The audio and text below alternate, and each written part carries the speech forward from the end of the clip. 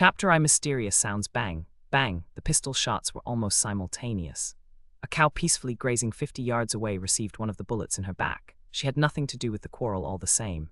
Neither of the adversaries was hit. Who were these two gentlemen? We do not know, although this would be an excellent opportunity to hand down their names to posterity. All we can say is that the elder was an Englishman and the younger an American, and both of them were old enough to know better. So far as recording in what locality the inoffensive ruminant had just tasted her last tuft of herbage, nothing can be easier. It was on the left bank of Niagara, not far from the suspension bridge which joins the American to the Canadian bank 3 miles from the falls. The Englishman stepped up to the American. "I contend, nevertheless, that it was Rule Britannia, and I say it was Yankee Doodle," replied the young American. The dispute was about to begin again, when one of the seconds, doubtless in the interests of the milk trade, interposed. "Suppose we say it was Rule Doodle and Yankee Britannia and adjourn to breakfast." This compromise between the national heirs of Great Britain and the United States was adopted to the general satisfaction. The Americans and Englishmen walked up the left bank of the Niagara on their way to Page 1 Goat Island, the neutral ground, between the falls. Let us leave them in the presence of the boiled eggs and traditional ham, and floods enough of tea to make the cataract jealous, and trouble ourselves no more about them. It is extremely unlikely that we shall again meet with them in this story. Which was right, the Englishman or the American? It is not easy to say. Anyhow, the duel shows how great was the excitement, not only in the New but also in the Old World, with regard to an inexplicable phenomenon which for a month or more had driven everybody to distraction. Never had the sky been so much looked at since the appearance of man on the terrestrial globe. The night before an aerial trumpet had blared its brazen notes through space immediately over that part of Canada between Lake Ontario and Lake Erie. Some people had heard those notes as Yankee Doodle, others had heard them as Rule Britannia, and hence the quarrel between the Anglo-Saxons, which ended with the breakfast on Goat Island. Perhaps it was neither one nor the other of these patriotic tunes, but what was undoubted by all was that these extraordinary sounds had seemed to descend from the sky to the earth. What could it be? Was it some exuberant aeronaut rejoicing on that sonorous instrument of which the Renami makes such obstreperous use? No. There was no balloon and there were no aeronauts. Some strange phenomenon had occurred in the higher zones of the atmosphere, a phenomenon of which neither the nature nor the cause could be explained. Today it appeared over America. 48 hours afterwards it was over Europe. A week later it was in Asia over the Celestial Empire. Hence in every country of the world empire, kingdom, or republic, there was anxiety which it was important to allay. If you hear in your house strange and inexplicable noises, do you not at once endeavor to discover the cause? And if your search is in vain, do you not leave your house and take up your quarters in another? But in this case the house was the terrestrial globe. There are no means of leaving that house for the moon or Mars, or Venus, or Jupiter, or any other planet of the solar system. And so of necessity we have to find out what it is that takes place, not in the infinite void, but within the atmospherical zones. In fact, if there is no air there is no noise, and as there was a noise that famous trumpet, to wit the phenomenon must occur in the air, the density of which invariably diminishes, and which does not extend for more than 6 miles round our spheroid. Naturally the newspapers took up the question in their thousands, and treated it in every form, throwing on it both light and darkness, recording many things about it true or false, alarming and tranquilizing their readers as the sale required and almost driving ordinary people mad. At one blow party politics dropped unheeded and the affairs of the world went on none the worse for it. But what could this thing be? There was not an observatory that was not applied to.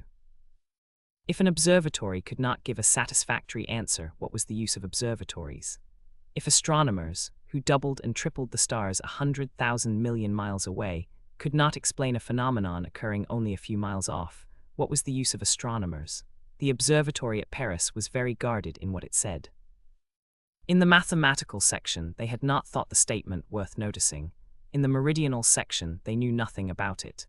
In the physical observatory, they had not come across it. In the geodetic section, they had had no observation. In the meteorological section, there had been no record. In the calculating room, they had had nothing to deal with.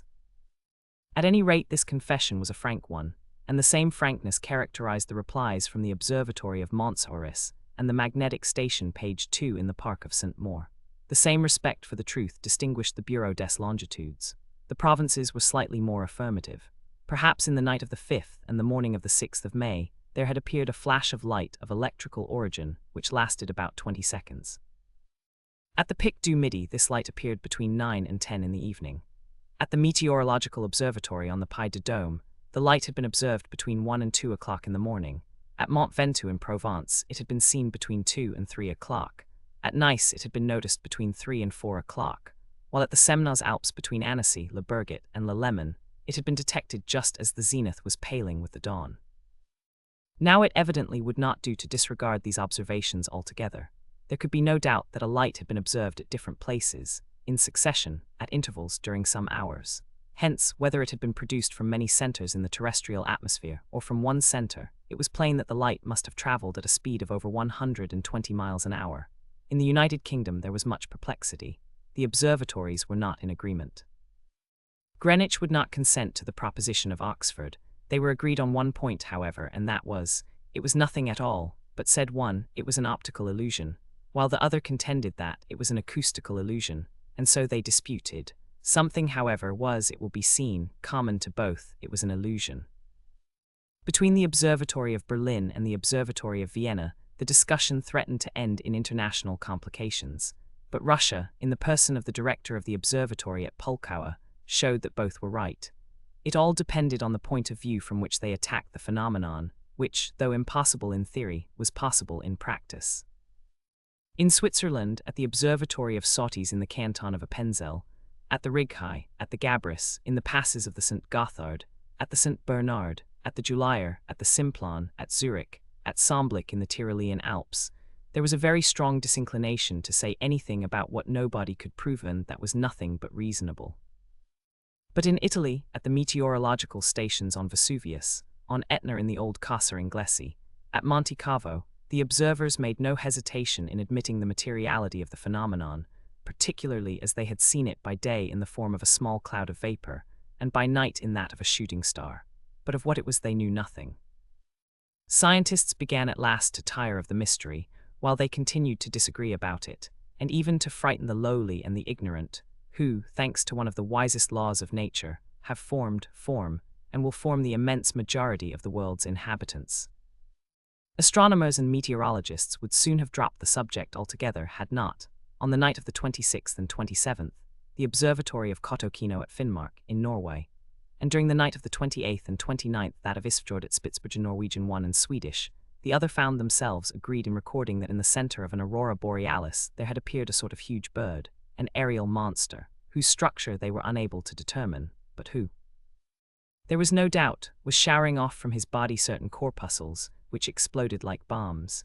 In Europe not a doubt was thrown on this observation of the stations in Finnmark and Spitsbergen, but what appeared the most phenomenal about it was that the Swedes and Norwegians could find themselves in agreement on any subject whatever.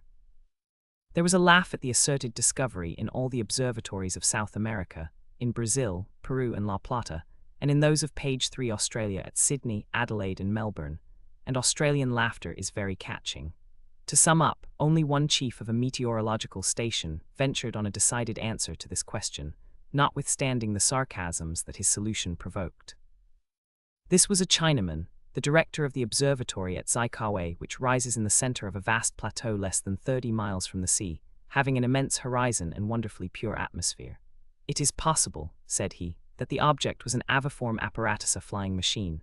What nonsense! But if the controversy was keen in the old world, we can imagine what it was like in that portion of the new of which the United States occupy so vast an area. A Yankee, we know, does not waste time on the road. He takes the street that leads him straight to his end, and the observatories of the American Federation did not hesitate to do their best. If they did not hurl their objectives at each other's heads, it was because they would have had to put them back just when they most wanted to use them. In this much disputed question, the observatories of Washington in the District of Columbia and Cambridge in Massachusetts found themselves opposed by those of Dartmouth College in New Hampshire and Ann Arbor in Michigan. The subject of their dispute was not the nature of the body observed, but the precise moment of its observation. All of them claimed to have seen it the same night, the same hour, the same minute, the same second, although the trajectory of the mysterious voyager took it but a moderate height above the horizon. Now from Massachusetts to Michigan, from New Hampshire to Columbia, the distance is too great for this double observation, made at the same moment, to be considered possible. Dudley at Albany in the state of New York, and West Point, the military academy, showed that their colleagues were wrong by an elaborate calculation of the right ascension and declination of the aforesaid body. But later on it was discovered that the observers had been deceived in the body, and that what they had seen was an aerolite. This aerolite could not be the object in question, for how could an aerolite blow a trumpet? It was in vain that they tried to get rid of this trumpet as an optical illusion. Ears were no more deceived than the eyes. Something had assuredly been seen, and something had assuredly been heard. In the night of the 12th and 13th of May, a very dark night, the observers at Yale College in the Sheffield Science School had been able to take down a few bars of a musical phrase in D major, common time, which gave note for note, rhythm for rhythm, the chorus of the chant "Do depart." "Good," said the Yankee wags. "There is a French band well up in the air, but to joke is not to answer." Thus said the observatory at Boston, founded by the Atlantic Iron Works Society, whose opinions in matters of astronomy and meteorology began to have much weight in the world of science. Then there intervened the observatory at Cincinnati, founded in 1870 on Mount Lookout, thanks to the generosity of Mr. Kilgour, and known for its micrometrical measurements of double stars. Its director declared with the utmost good faith that there had certainly been something, that a traveling body had shown itself at very short periods at different points in the atmosphere. But what were the nature of this body, its dimensions, its speed, and its trajectory, it was impossible to say. It was then a journal whose publicity is immense, the New York Herald, received the anonymous contribution hereunder. Page 4. There will be in the recollection of most people the rivalry which existed a few years ago between the two heirs of the Begum of Raganara, the French doctor Saracen, the city of Frankville, and the German engineer Schultze, in the city of Steeltown, both in the south of Oregon in the United States. It will not have been forgotten that, with the object of destroying Frankville, Herr Schultze launched a formidable engine, intended to beat down the town and annihilate it at a single blow. Still less will it be forgotten that this engine, whose initial velocity as it left the mouth of the monster cannon had been erroneously calculated, had flown off at a speed exceeding by 16 times that of ordinary projectiles, or about 450 miles an hour, that it did not fall to the ground, and that it passed into an aerolytic stag, so as to circle forever round our globe. Why should not this be the body in question? Very ingenious, Mr. Correspondent on the New York Herald, but how about the trumpet? There was no trumpet in Herr Schultz's projectile, so all the explanations explained nothing, and all the observers had observed in vain. There remained only the suggestion offered by the director of Zai-Kawe, but the opinion of a Chinaman. The discussion continued, and there was no sign of agreement. Then came a short period of rest. Some days elapsed without any object, aerolite or otherwise, being described, and without any trumpet notes being heard in the atmosphere. The body then had fallen on some part of the globe where it had been difficult to trace it, in the sea perhaps. Had it sunk in the depths of the Atlantic, the Pacific, or the Indian Ocean, what was to be said in this matter? But then, between the 2nd and 9th of June, there came a new series of facts, which could not possibly be explained by the unaided existence of a cosmic phenomenon. In a week, the Hamburgers at the top of St. Michael's Tower, the Turks on the highest minaret of St. Sophia, the Rowanese at the end of the metal spire of their cathedral, the Strasburgers at the summit of their minster, the Americans on the head of the Liberty statue at the entrance of the Hudson and on the Bunker Hill Monument at Boston, the Chinese at the spike of the temple, of the 400 genii at Canton, the Hindus on the 16th terrace of the pyramid of the temple at Tanjore, the San Pietroni at the cross of St. Peter's at Rome, the English at the cross of St. Paul's in London, the Egyptians at the apex of the Great Pyramid of Gizeh, the Parisians at the lighting conductor of the Iron Tower of the Exposition of 1889, 1,000 feet high, all of them beheld a flag floating from some one of these inaccessible points. And the flag was black, dotted with stars, and it bore a golden sun in its center. Oceanoft, com. chapter Roman 2 agreement impossible, and the first who says the contrary, indeed, but we will say the contrary so long as there is a place to say it in. And in spite of your threats, mind what you're saying, Bat Finn. Mind what you're saying, Uncle Prudent. I maintain that the screw ought to be behind. And so do we, and so do we, replied 100 voices confounded in one. No, it ought to be in front, shouted Phil Evans. In front, roared 50 other voices, with a vigor in no whit less remarkable. Page 5. We shall never agree. Never, never. Then what is the use of a dispute? It is not a dispute. It is a discussion. One would not have thought so to listen to the taunts, objurgations, and vociferations which filled the lecture room for a good quarter of an hour. The room was one of the largest in the Weldon Institute, the well-known club in Walnut Street, Philadelphia, Pennsylvania, USA. The evening before there had been an election of a lamplighter, occasioning many public manifestations, noisy meetings, and even interchanges of blows, resulting in an effervescence which had not yet subsided, and which would account for some of the excitement just exhibited by the members of the Weldon Institute. For this was merely a meeting of balloonists, discussing the burning question of the direction of balloons. In this great saloon there were struggling, pushing, gesticulating, shouting, arguing, disputing, 100 balloonists, all with their hats on, under the authority of a president, assisted by a secretary and treasurer. They were not engineers by profession, but simply amateurs of all that appertained to aerostatics, and they were amateurs in a fury, and especially foes of those who would oppose to aerostats, apparatuses heavier than the air, flying machines, aerial ships, or what not. That these people might one day discover the method of guiding balloons is possible. There could be no doubt that their president had considerable difficulty in guiding them. This president, well known in Philadelphia, was the famous Uncle Prudent, Prudent being his family name. There is nothing surprising in America in the qualificative uncle, for you can there be uncle without having either nephew or niece. There they speak of uncle as in other places they speak of father, though the father may have had no children. Uncle Prudent was a personage of consideration, and in spite of his name was well known for his audacity. He was very rich, and that is no drawback even in the United States, and how could it be otherwise when he owned the greater part of the shares in Niagara Falls? A society of engineers had just been founded at Buffalo for working the cataract. It seemed to be an excellent speculation. The 7,500 cubic meters that pass over Niagara in a second would produce 7 millions of horsepower. This enormous power, distributed amongst all the workshops within a radius of 300 miles, would return an annual income of $300 million, of which the greater part would find its way into the pocket of Uncle Prudent. He was a bachelor, he lived quietly, and for his only servant had his valet Fry Colin, who was hardly worthy of being the servant to so audacious a master. Uncle Prudent was rich, and therefore he had friends, as was natural, but he also had enemies, although he was president of the club among others all those who envied his position. Amongst his bitterest foes we may mention the secretary of the Weldon Institute. This was Phil Evans, who was also very rich, being the manager of the Wheelton Watch Company, an important manufactory, which makes every day 500 movements equal in every respect to the best Swiss workmanship. Phil Evans would have passed for one of the happiest men in the world, and even in the United States, if it had not been for Uncle Prudent. Like him, he was in his 46th year, like him of invariable health, like him of undoubted boldness. They were two men made to understand each other thoroughly, but they did not, for both were of extreme violence of character. Uncle Prudent was furiously hot, Phil Evans was abnormally cool, and why had not Phil Evans been elected president of the club? The votes were exactly divided between Uncle Prudent and him. 20 times there had been a scrutiny, and 20 times the page 6 majority had not declared for either one or the other. The position was embarrassing, and it might have lasted for the lifetime of the candidates. One of the members of the club then proposed a way out of the difficulty. This was Jem Chip, the treasurer of the Weldon Institute.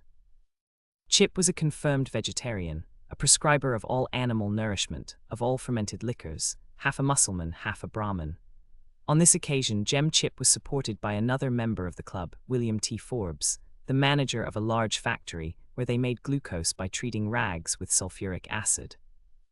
A man of good standing was this William T. Forbes, the father of two charming girls, Miss Dorothy, called Doll, and Miss Martha, called Matt, who gave the tone to the best society in Philadelphia. It followed then, on the proposition of Jem Chip, supported by William T. Forbes and others, that it was decided to elect the president on the center point.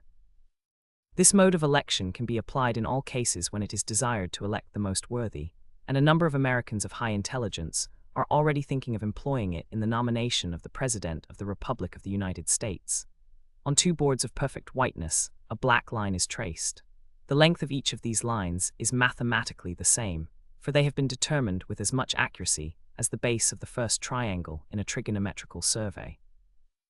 That done, the two boards were erected on the same day in the center of the conference room, and the two candidates, each armed with a fine needle, marched towards the board that had fallen to his lot. The man who planted his needle nearest the center of the line would be proclaimed president of the Weldon Institute. The operation must be done at once, no guide marks or trial shots allowed, nothing but sureness of eye. The man must have a compass in his eye, as the saying goes, that was all. Uncle Prudent stuck in his needle at the same moment as Phil Evans did his. Then there began the measurement to discover which of the two competitors had most nearly approached the center. Wonderful, Such had been the precision of the shots that the measures gave no appreciable difference. If they were not exactly in the mathematical center of the line, the distance between the needles was so small as to be invisible to the naked eye. The meeting was much embarrassed. Fortunately, one of the members, Truck Milner, insisted that the measurements should be remade by means of a rule graduated by the micrometrical machine of M. Perot, which can divide a millimeter into 15/100ths of a millimeter with a diamond splinter, was brought to bear on the lines, and on reading the divisions through a microscope, the following were the results. Uncle Prudent had approached the center within less than 6/1500ths of a millimeter. Phil Evans was within 9/1500ths, and that is why Phil Evans was only secretary of the Weldon Institute, whereas Uncle Prudent was president, a difference of 3/1500ths of a millimeter, and on account of it Phil Evans vowed against Uncle Prudent one of those hatreds which are none the less fierce for being latent. Oceanoft, Com Chapter Roman 3, a visitor is announced. The many experiments made during this last quarter of the 19th century have given considerable impetus to the question of guidable balloons. The cars furnished with propellers attached in 1852 to the page 7 aerostats of the elongated form introduced by Henry Gifford, the machines of Dupuy de Lome in 1872, of the Tissandier brothers in 1883, and of Captain Krebs and Renard in 1884, yielded many important results.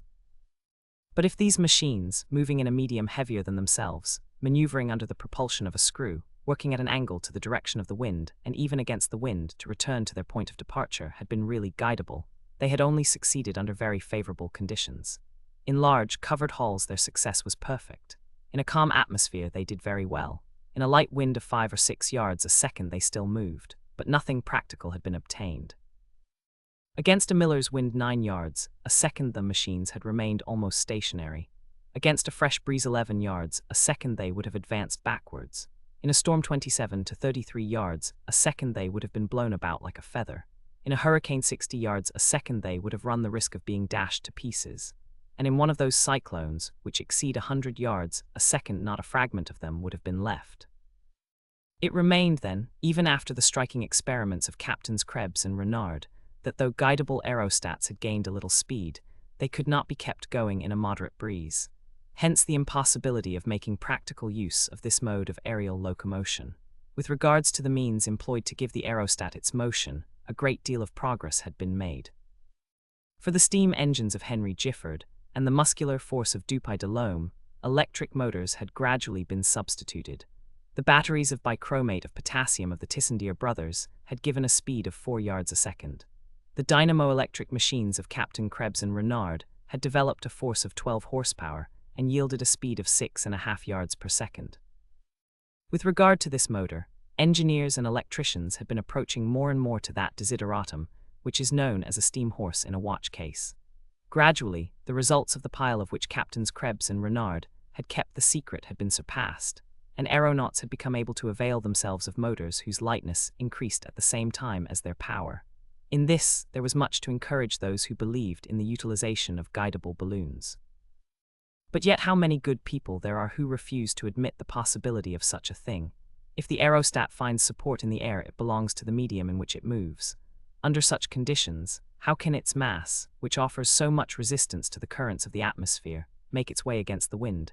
In this struggle of the inventors after a light and powerful motor, the Americans had most nearly attained what they sought. A dynamo-electric apparatus, in which a new pile was employed, the composition of which was still a mystery, had been bought from its inventor, a Boston chemist up to then unknown. Calculations made with the greatest care, diagrams drawn with the utmost exactitude, showed that by means of this apparatus driving a screw of given dimensions, a displacement could be obtained of from 20 to 22 yards a second. Now this was magnificent. "And it is not dear," said Uncle Prudent, as he handed to the inventor in return for his formal receipt the last installment of the 100,000 paper dollars he had paid for his invention. Immediately the Weldon Institute set to work. When there comes along a project of practical utility, the money leaps nimbly enough from American pockets. The funds flowed in even without its being necessary to form a syndicate. Page 8 $300,000 came into the club's account at the first appeal.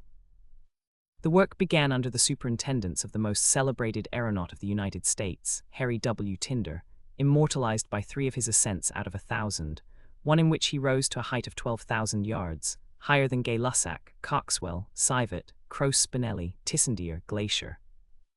Another in which he had crossed America from New York to San Francisco, exceeding by many hundred leagues the journeys of Nadar, Goddard, and others, to say nothing of that of John Wise, who accomplished 1,150 miles from St. Louis to Jefferson County. The third, which ended in a frightful fall from 1,500 feet at the cost of a slight sprain in the right thumb, while the less fortunate Pilater de Rosier fell only 700 feet, and yet killed himself on the spot.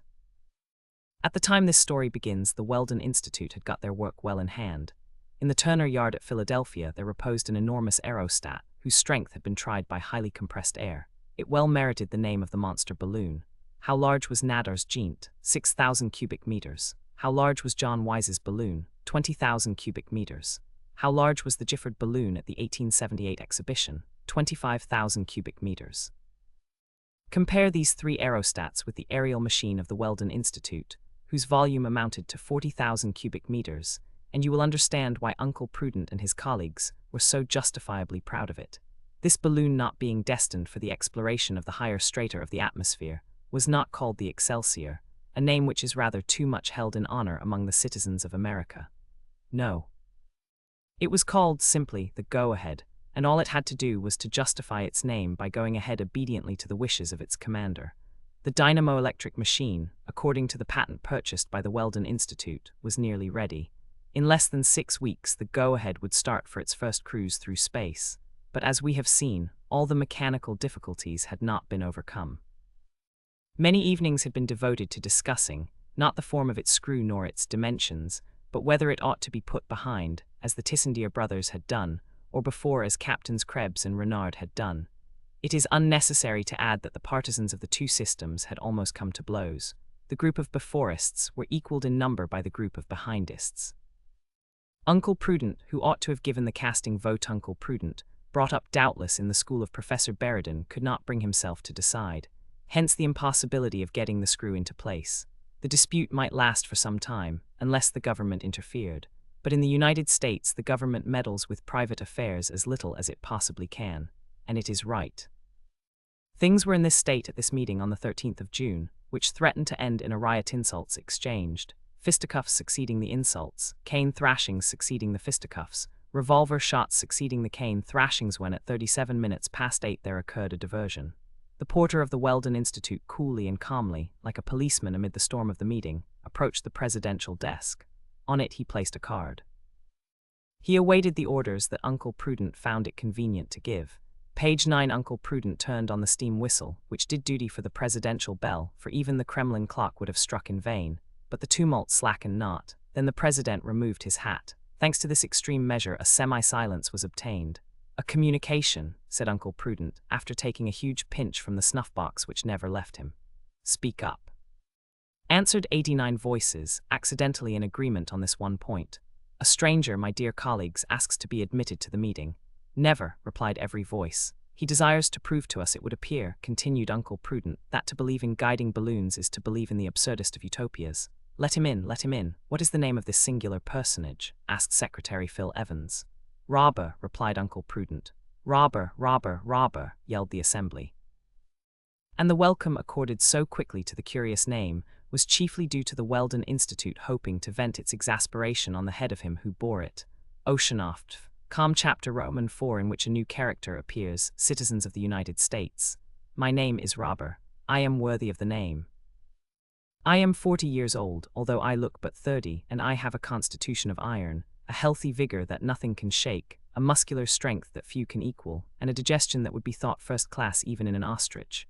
They were listening. Yes, the riot was quelled at once by the totally unexpected fashion of the speech. Was this fellow a madman or a hoaxer? Whoever he was, he kept his audience in hand. There was not a whisper in the meeting in which but a few minutes ago the storm was in full fury, and Robur looked the man he said he was. Of middle height and geometric breadth, his figure was a regular trapezium with the greatest of its parallel sides formed by the line of his shoulders. On this line, attached by a robust neck, there rose an enormous spheroidal head. The head of what animal did it resemble from the point of view of passional analogy? The head of a bull, but a bull with an intelligent face. Eyes which at the least opposition would glow like coals of fire, and above them a permanent contraction of the superciliary muscle, an invariable sign of extreme energy. Short hair, slightly woolly with metallic reflections, large chest rising and falling like a smith's bellows, arms, hands, legs, feet, all worthy of the trunk. No mustaches, no whiskers, but a large American goatee, revealing the attachments of the jaw whose masseter muscles were evidently of formidable strength. It has been calculated what has not been calculated, that the pressure of the jaw of an ordinary crocodile can reach 400 atmospheres, while that of a hound can only amount to 100. From this the following curious formula has been deduced. If a kilogram of dog produces 8 kilograms of masseteric force, a kilogram of crocodile could produce 12. Now, a kilogram of the aforesaid robber would not produce less than 10, so that he came between the dog and the crocodile. From what country did this remarkable specimen come? It was difficult to say. One thing was noticeable, and that was that he expressed himself fluently in English without a trace of the drawling twang that distinguishes the Yankees of New England. He continued, "And now, honorable citizens, for my mental faculties. You see before you an engineer whose nerves are in no way inferior to his muscles. I have no fear of anything or anybody. I have a strength of will that has never had to yield. When I have page 10 decided on a thing, all America, all the world, may strive in vain to keep me from it.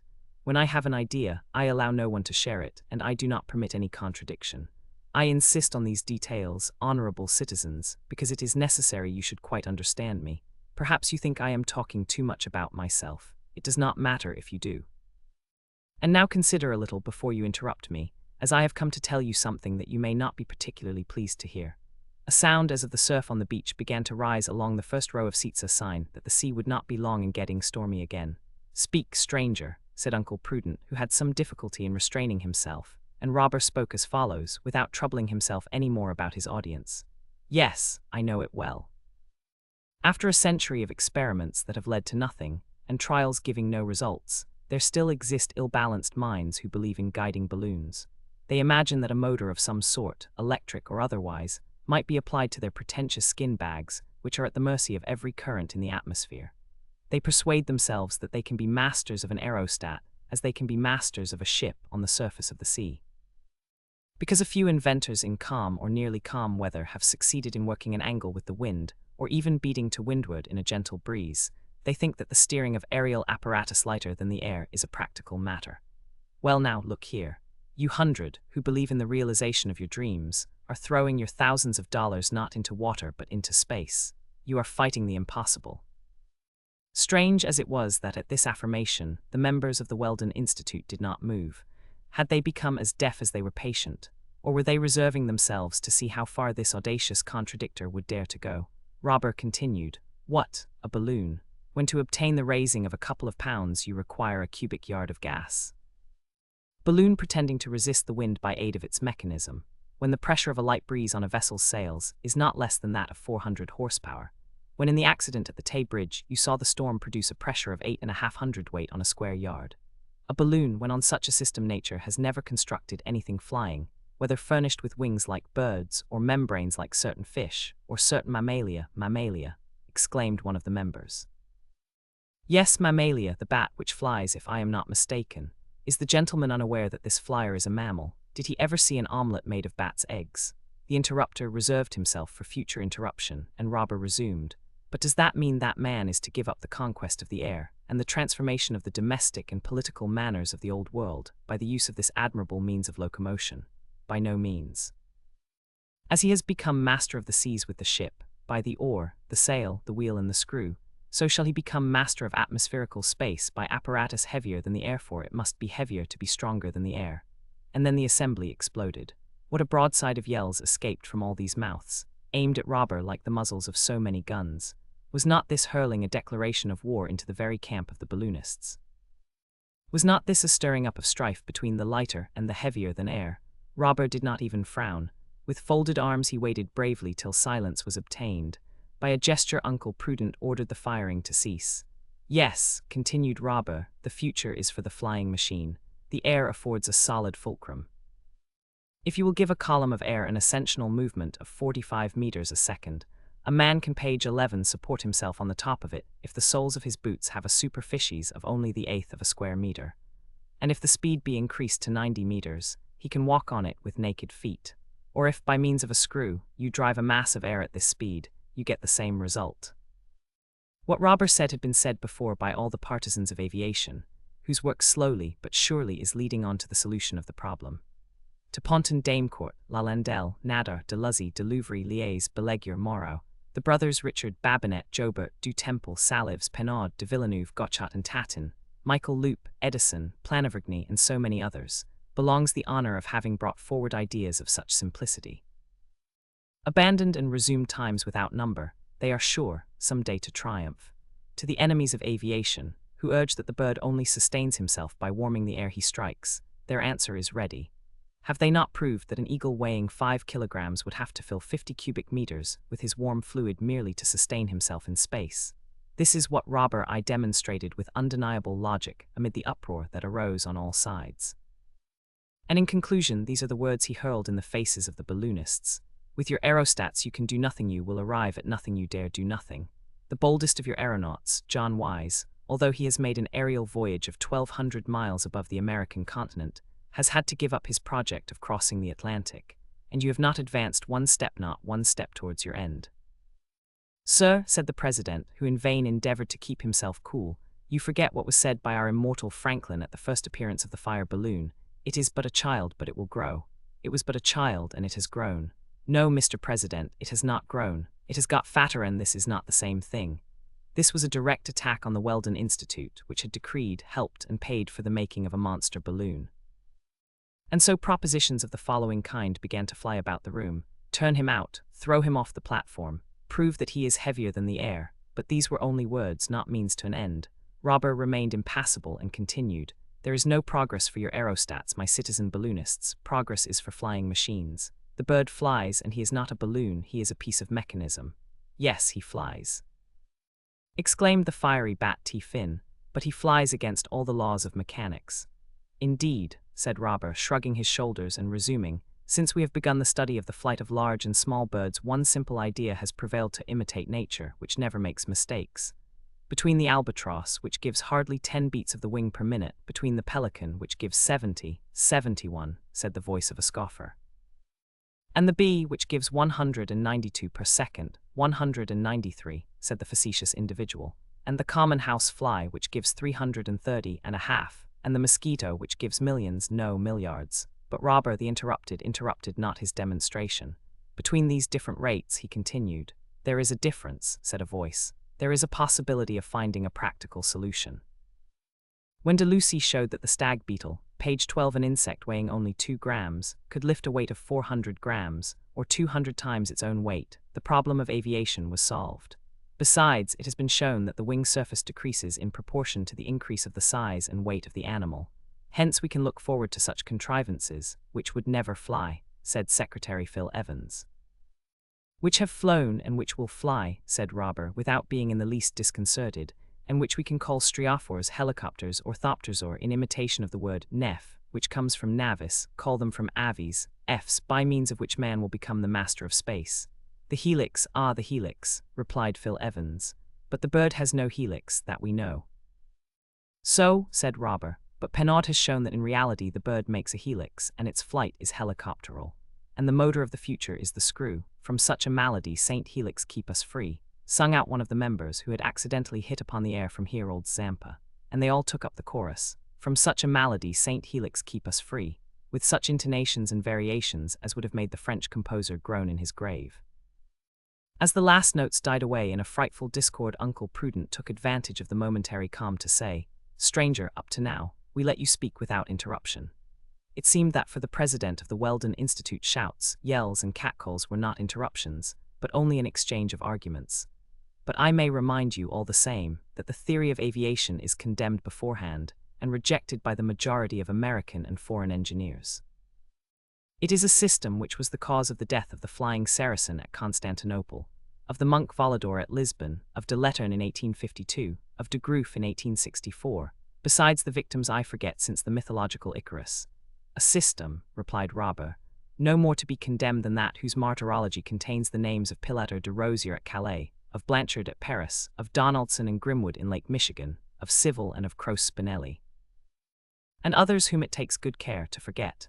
This was a counterthrust with a vengeance. Besides, continued Robur, with your balloons as good as you can make them, you will never obtain any speed worth mentioning, It would take you 10 years to go round the world, and a flying machine could do it in a week. Here arose a new tempest of protests and denials which lasted for 3 long minutes, and then Phil Evans looked up the word. "Mr. Aviator," he said, "you who talk so much of the benefits of aviation, have you ever aviated?" "I have, and made the conquest of the air." "Not unlikely." "Hooray for Robur the Conqueror," shouted an ironical voice. "Well, yes, Robur the Conqueror. I accept the name, and I will bear it, for I have a right to it." "We beg to doubt it," said Jem Chip. "Gentlemen," said Robur, and his brows knit, "when I have just seriously stated a serious thing, I do not permit anyone to reply to me by a flat denial, and I shall be glad to know the name of the interrupter." "My name is Chip, and I am a vegetarian." "Citizen Chip," said Robur, "I knew that vegetarians had longer alimentary canals than other men, a good foot longer at the least." Page 13. "That is quite long enough, and so do not compel me to make you any longer by beginning at your ears, and throw him out. Into the street with him. Lynch him. Helix him." The rage of the balloonists burst forth at last. They rushed at the platform. Robur disappeared amid a sheaf of hands that were thrown about as if caught in a storm. In vain the steam whistle screamed its fanfares on to the assembly. Philadelphia might well think that a fire was devouring one of its quarters, and that all the waters of the Schuylkill could not put it out. Suddenly there was a recoil in the tumult. Robur had put his hands into his pockets, and now held them out at the front ranks of the infuriated mob. In each hand was one of those American institutions, known as revolvers, which the mere pressure of the fingers is enough to fire pocket mitrailleuses, in fact. And taking advantage not only of the recoil of his assailants, but also of the silence which accompanied it. "Decidedly," said he, "it was not Amerigo that discovered the New World, it was Cabot. You're not Americans, citizen balloonists. You're only Cabo." 4 or 5 shots cracked out, fired into space. They hurt nobody. Amid the smoke the engineer vanished, and when it had thinned away there was no trace of him. Robur the Conqueror had flown, as if some apparatus of aviation had borne him into the air. Oceanoft. Chapter V. Another disappearance. This was not the first occasion on which, at the end of their stormy discussions, the members of the Weldon Institute had filled Walnut Street and its neighborhood with their tumult. Several times had the inhabitants complained of the noisy way in which the proceedings ended, and more than once had the policemen had to interfere to clear the thoroughfare for the passers-by, who for the most part were supremely indifferent on the question of aerial navigation. But never before had the tumult attained such proportions, never had the complaints been better founded, never had the intervention of the police been more necessary. But there was some excuse for the members of the Weldon Institute. They had been attacked in their own house. To these enthusiasts for lighter than air, a no less enthusiast for heavier than air had said things absolutely abhorrent, and at the moment they were about to treat him as he deserved, he had disappeared. So they cried aloud for vengeance. To leave such insults unpunished was impossible to all with American blood in their veins. Had not the sons of Amerigo been called the sons of Cabot? Was not that an insult as unpardonable as it happened to be just historically? The members of the club in several groups rushed down Walnut Street, then into the adjoining streets, and then all over the neighborhood. They woke up the householders, they compelled them to search their houses, prepared to indemnify them later on for the outrage on their privacy. Vain were all their trouble and searching.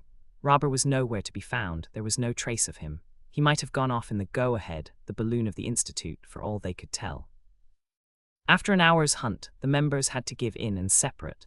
Not page 14, before they had agreed to extend their search over the whole territory of the twin Americas that form the new continent. By 11 o'clock quiet had been restored in the neighborhood of Walnut Street.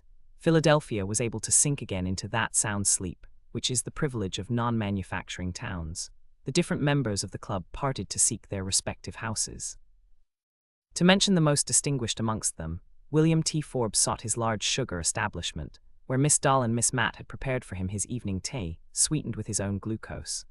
Truck Milner took the road to his factory in the distant suburb, where the engines worked day and night.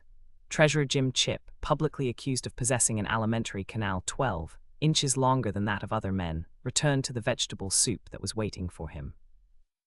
Two of the most important balloonists only did not seem to think of returning so soon to their domicile. They availed themselves of the opportunity to discuss the question with more than usual acrimony. These were the irreconcilables, Uncle Prudent and Phil Evans, the president and secretary of the Weldon Institute. At the door of the club, the valet Frycolin waited for Uncle Prudent, his master, and at last he went after him, though he cared but little for the subject which had set the two colleagues at loggerheads. It is only in euphemism that the verb discuss can be used to express the way in which the duet between the president and secretary was being performed. As a matter of fact, they were in full wrangle with an energy born of their old rivalry. "No, sir, no," said Phil Evans.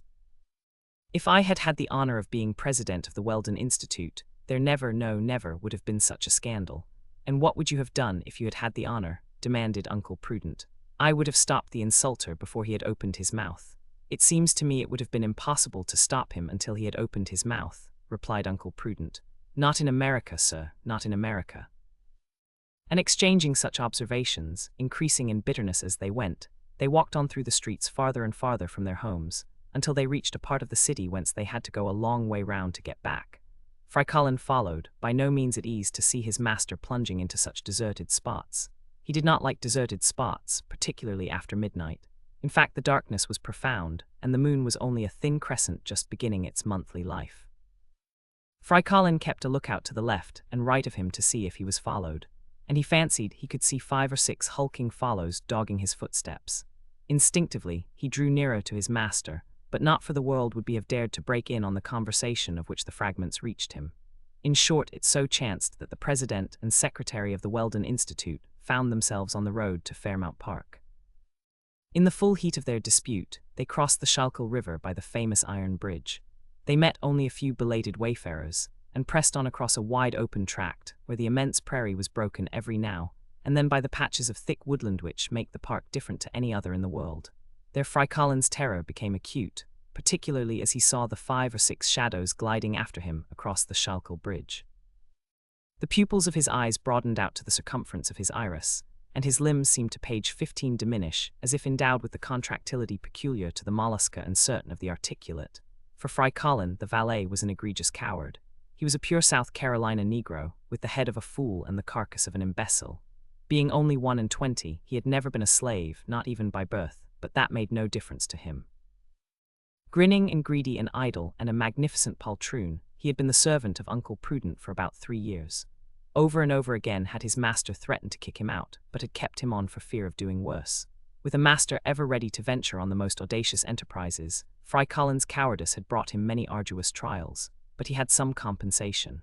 Very little had been said about his gluttony, and still less about his laziness. Ah, valet Fry Colin, if you could only have read the future. Why, oh why, Fry Colin, did you not remain at Boston with the Sneffels, and not have given them up when they talked of going to Switzerland? Was not that a much more suitable place for you than this of Uncle Prudence, where danger was daily welcomed? But here he was, and his master had become used to his faults. He had one advantage, and that was a consideration. Although he was a Negro by birth, he did not speak like a Negro, and nothing is so irritating as that hateful jargon in which all the pronouns are possessive and all the verbs infinitive. Let it be understood, then, that Fry Colin was a thorough coward. And now it was midnight, and the pale crescent of the moon began to sink in the west behind the trees in the park. The rays streaming fitfully through the branches made the shadows darker than ever. Fry Colin looked around him anxiously. "Brrr."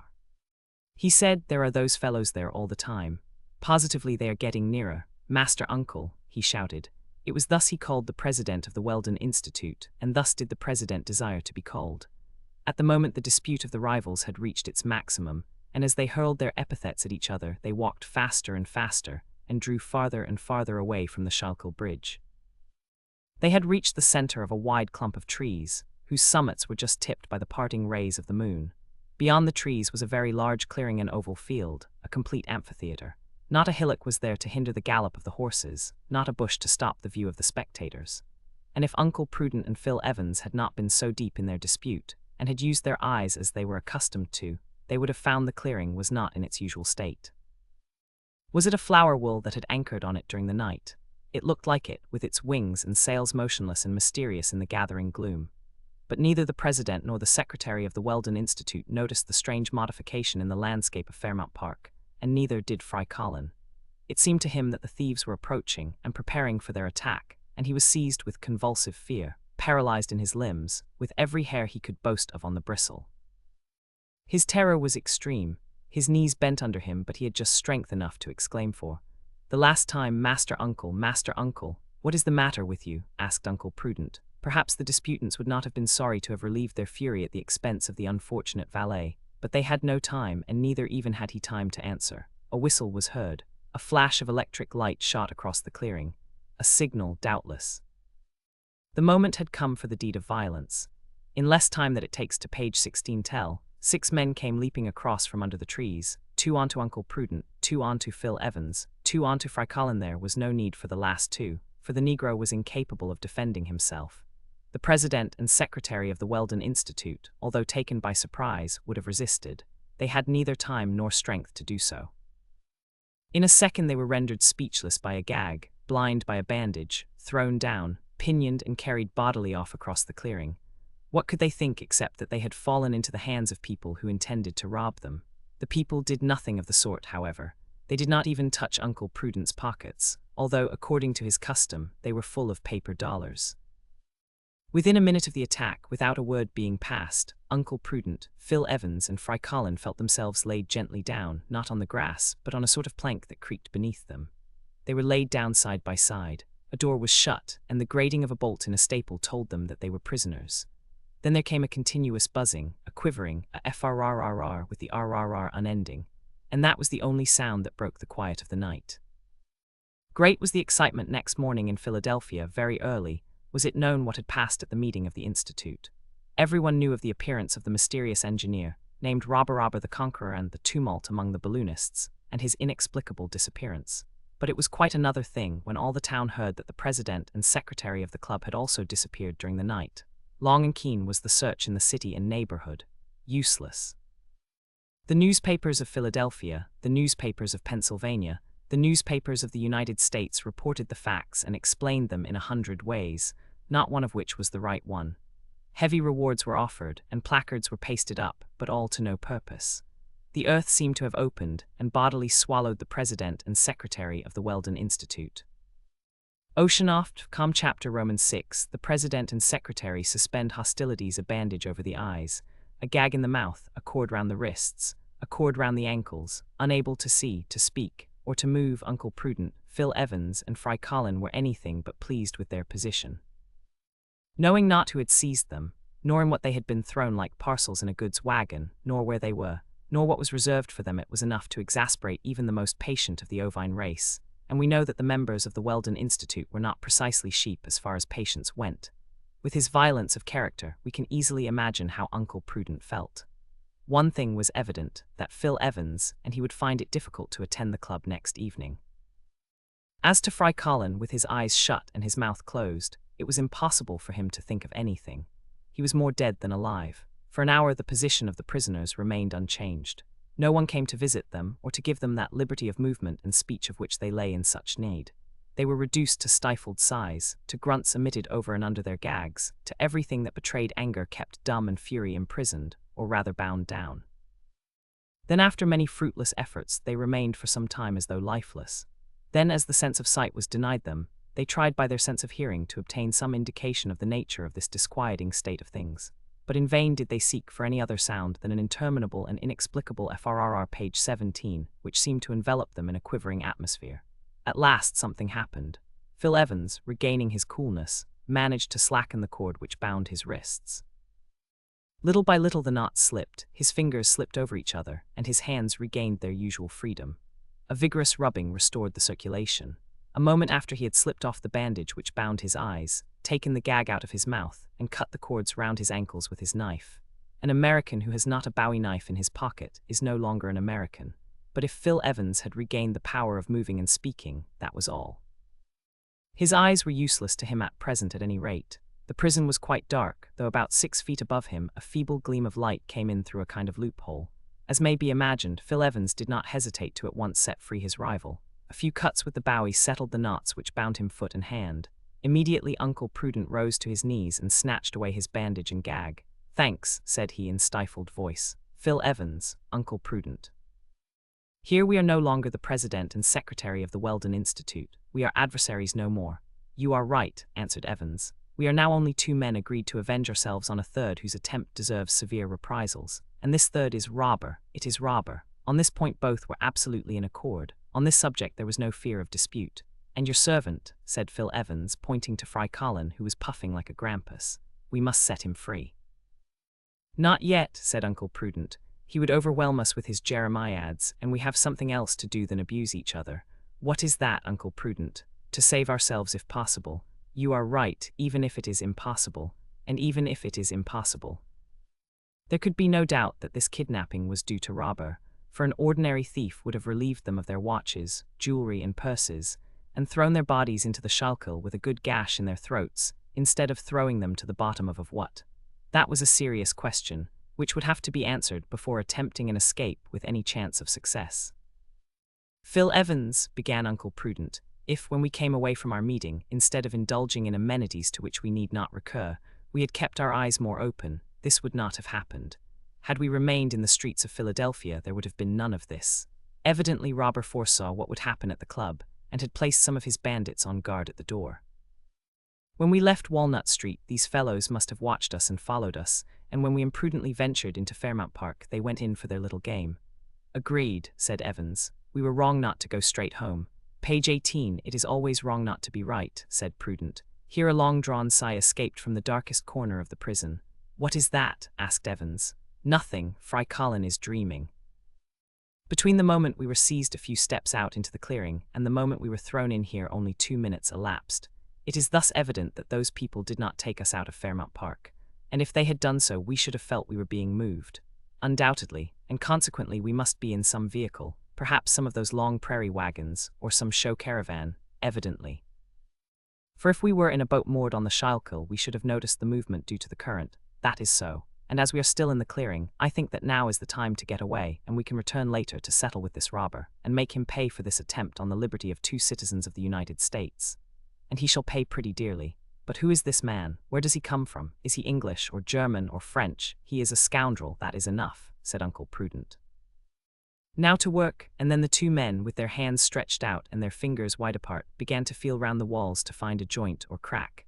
Nothing, not even at the door. It was closely shut, and it was impossible to shoot back the lock. All that could be done was to make a hole and escape through the hole. It remained to be seen if the knives could cut into the walls. But whence comes this never-ending rustling?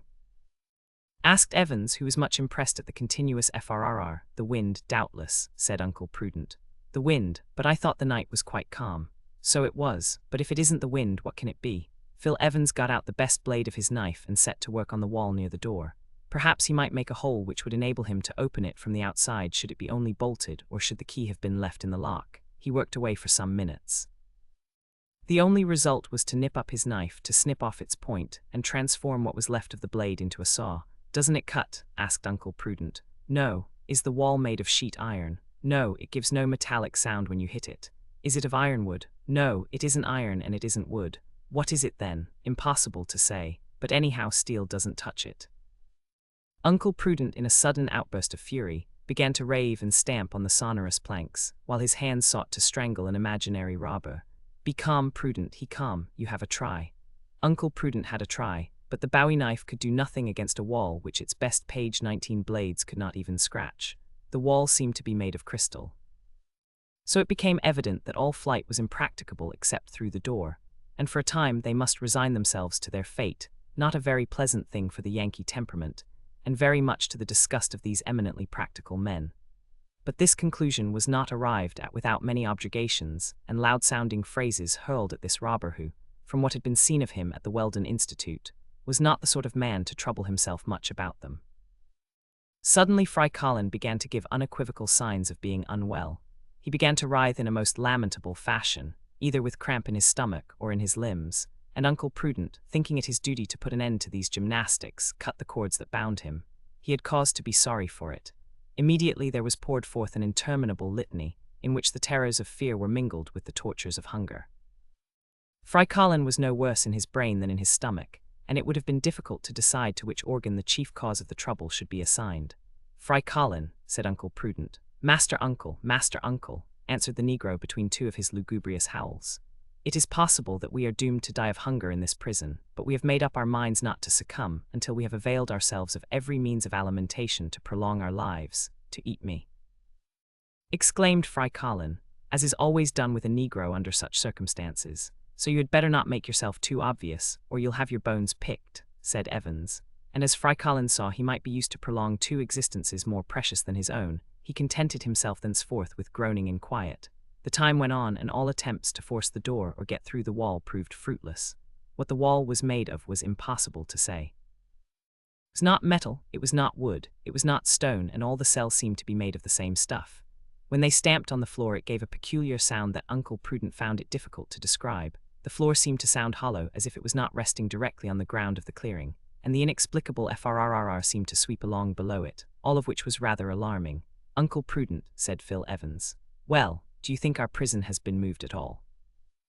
"Not that I know of, because when we were first caught I distinctly remember the fresh fragrance of the grass and the resinous odor of the park trees. While now, when I take in a good sniff of the air, it seems as though all that had gone. So it has. Why, we cannot say why unless we admit that the prison has moved. And I say again that if the prison had moved, either as a vehicle on the road or a boat on the stream, we should have felt it." Here Fry Colin gave vent to a long groan, which might have been taken for his last had he not followed it up with several more. "I expect Robur will soon have us brought before him," said Phil Evans.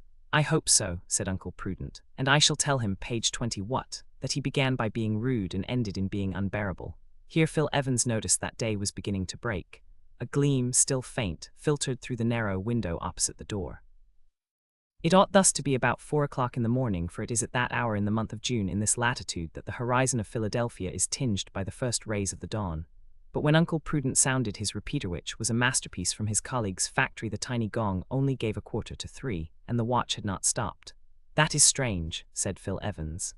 "At a quarter to 3 it ought still to be night." "Perhaps my watch has got slow," answered Uncle Prudent. "A watch of the Wheelton Watch Company," exclaimed Phil Evans. Whatever might be the reason, there was no doubt that the day was breaking. Gradually the window became white in the deep darkness of the cell. However, if the dawn appeared sooner than the 40th parallel permitted, it did not advance with the rapidity peculiar to lower latitudes. This was another observation of Uncle Prudent's, a new inexplicable phenomenon. "Couldn't we get up to the window and see where we are?" "We might," said Uncle Prudent. "Fry Colin, get up." The negro arose. "Put your back against the wall," continued Prudent, "and you, Evans, get on his shoulders while I buttress him up." "Right," said Evans. An instant afterwards his knees were on Fry Colin's shoulders and his eyes were level with the window. The window was not of lenticular glass like those on shipboard, but was a simple flat pane. It was small, and Phil Evans found his range of view was much limited. "Break the glass," said Prudent, "and perhaps you will be able to see better." Phil Evans gave it a sharp knock with the handle of his bowie knife. It gave back a silvery sound, but it did not break. Another and more violent blow. The same result. "It is unbreakable glass," said Evans. It appeared as though the pane was made of glass toughened on the Siemens system, as, after several blows, it remained intact. The light had now increased, and Phil Evans could see for some distance within the radius allowed by the frame. "What do you see?" asked Uncle Prudent. "Nothing." "What, not any trees?" "No, not even the top branches." "No, then we are not in the clearing." "Neither in the clearing nor in the park." "Don't you see any roofs of houses or monuments?" said Prudent, whose disappointment and anger were increasing rapidly. "No." "What, not a flagstaff, nor a church tower, nor a chimney?" "Nothing but space." Page 21. As he uttered the words, the door opened. A man appeared on the threshold. It was Robur. "Honorable balloonists," he said in a serious voice, "you are now free to go and come as you like." "Free!" exclaimed Uncle Prudent. "Yes, within the limits of the Albatross." Uncle Prudent and Phil Evans rushed out of their prison. And what did they see? 4,000 feet below them, the face of a country they sought in vain to recognize. Oceanoft, chapter Romans 7. On board the Albatross. When will man cease to crawl in the depths to live in the azure and quiet of the sky? To this question of Camille Flammarion's, the answer is easy. It will be when the progress of mechanics has enabled us to solve the problem of aviation. And in a few years, as we can foresee a more practical utilization of electricity, will do much towards that solution. In 1783, before the Montgolfier brothers had built their fire balloon, and Charles, the physician, had devised his first aerostat, a few adventurous spirits had dreamt of the conquest of space by mechanical means. The first inventors did not think of apparatus lighter than air, for that the science of their time did not allow them to imagine. It was to contrivances heavier than air, to flying machines in imitation of the birds, that they trusted to realize aerial locomotion. This was exactly what had been done by that madman Icarus, the son of Daedalus, whose wings, fixed together with wax, had melted as they approached the sun. But without going back to mythological times, without dwelling on Archytas of Tarentum, we find in the works of Dante of Perugia, of Leonardo da Vinci and Guidati, the idea of machines made to move through the air. 2 centuries and a half afterwards inventors began to multiply. In 1742, the Marquis de Bacqueville designed a system of wings, tried it over the Seine, and fell and broke his arm. In 1768, Pocton conceived the idea of an apparatus with 2 screws, suspensive and propulsive. In 1780, Meerwein, the architect of the Prince of Baden, built an orthopteric machine and protested against the tendency of the aerostats which had just been invented.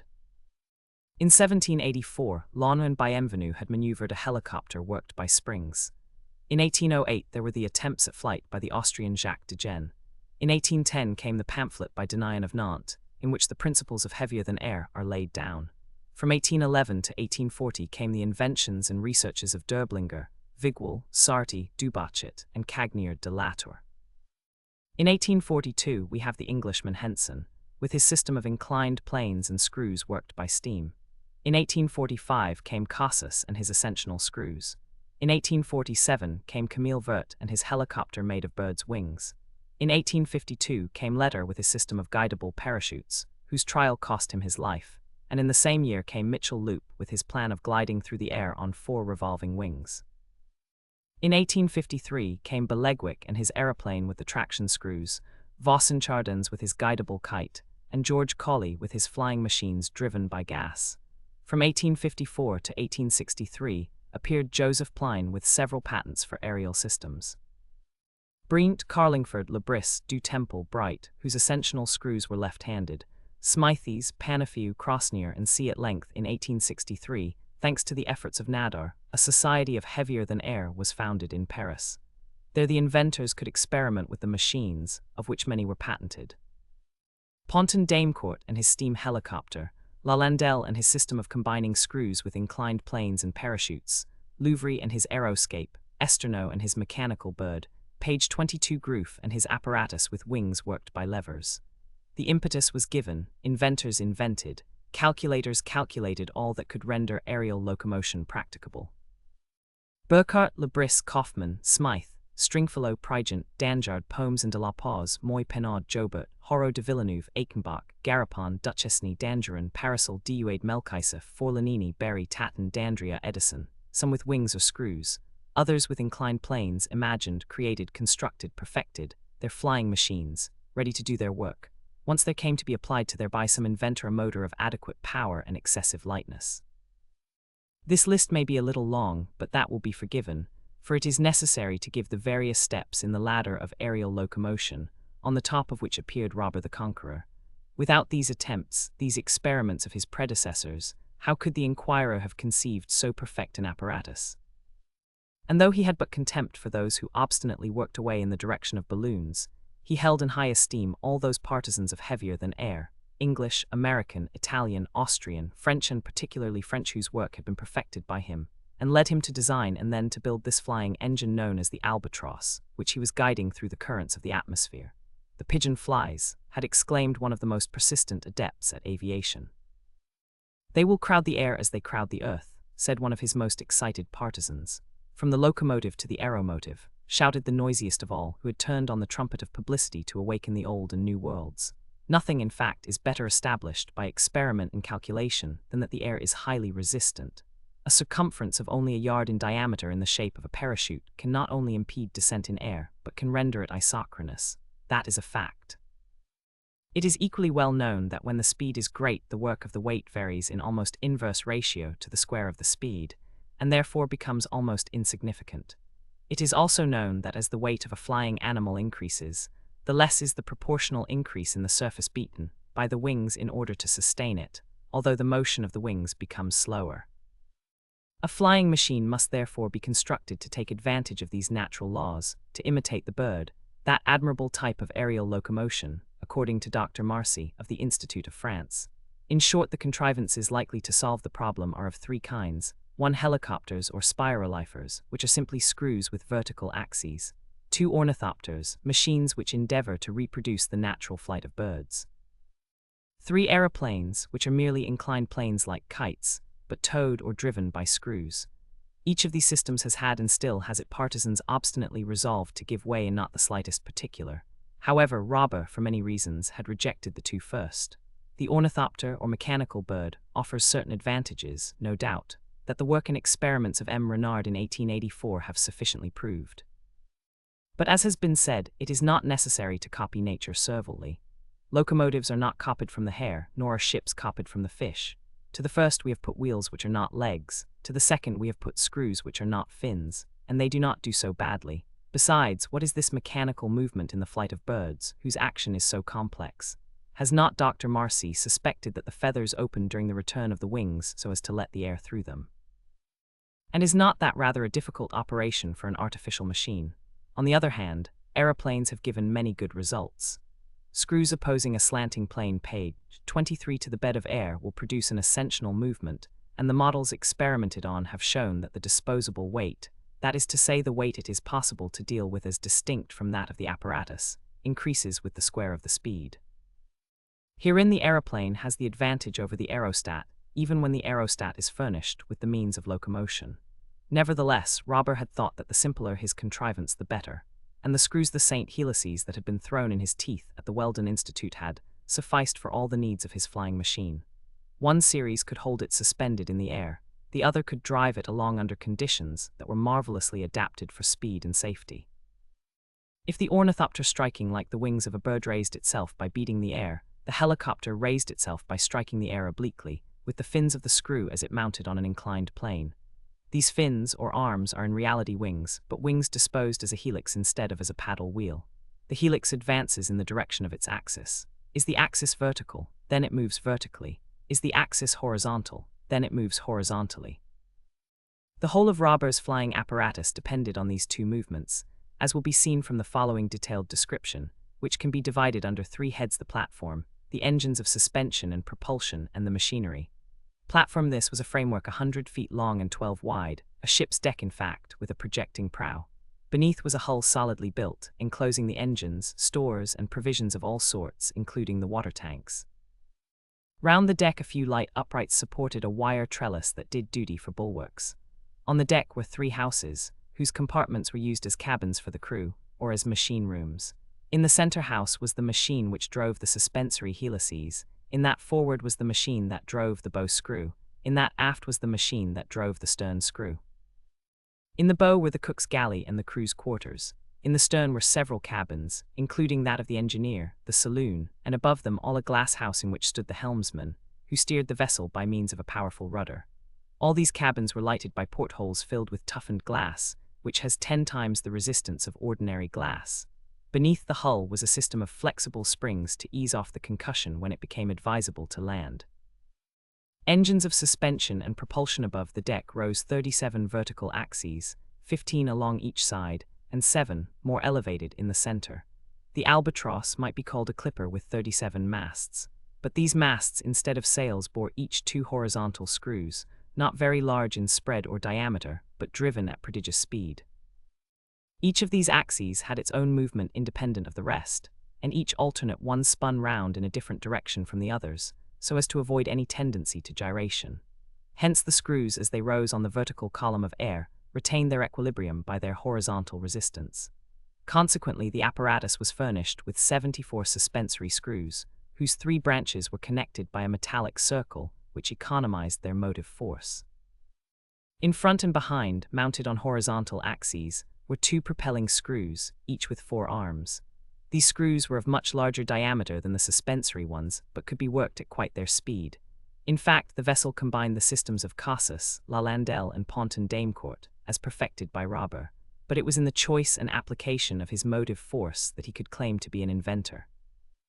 Machinery: Robur had not availed himself of the vapor of water or other liquids, nor compressed air and other mechanical motion.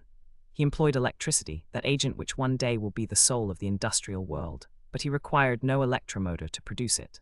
All he trusted to was piles and accumulators. What were the elements of these piles, and what page 24 were the acids he used, Robur only knew, and the construction of the accumulators was kept equally secret. Of what were their positive and negative plates, none can say. The engineer took good care, and not unreasonably, to keep his secret unpatented. One thing was unmistakable, and that was that the piles were of extraordinary strength, and the accumulators left those of Forcell and Volkmer very far behind in yielding currents whose amperes ran into figures up to then unknown. Thus there was obtained a power to drive the screws and communicate a suspending and propelling force in excess of all his requirements under any circumstances. but it is as well to repeat it. This belonged entirely to Robur. He kept it a close secret. And if the president and secretary of the Weldon Institute did not happen to discover it, it would probably be lost to humanity. It need not be shown that the apparatus possessed sufficient stability. Its center of gravity proved that at once. There was no danger of its making alarming angles with the horizontal, still less of its capsizing. And now for the metal used by Robur in the construction of his aeronef, a name which can be exactly applied to the Albatross. What was this material? So hard that the Bowie knife of Phil Evans could not scratch it, and Uncle Prudent could not explain its nature. Simply paper. For some years this fabrication had been making considerable progress. Unsized paper, with the sheets impregnated with dextrin and starch and squeezed in hydraulic presses, will form a material as hard as steel. There are made of it pulleys, rails, and wagon wheels, much more solid than metal wheels and far lighter. And it was this lightness and solidity which Robur availed himself of in building his aerial locomotive. Everything framework, hull, houses, cabins were made of straw paper turned hard as metal by compression, and what was not to be despised in an apparatus flying at great heights incombustible. The different parts of the engines and the screws were made of gelatinized fiber, which combined in sufficient degree flexibility with resistance. This material could be used in every form. It was insoluble in most gases and liquids, acids, or essences, to say nothing of its insulating properties, and it proved most valuable in the electric machinery of the Albatross. Robur, his mate Tom Turner, an engineer and 2 assistants, 2 steersmen and a cook, 8 men, all told formed the crew of the aeronef, and proved ample for all the maneuvers required in aerial navigation. There were arms of the chase and of war, fishing appliances, electric lights, instruments of observation, compasses and sextants for checking the course, thermometers for studying the temperature, different barometers, some for estimating the heights attained, others for indicating the variations of atmospheric pressure, a storm glass for forecasting tempests, a small library, a portable printing press, a field piece mounted on a pivot, breech loading and throwing a 3-inch shell, a supply of powder, bullets, dynamite cartridges, a cooking stove warmed by currents from the accumulators, a stock of preserves, meats and vegetables sufficient to last for months. Such were the outfit and stores of the aeronef in addition to the famous trumpet. There was besides a light India-rubber boat, insubmersible, which could carry 8 men on the surface of a river, a lake, or a calm sea, but with their parachutes in case of accident. Robur did not believe in accidents of that kind. The axes of the screws were independent. The stoppage of a few would not affect the motion of the others, and if only half were working, the Albatross could still keep afloat in her natural element. And with her, said Robur to his guests in spite of themselves, I am master of the 7th part of the world, larger than Africa, Oceania, Asia, America, and Europe, this aerial Icarian sea, which millions of Icarians will one day people. Page 25 Oceanoff. Chapter Roman 8 The balloonists refused to be convinced. The president of the Weldon Institute was stupefied. His companion was astonished. But neither of them would allow any of their very natural amazement to be visible. The valet Fry Colin did not conceal his terror at finding himself borne through space on such a machine, and he took no pains whatever to hide it. The suspensory screws were rapidly spinning overhead. Fast as they were going, they would have to triple their speed if the Albatross was to ascend to higher zones. The 2 propellers were running very easily and driving the ship at about 11 knots an hour. As they leaned over the rail, the passengers of the Albatross could perceive a long, sinuous liquid ribbon which meandered like a mere brook through a varied country amid the gleaming of many lagoons obliquely struck by the rays of the sun. The brook was a river, one of the most important in that district. Along its left bank was a chain of mountains extending out of sight. And will you tell us where we are? Asked Uncle Prudent in a voice tremulous with anger.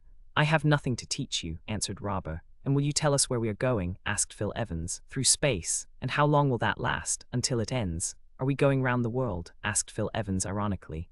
Further than that, said Robur. And if this voyage does not suit us, asked Uncle Prudent, it will have to suit you. That is a foretaste of the nature of the relations that were to obtain between the master of the Albatross and his guests, not to say his prisoners. Manifestly he wished to give them time to cool down, to admire the marvelous apparatus which was bearing them through the air, and doubtless to compliment the inventor. And so he went off to the other end of the deck, leaving them to examine the arrangement of the machinery and the management of the ship, or to give their whole attention to the landscape which was unrolling beneath them. Uncle Prudent, said Evans, unless I am mistaken, we are flying over central Canada.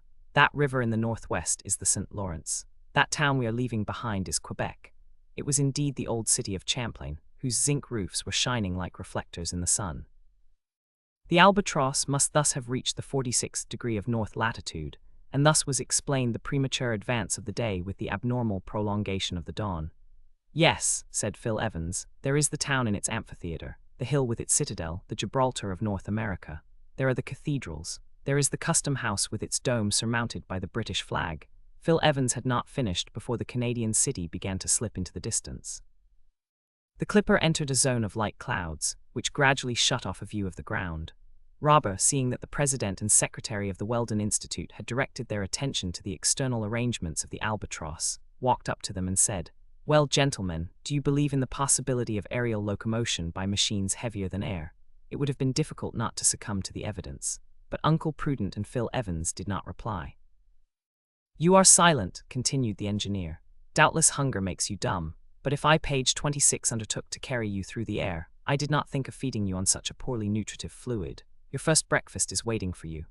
As Uncle Prudent and Phil Evans were feeling the pangs of hunger somewhat keenly, they did not care to stand upon ceremony. A meal would commit them to nothing, and when Robur put them back on the ground, they could resume full liberty of action.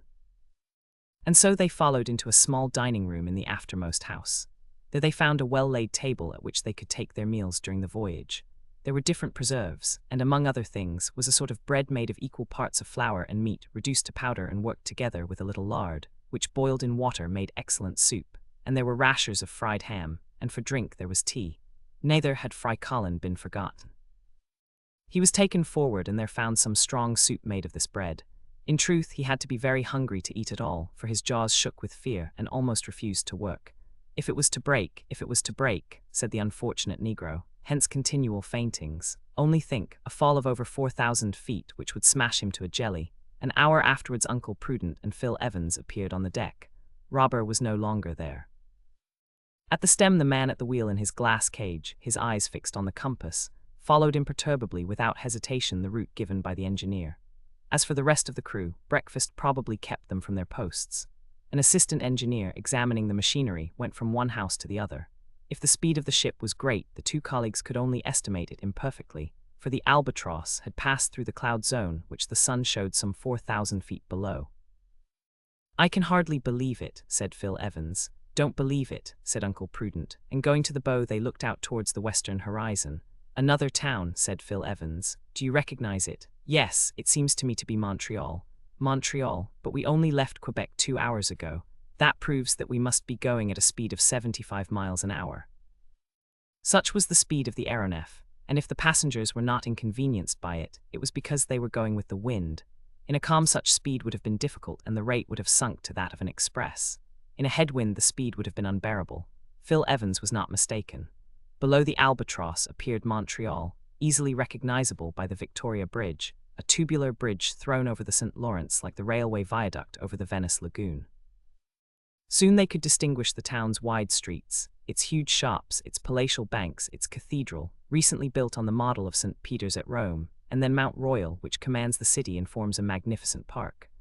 Luckily Phil Evans had visited the chief towns of Canada, and could recognize them without asking Robur.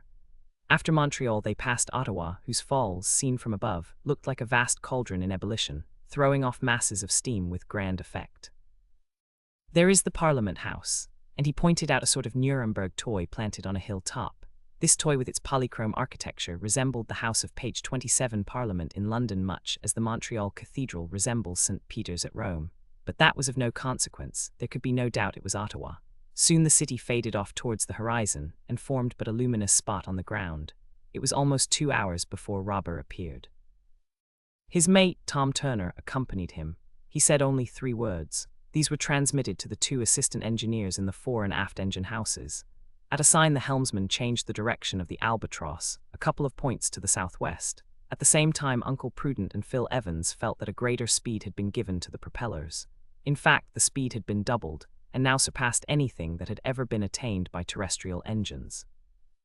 Torpedo boats do their 22 knots an hour, railway trains do their 60 miles an hour, the ice boats on the frozen Hudson do their 65 miles an hour.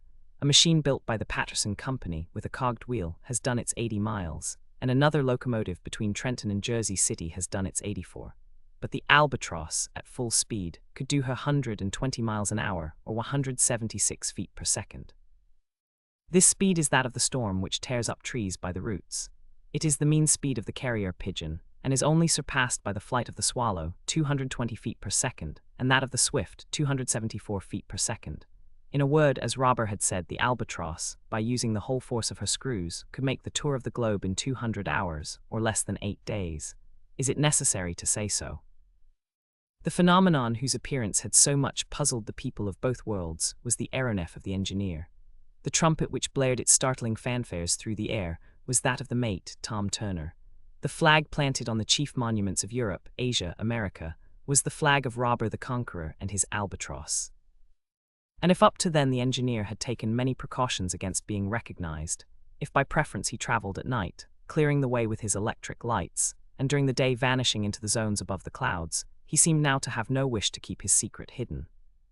And if he had come to Philadelphia and presented himself at the meeting of the Weldon Institute, was it not that they might share in his prodigious discovery, and convince, ipso facto, the most incredulous? We know how he had been received, and we see what reprisals he had taken on the president and secretary of the club. Again did Robur approach his prisoners, who affected to be in no way surprised at what they saw, of what had succeeded in spite of them. Evidently beneath the cranium of these two Anglo-Saxon heads there was a thick crust of obstinacy, which would not be easy to remove. On his part, Robur did not seem to notice anything particular, and coolly continued the conversation which he had begun 2 hours before. "Gentlemen," said he, "you ask yourselves doubtless if this apparatus, so marvelously adapted for aerial locomotion, is susceptible of receiving greater speed. It is not worthwhile to conquer space if we cannot devour it. I wanted the air to be a solid support to me, and it is. I saw that to struggle against the wind I must be stronger than the wind, and I am. I had no need of sails to drive me, nor oars nor wheels to push me, nor rails to give me a faster road. Air is what I wanted, that was all. Air surrounds me as it surrounds the submarine boat, and in it my propellers act like the screws of a steamer. That is how I solved the problem of aviation. That is what a balloon will never do, nor will any machine that is lighter than air." Silence absolute on the part of the colleagues, which did not for a moment disconcert the engineer. He contented himself with a half-smile, and continued in his interrogative style. Page 28, perhaps you ask if to this power of the Albatross, to move horizontally, there is added an equal power of vertical movement in a word, if when we visit the higher zones of the atmosphere, we can compete with an aerostat. Well, I should not advise you to enter the go-ahead against her. The two colleagues shrugged their shoulders. That was probably what the engineer was waiting for. Robur made a sign. The propelling screws immediately stopped, and after running for a mile, the Albatross pulled up motionless. At a second gesture from Robur, the suspensory helices revolved at a speed that can only be compared to that of a siren in acoustical experiments. Their FRRR rose nearly an octave in the scale of sound, diminishing gradually in intensity as the air became more rarefied, and the machine rose vertically, like a lark singing his song in space. "Master, master," shouted Fry Colin, "see that it doesn't break." A smile of disdain was Robur's only reply. In a few minutes the Albatross had attained the height of 8,700 feet, and extended the range of vision by 70 miles, the barometer having fallen 480 millimeters. Then the Albatross descended. The diminution of the pressure in high altitudes leads to the diminution of oxygen in the air, and consequently in the blood. This has been the cause of several serious accidents which have happened to aeronauts, and Robur saw no reason to run any risk. The Albatross thus returned to the height she seemed to prefer, and her propellers beginning again, drove her off to the southwest.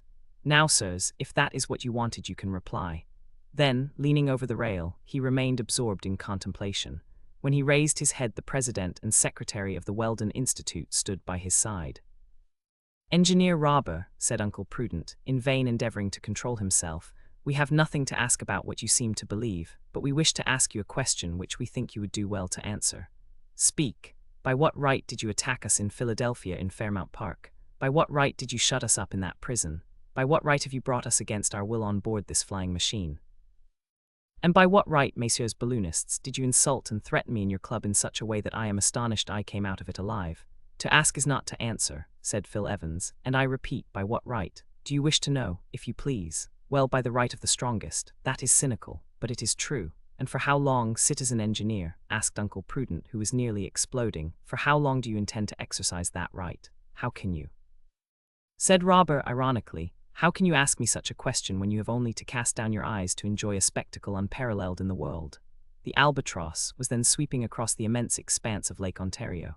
She had just crossed the country so poetically described by page 29 Cooper.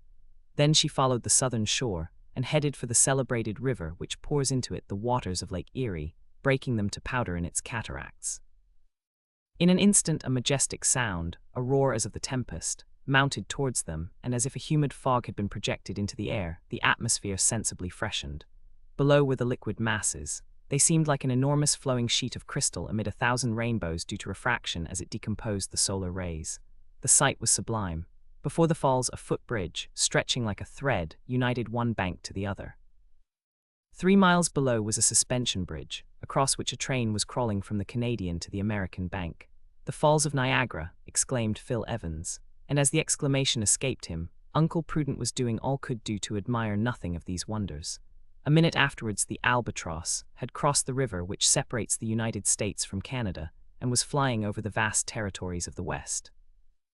Oceanoft, com chapter Roman 9 across the prairie in one of the cabins of the afterhouse. Uncle Prudent and Phil Evans had found 2 excellent berths, with clean linen, change of clothes, and traveling cloaks and rugs.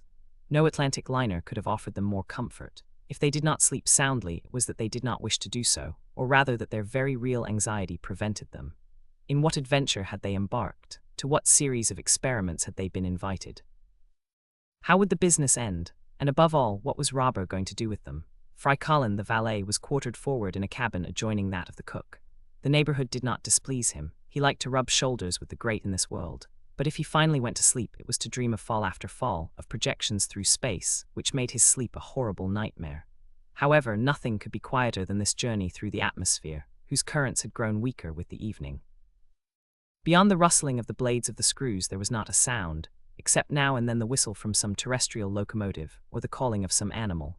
Strange instinct, these terrestrial beings felt the aeronef glide over them and uttered cries of terror as it passed. On the morrow, the 14th of June, at 5 o'clock, Uncle Prudent and Phil Evans were walking on the deck of the Albatross. Nothing had changed since the evening. There was a lookout forward, and the helmsman was in his glass cage.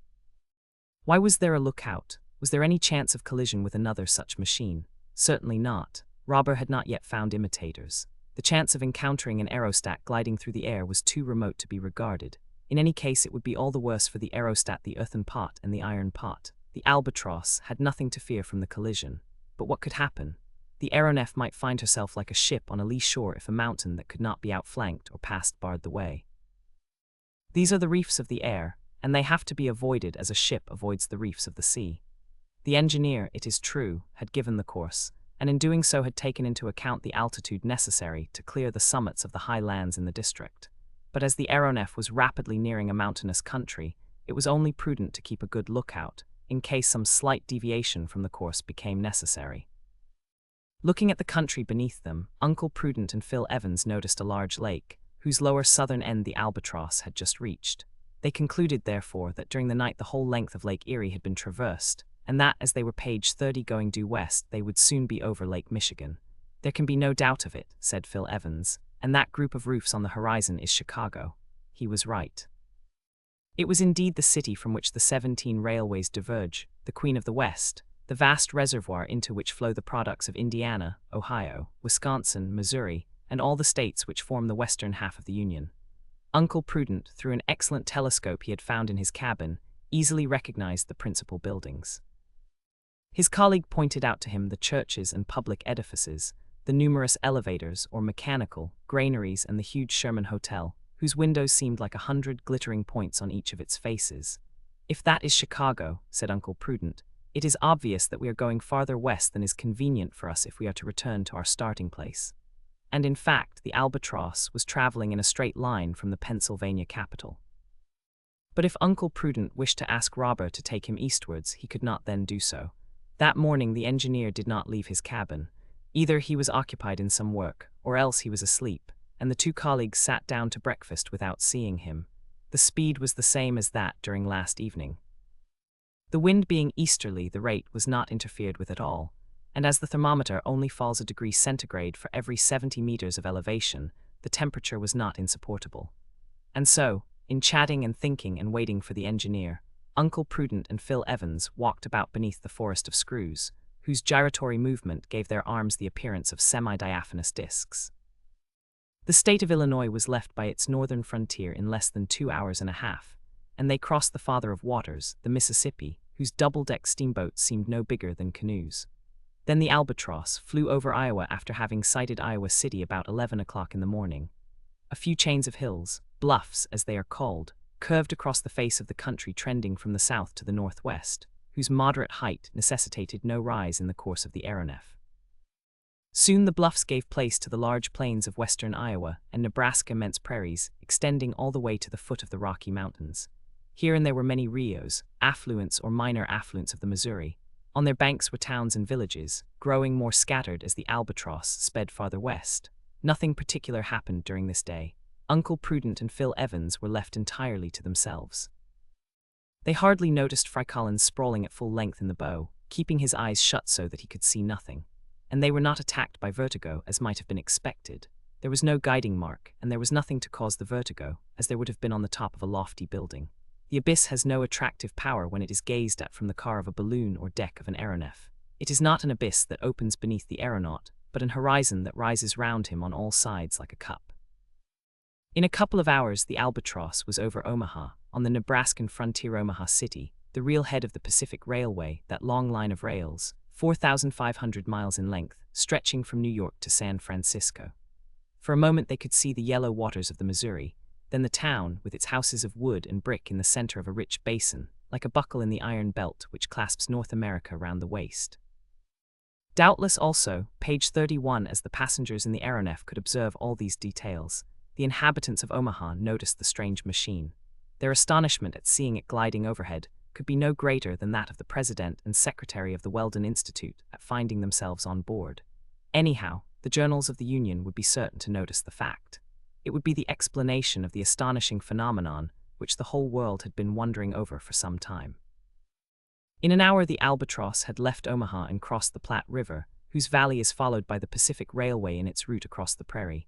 Things looked serious for Uncle Prudent and Phil Evans. It is serious, then, this absurd project of taking us to the Antipodes, and whether we like it or not, exclaimed the other.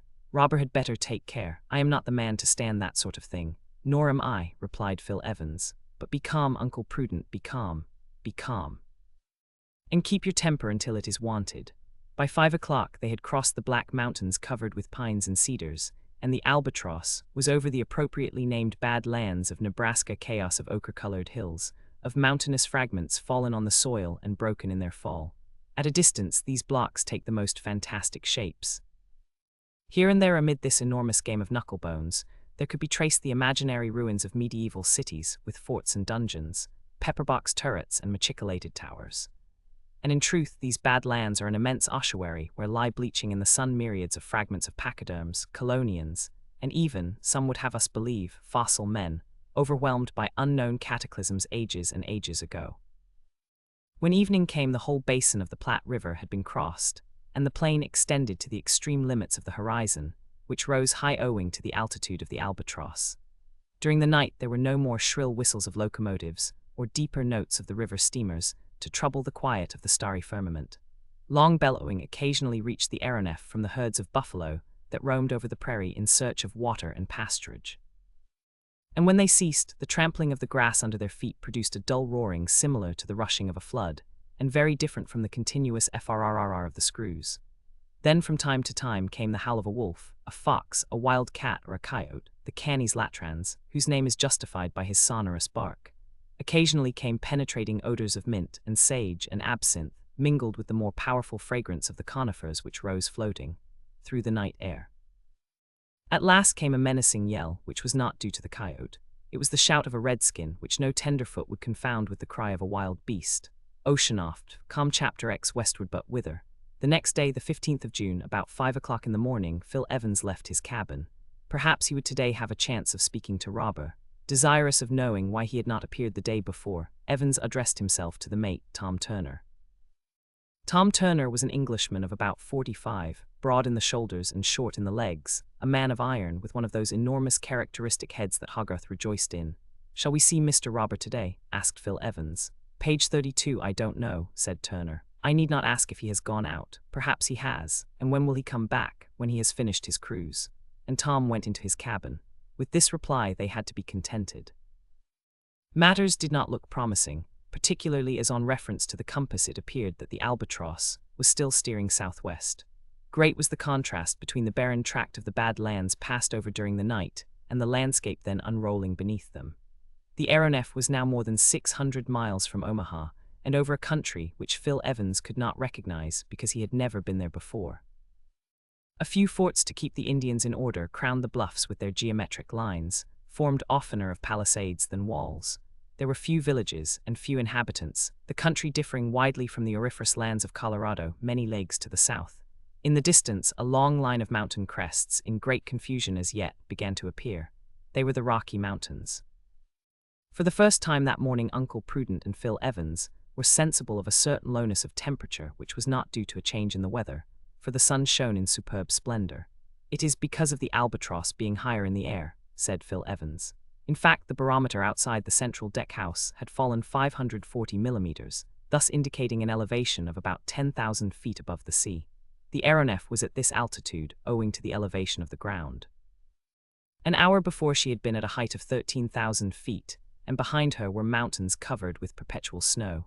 There was nothing Uncle Prudent and his companion could remember which would lead them to discover where they were. During the night, the Albatross had made several stretches north and south at tremendous speed, and that was what had put them out of their reckoning.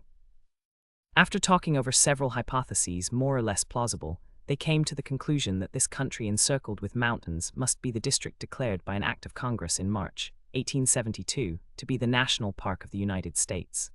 A strange region it was. It well merited the name of a park with mountains for hills, with lakes for ponds, with rivers for streamlets, and with geysers of marvelous power instead of fountains. In a few minutes the Albatross glided across the Yellowstone River, leaving Mount Stevenson on the right, and coasting the large lake which bears the name of the stream. Great was the variety on the banks of this basin, ribbed as they were with obsidian and tiny crystals, reflecting the sunlight on their myriad facets. Wonderful was the arrangement of the islands on its surface. Magnificent were the blue reflections of the gigantic mirror. And around the lake, one of the highest in the globe, were multitudes of pelicans, swans, gulls and geese, barnacles and divers. In places the steep banks were clothed with green trees, pines and larches, and at the foot of the escarpments there shot upwards innumerable white fumaroles, the vapor escaping from the soil as from an enormous reservoir in which the water is kept in permanent ebullition by subterranean fire. The cook might have seized the opportunity of securing an ample supply of trout, the only fish the Yellowstone Lake contains in myriads, but the Albatross kept on at such a height that there was no chance of indulging in a catch which assuredly would have been miraculous. In 3/4 of an hour the lake was overpassed, and a little farther on the last was seen of page 33 the geyser region, which rivals the finest in Iceland. Leaning over the rail, Uncle Prudent and Phil Evans watched the liquid columns which leaped up as though to furnish the aeronef with a new element. There were the fan, with the jets shot forth in rays, the fortress, which seemed to be defended by waterspouts, the faithful friend, with her plume crowned with the rainbows, the giant, spurting forth a vertical torrent 20 feet round and more than 200 feet high. Robur must evidently have been familiar with this incomparable spectacle, unique in the world, for he did not appear on deck. Was it, then, for the sole pleasure of his guests that he had brought the aeronef above the national domain? If so, he came not to receive their thanks. He did not even trouble himself during the daring passage of the Rocky Mountains, which the Albatross approached at about 7 o'clock.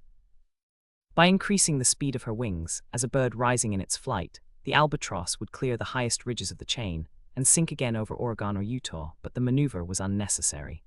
The passes allowed the barrier to be crossed without ascending for the higher ridges. There are many of these canyons or steep valleys, more or less narrow, through which they could glide, such as Bridger Gap, through which runs the Pacific Railway into the Mormon Territory, and others to the north and south of it. It was through one of these that the Albatross headed, after slackening speed so as not to dash against the walls of the canyon. The steersman, with a sureness of hand rendered more effective by the sensitiveness of the rudder, maneuvered his craft as if she were a crack racer in a Royal Victoria match. It was really extraordinary. In spite of all the jealousy of the two enemies of lighter than air, they could not help being surprised at the perfection of this engine of aerial locomotion. In less than 2 hours and a half they were through the Rockies, and the Albatross resumed her former speed of 62 miles an hour. She was steering southwest so as to cut across Utah diagonally as she neared the ground. She had even dropped several hundred yards when the sound of a whistle attracted the attention of Uncle Prudent and Phil Evans. It was a train on the Pacific Railway on the road to Salt Lake City. And then, in obedience to an order secretly given, the Albatross dropped still lower so as to chase the train, which was going at full speed. She was immediately sighted. A few heads showed themselves at the doors of the cars. Then numerous passengers crowded the gangways. Some did not hesitate to climb on the roof to get a better view of the flying machine. Cheers came floating up through the air, but no robber appeared in answer to them. The Albatross continued her descent, slowing her suspensory screws and moderating her speed so as not to leave the train behind. She flew about it like an enormous beetle or a gigantic bird of prey. She headed off to the right and left, and swept on in front and hung behind, and proudly displayed her flag with the golden sun, to which the conductor of the train replied by waving the stars and stripes. In vain the prisoners, in their desire to take advantage of the opportunity, endeavored to make themselves known to those below. In vain the president of the Weldon Institute roared forth at the top of his voice, "I am Uncle Prudent of Philadelphia," and the secretary followed suit with, "I am Phil Evans, his colleague." Their shouts were lost in the thousand cheers with which the passengers greeted page 30 for the aeronef. 3 or 4 of the crew of the Albatross had appeared on the deck, and one of them, like sailors when passing a ship less speedy than their own, held out a rope, an ironical way of offering to tow them. And then the Albatross resumed her original speed, and in half an hour the express was out of sight. About 1 o'clock there appeared a vast disk, which reflected the solar rays as if it were an immense mirror. "That ought to be the Mormon capital, Salt Lake City," said Uncle Prudent. And so it was, and the disk was the roof of the tabernacle, where 10,000 saints can worship at their ease. This vast dome, like a convex mirror, threw off the rays of the sun in all directions. It vanished like a shadow, and the Albatross sped on her way to the southwest with a speed that was not felt, because it surpassed that of the chasing wind. Soon she was in Nevada over the silver regions, which the Sierra separates from the golden lands of California. "We shall certainly reach San Francisco before night," said Phil Evans. "And then?" asked Uncle Prudent. It was 6 o'clock precisely when the Sierra Nevada was crossed by the same pass as that taken by the railway. Only 180 miles then separated them from San Francisco, the Californian capital. At the speed the Albatross was going she would be over the dome by 8 o'clock. At this moment Robur appeared on deck. The colleagues walked up to him. "Engineer Robur," said Uncle Prudent, "we are now on the very confines of America. We think the time has come for this joke to end." "I never joke," said Robur. He raised his hand. The Albatross swiftly dropped towards the ground, and at the same time such speed was given her as to drive the prisoners into their cabin. As soon as the door was shut, Uncle Prudent exclaimed, "I could strangle him." "We must try to escape," said Phil Evans. "Yes, cost what it may." A long murmur greeted their ears. It was the beating of the surf on the seashore. It was the Pacific Ocean. Oceanoft, calm chapters of the wide Pacific. Uncle Prudent and Phil Evans had quite made up their minds to escape. If they had not had to deal with the 8 particularly vigorous men who composed the crew of the aeronef, they might have tried to succeed by main force. But as they were only 2 for Fry Colin could only be considered as a quantity of no importance, force was not to be thought of. Hence recourse must be had to strategy as soon as the Albatross again took the ground. Such was what Phil Evans endeavored to impress on his irascible colleague, though he was in constant fear of Prudent aggravating matters by some premature outbreak. In any case, the present was not the time to attempt anything of the sort. The aeronef was sweeping along over the North Pacific. On the following morning, that of June 16th, the coast was out of sight. And as the coast curves off from Vancouver Island up to the Aleutians belonging to that portion of America, ceded by Russia to the United page 35 states in 1867, it was highly probable that the Albatross would cross it at the end of the curve, if her course remained unchanged. How long the night appeared to be to the 2 friends! How eager they were to get out of their cabins! When they came on deck in the morning, the dawn had for some hours been silvering the eastern horizon. They were nearing the June solstice, the longest day of the year in the northern hemisphere, when there is hardly any night along the 60th parallel. Either from custom or intention, Robur was in no hurry to leave his deck house. When he came out this morning, he contented himself with bowing to his 2 guests as he passed them in the stern of the aeronef, and now Fry Colin ventured out of his cabin. His eyes red with sleeplessness, and dazed in their look, he tottered along, like a man whose foot feels it is not on solid ground. His first glance was at the suspensory screws, which were working with gratifying regularity without any signs of haste. That done, the Negro stumbled along to the rail and grasped it with both hands, so as to make sure of his balance. Evidently he wished to view the country over which the Albatross was flying at the height of 700 feet or more. At first he kept himself well back behind the rail, then he shook it to make sure it was firm, then he drew himself up, then he bent forward, then he stretched out his head. It need not be said that while he was executing these different maneuvers he kept his eyes shut. At last he opened them. What a shout, and how quickly he fled, and how deeply his head sank back into his shoulders. At the bottom of the abyss he had seen the immense ocean. His hair would have risen on end if it had not been wool. "See, the sea," he cried, and Fry Colin would have fallen on the deck had not the cook opened his arms to receive him. This cook was a Frenchman and probably a Gascon, his name being Francois Tapage. If he was not a Gascon, he must in his infancy have inhaled the breezes of the Garonne. How did this Francois Tapage find himself in the service of the engineer? By what chain of accidents had he become one of the crew of the Albatross? We can hardly say, but in any case bespoke English like a Yankee. Stand up," he said, lifting the Negro by a vigorous clutch at the waist. "Master Tapage," said the poor fellow, giving a despairing look at the screws. "At your service, Fry Colin. Did this thing ever smash?" "No, but it will end by smashing." Why? Because everything must end, and the sea is beneath us. If we are to fall, it is better to fall in the sea. We shall be drowned, but we shall not be smashed to a jelly." The next moment Fry Colin was on all fours, creeping to the back of his cabin. During this day the aeronef was only driven at moderate speed. She seemed to skim the placid surface of the sea, which lay beneath. Uncle Prudent and his companion remained in their cabin, so that they did not meet with Robur, who walked about smoking alone or talking to the mate. Only half the screws were working, yet that was enough to keep the apparatus afloat in the lower zones of the atmosphere. The crew, as a change from the ordinary routine, would have endeavored to catch a few fish had there been any sign of them. But all that could be seen on the surface of the sea were a few of those yellow-bellied whales which measure about 80 feet in length. These are the most formidable cetaceans in the northern seas, and whalers are very careful in page 36 attacking them, for their strength is prodigious. However, in harpooning one of these whales, either with the ordinary harpoon, the Fletcher fuse, or the javelin bomb, of which there was an assortment on board, there would have been danger to the men of the Albatross. But what was the good of such useless massacre? Doubtless to show off the powers of the aeronef to the members of the Weldon Institute. And so Robur gave orders for the capture of one of these monstrous cetaceans.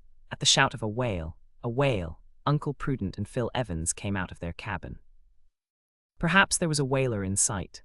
In that case, all they had to do to escape from their flying prison was to jump into the sea, and chance being picked up by the vessel. The crew were all on deck. "Shall we try, sir?" asked Tom Turner.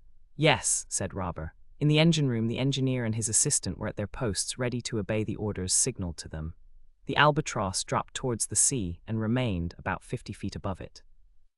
There was no ship in sight of that the two colleagues soon assured themselves, nor was there any land to be seen to which they could swim, providing Robur made no attempt to recapture them. Several jets of water from the spout holes soon announced the presence of the whales as they came to the surface to breathe. Tom Turner and one of the men were in the bow. Within his reach was one of those javelin bombs, of Californian make, which are shot from an arquebus, and which are shaped as a metallic cylinder terminated by a cylindrical shell armed with a shaft having a barbed point. Robur was a little farther aft, and with his right hand signaled to the engineers, while with his left he directed the steersman.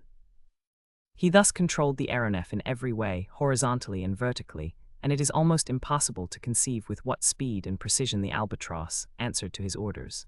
She seemed a living being of which he was the soul. A whale, shouted Tom Turner, as the back of a cetacean emerged from the surface about 4 cable lengths in front of the Albatross.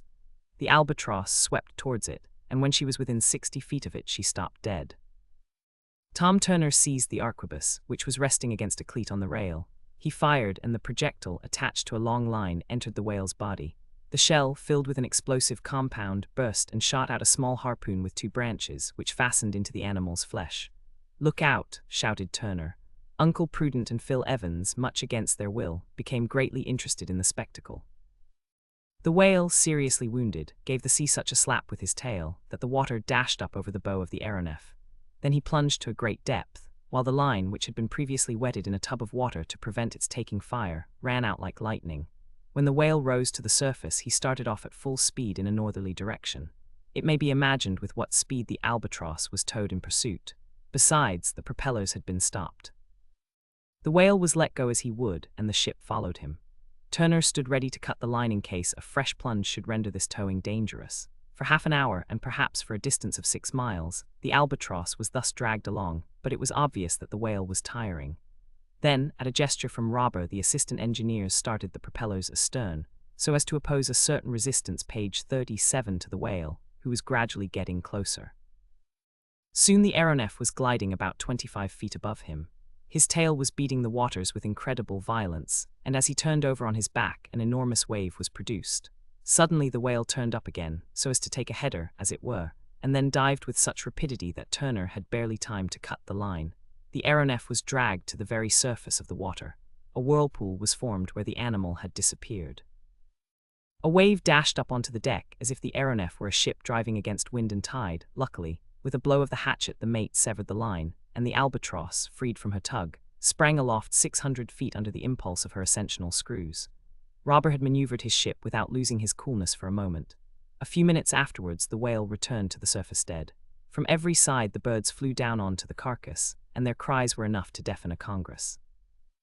The Albatross, without stopping to share in the spoil, resumed her course to the west.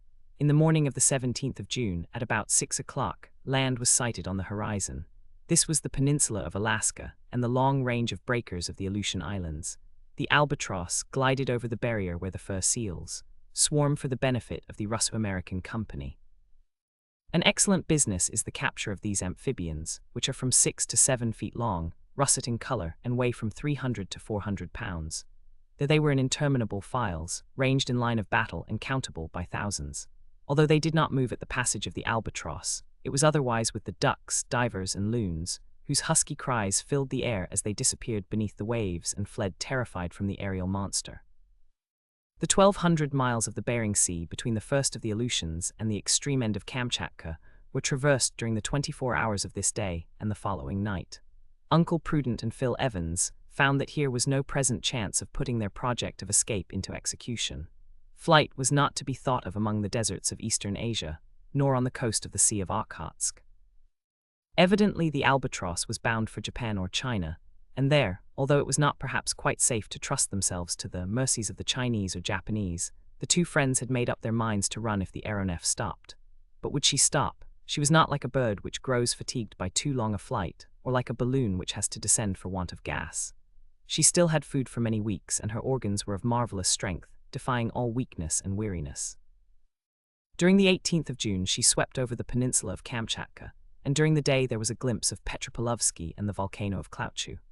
Then she rose again to cross the Sea of Okhotsk, running down by the Kural Isles, which seemed to be a breakwater pierced by hundreds of channels.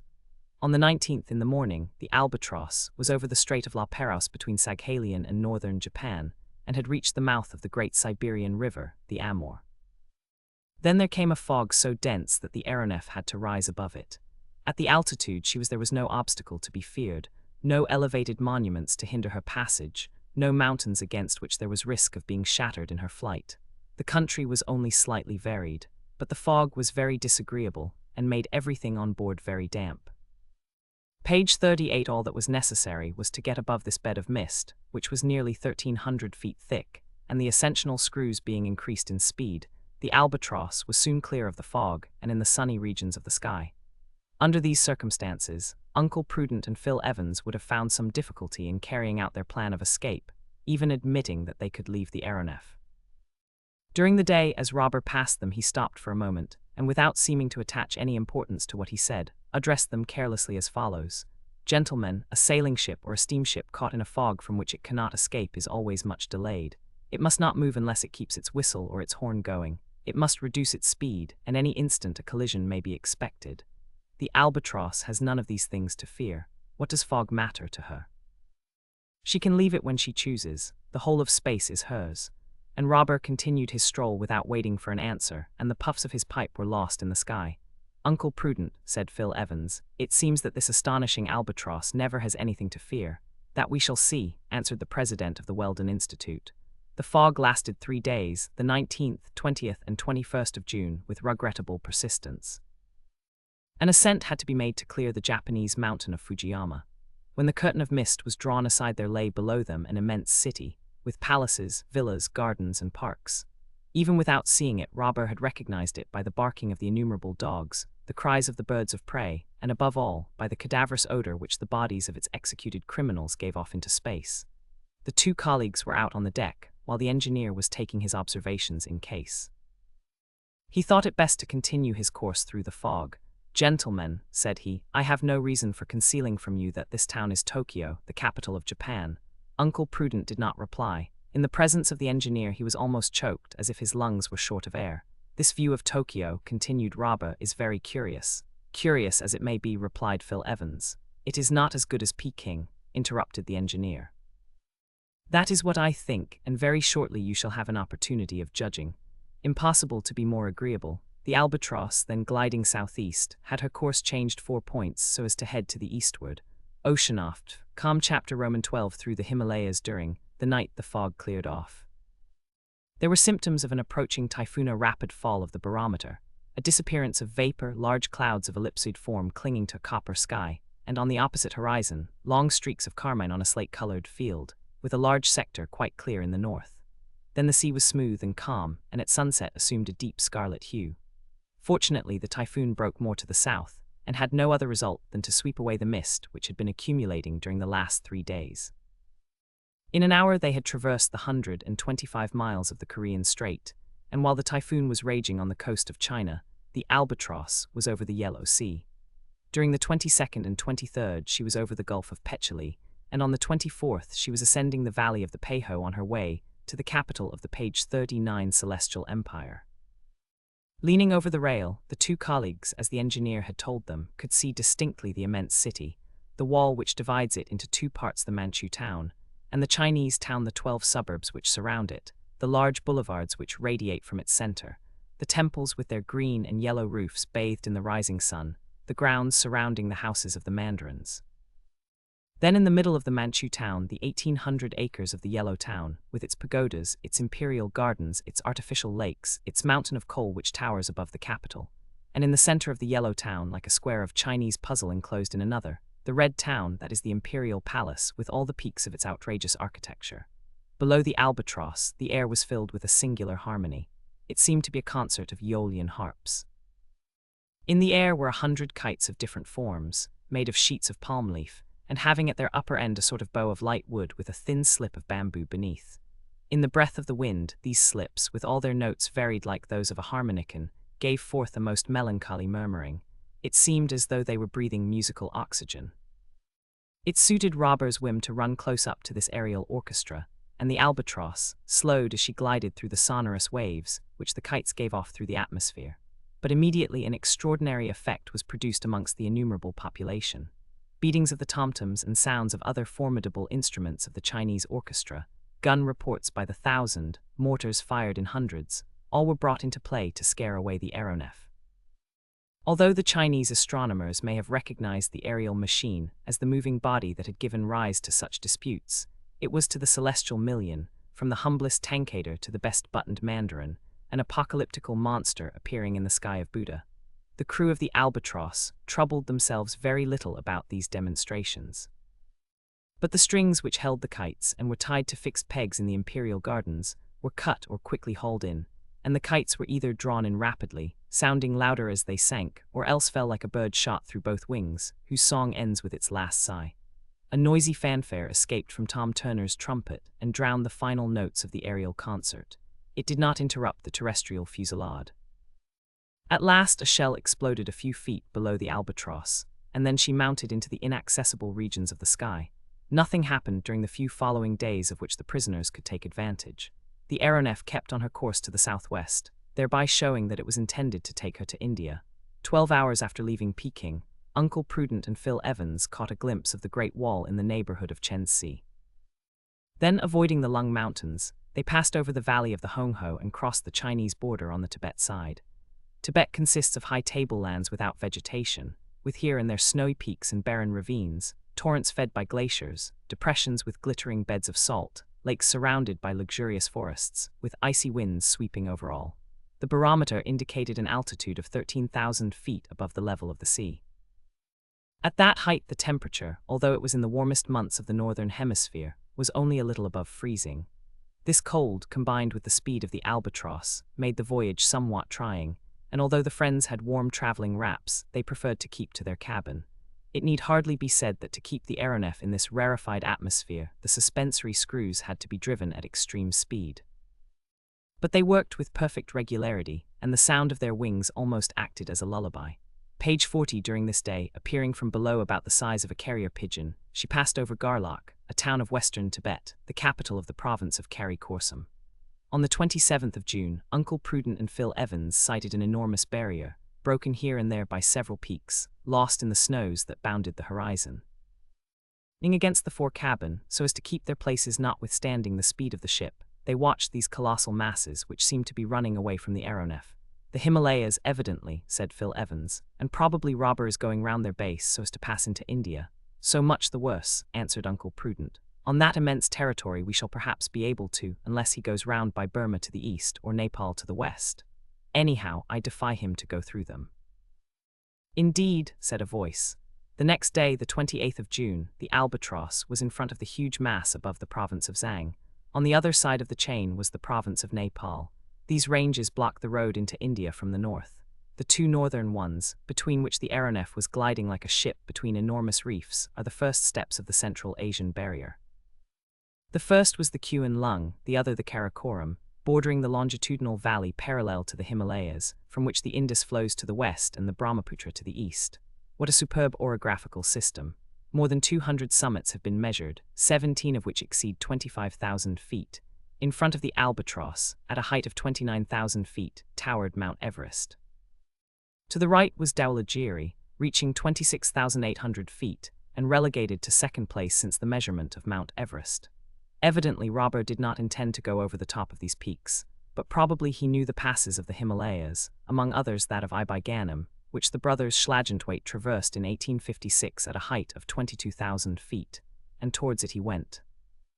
Several hours of palpitation, becoming quite painful, followed, and although the rarefaction of the air was not such as to necessitate recourse being had to the special apparatus for renewing oxygen in the cabins, the cold was excessive. Robur stood in the bow, his sturdy figure wrapped in a greatcoat. He gave the orders, while Tom Turner was at the helm. The engineer kept an attentive watch on his batteries, the acid in which fortunately ran no risk of congelation.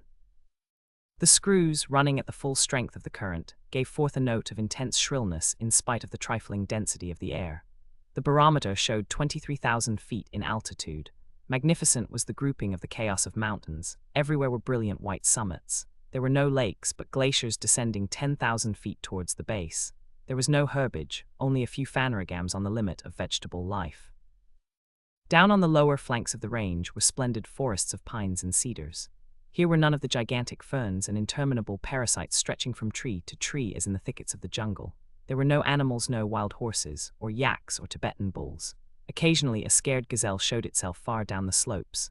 There were no birds, save a couple of those crows which can rise to the utmost limits of the respirable air. Page 41, the pass at last was traversed. The Albatross began to descend. Coming from the hills out of the forest region, there was now beneath them an immense plain stretching far and wide. Then Robur stepped up to his guests, and in a pleasant voice remarked, "India, gentlemen, Oceanoft." Come chapter Roman 13 over the Caspian, the engineer had no intention of taking his ship over the wondrous lands of Hindustan. To cross the Himalayas was to show how admirable was the machine he commanded. To convince those who would not be convinced was all he wished to do. But if in their hearts Uncle Prudent and his colleague could not help admiring so perfect an engine of aerial locomotion, they allowed none of their admiration to be visible. All they thought of was how to escape. They did not even admire the superb spectacle that lay beneath them as the Albatross flew along the river banks of the Punjab. At the base of the Himalayas there runs a marshy belt of country, the home of malarious vapors, the Terai in which fever is endemic, but this offered no obstacle to the Albatross, or in any way affected the health of her crew. She kept on without undue haste towards the angle where India joins on to China and Turkestan, and on the 29th of June, in the early hours of the morning, there opened to view the incomparable valley of Kashmir. Yes, incomparable is this gorge between the major and the minor, Himalayas furrowed by the buttresses in which the mighty range dies out in the basin of the Hydaspes, and watered by the capricious windings of the river, which saw the struggle between the armies of Porus and Alexander, when India and Greece contended for Central Asia. The Hydaspes is still there, although the two towns founded by the Macedonian in remembrance of his victory have long since disappeared. During the morning, the aeronef was over Srinagar, which is better known under the name of Kashmir. Uncle Prudent and his companion beheld the superb city clustered along both banks of the river, its wooden bridges stretching across like threads, its villas and their balconies standing out in bold outline, its hills shaded by tall poplars, its roofs grassed over and looking like molehills, its numerous canals with boats like nutshells and boatmen like ants, its palaces, temples, kiosks, mosques, and bungalows on the outskirts, and its old citadel of Hari Pawata on the slope of the hill, like the most important of the forts of Paris on the slope of Mont Valérien. "That would be Venice," said Phil Evans, "if we were in Europe." "And if we were in Europe," answered Uncle Prudent, "we should know how to find the way to America." The Albatross did not linger over the lake through which the river flows, but continued her flight down the valley of the Hydasps. For half an hour only did she descend to within 30 feet of the river and remain stationary. Then, by means of an India rubber pipe, Tom Turner and his men replenished their water supply, which was drawn up by a pump worked by the accumulators. Uncle Prudent and Phil Evans stood watching the operation. The same idea occurred to each of them. They were only a few feet from the surface of the stream. They were both good swimmers. A plunge would give them their liberty, and once they had reached the river, how could Robur get them back again? For his propellers to work, he must keep at least 6 feet above the ground. In a moment all the chances pro and con were run over in their heads. Page 42. In a moment they were considered, and the prisoners rushed to throw themselves overboard, when several pairs of hands seized them by the shoulders. They had been watched, and flight was utterly impossible. This time they did not yield without resisting. They tried to throw off those who held them, but these men of the Albatross were no children. "Gentlemen," said the engineer, "when people have the pleasure of traveling with Robur the Conqueror, as you have so well named him, on board his admirable Albatross, they do not leave him in that way. I may add, you never leave him." Phil Evans drew away his colleague, who was about to commit some act of violence. They retired to their cabin, resolved to escape, even if it cost them their lives. Immediately the Albatross resumed her course to the west. During the day at moderate speed, she passed over the territory of Kabulistan, catching a momentary glimpse of its capital, and crossed the frontier of the kingdom of Herat, nearly 700 miles from Kashmir. In these much disputed countries, the open road for the Russians to the English possessions in India, there were seen many columns and convoys, and in a word, everything that constitutes in men and material an army on the march. There were heard also the roar of the cannon and the crackling of musketry, but the engineer never meddled with the affairs of others where his honor or humanity was not concerned. He passed above them. If Herat, as we are told, is the key of Central Asia, it mattered little to him if it was kept in an English or Muscovite pocket. Terrestrial interests were nothing to him who had made the air his domain. Besides, the country soon disappeared in one of those sandstorms which are so frequent in these regions. The wind, called the Tebad, bears along the seeds of fever in the impalpable dust it raises in its passage, and many are the caravans that perish in its eddies. To escape this dust, which might have interfered with the working of the screws, the Albatross shot up some 6,000 feet into a purer atmosphere, and thus vanished the Persian frontier and the extensive plains. The speed was not excessive, although there were no rocks ahead, for the mountains marked on the map are of very moderate altitude. But as the ship approached the capital, she had to steer clear of Demavend, whose snowy peak rises some 22,000 feet, and the chain of Elbruz, at whose foot is built Teheran. As soon as the day broke on the 2nd of July, the peak of Demavend appeared above the sandstorm, and the Albatross was steered so as to pass over the town, which the wind had wrapped in a mantle of dust. However, about 6 o'clock her crew could see the large ditches that surround it, and the Shah's palace, with its walls covered with porcelain tiles, and its ornamental lakes, which seemed like huge turquoises of beautiful blue. It was but a hasty glimpse. The Albatross now headed for the north, and a few hours afterwards she was over a little hill at the northern angle of the Persian frontier, on the shores of a vast extent of water which stretched away out of sight to the north and east. The town was Ashurada, the most southerly of the Russian stations. The vast extent of water was a sea. It was the Caspian. The eddies of sand had been passed. There was a view of a group of European houses rising along a promontory, with a church tower in the midst of them. The Albatross swooped down towards the surface of the sea. Towards evening she was page 43 running along the coast, which formerly belonged to Turkestan, but now belongs to Russia, and in the morning of the 3rd of July, she was about 300 feet above the Caspian. There was no land in sight, either on the Asiatic or European side. On the surface of the sea, a few white sails were bellying in the breeze. These were native vessels recognizable by their peculiar rig kesebis, with 2 masts, kayaks, the old pirate boats with 1 mast, tamils, and smaller craft for trading and fishing. Here and there a few puffs of smoke rose up to the Albatross from the funnels of the Ashirada streamers which the Russians keep as the police of these Turkoman waters. That morning Tom Turner was talking to the cook Tapage, and to a question of his replied, "Yes, we shall be about 48 hours over the Caspian." "Good," said the cook, "then we can have some fishing." Just so. They were to remain for 48 hours over the Caspian, which is some 625 miles long and 200 wide, because the speed of the Albatross had been much reduced, and while the fishing was going on she would be stopped altogether. The reply was heard by Phil Evans, who was then in the bow, where Fry Colin was overwhelming him with piteous pleadings to be put on the ground. Without replying to this preposterous request, Evans returned aft to Uncle Prudent, and there, taking care not to be overheard, he reported the conversation that had taken place. "Phil Evans," said Uncle Prudent, "I think there can be no mistake as to this scoundrel's intention with regard to us." "None," said Phil Evans. "He will only give us our liberty when it suits him, and perhaps not at all. In that case we must do all we can to get away from the Albatross. A splendid craft she is, I must admit." "Perhaps so," said Uncle Prudent, "but she belongs to a scoundrel who detains us on board in defiance of all right. For us and ours she is a constant danger. If we do not destroy her, let us begin by saving ourselves," answered Phil Evans. "We can see about the destruction afterwards." "Just so," said Uncle Prudent, "and we must avail ourselves of every chance that comes along." Evidently the Albatross is going to cross the Caspian into Europe, either by the north into Russia or by the west into the southern countries. Well, no matter where we stop, before we get to the Atlantic we shall be safe, and we ought to be ready at any moment. "But," asked Evans, "how are we to get out?" "Listen to me," said Uncle Prudent. "It may happen during the night that the Albatross may drop to within a few hundred feet of the ground.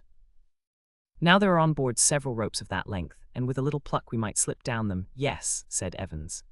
"If the case is desperate I don't mind, nor I during the night. There's no one about except the man at the wheel. And if we can drop one of the ropes forward without being seen or heard, good. I am glad to see you are so cool. That means business. But just now we are over the Caspian. There are several ships in sight. The Albatross is going down to fish. Cannot we do something now?" "They are watching us much more than you think," said Uncle Prudent.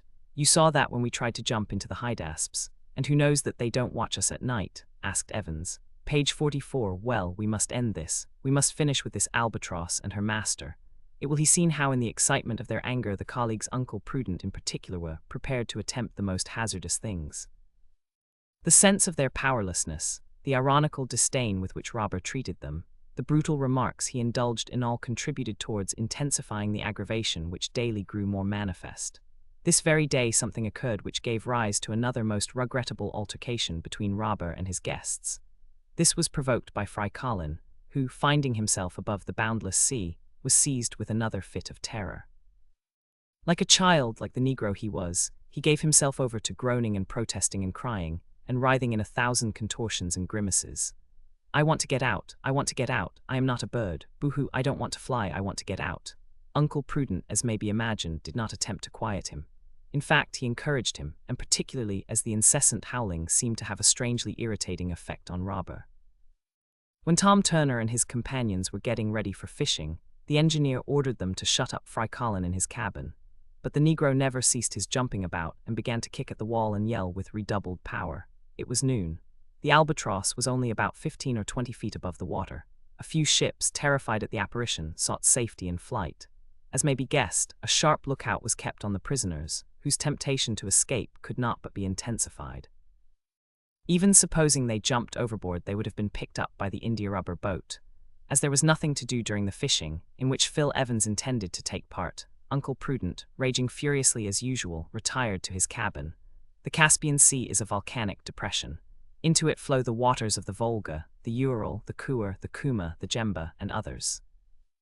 Without the evaporation which relieves it of its overflow, this basin, with an area of 17,000 square miles and a depth of from 60 to 400 feet, would flood the low marshy ground to its north and east. Although it is not in communication with the Black Sea or the Sea of Aral, being at a much lower level than they are, it contains an immense number of such fish, be it understood, as can live in its bitter waters, the bitterness being due to the naphtha which pours in from the springs on the south. The crew of the Albatross made no secret of their delight at the change in their food the fishing would bring them.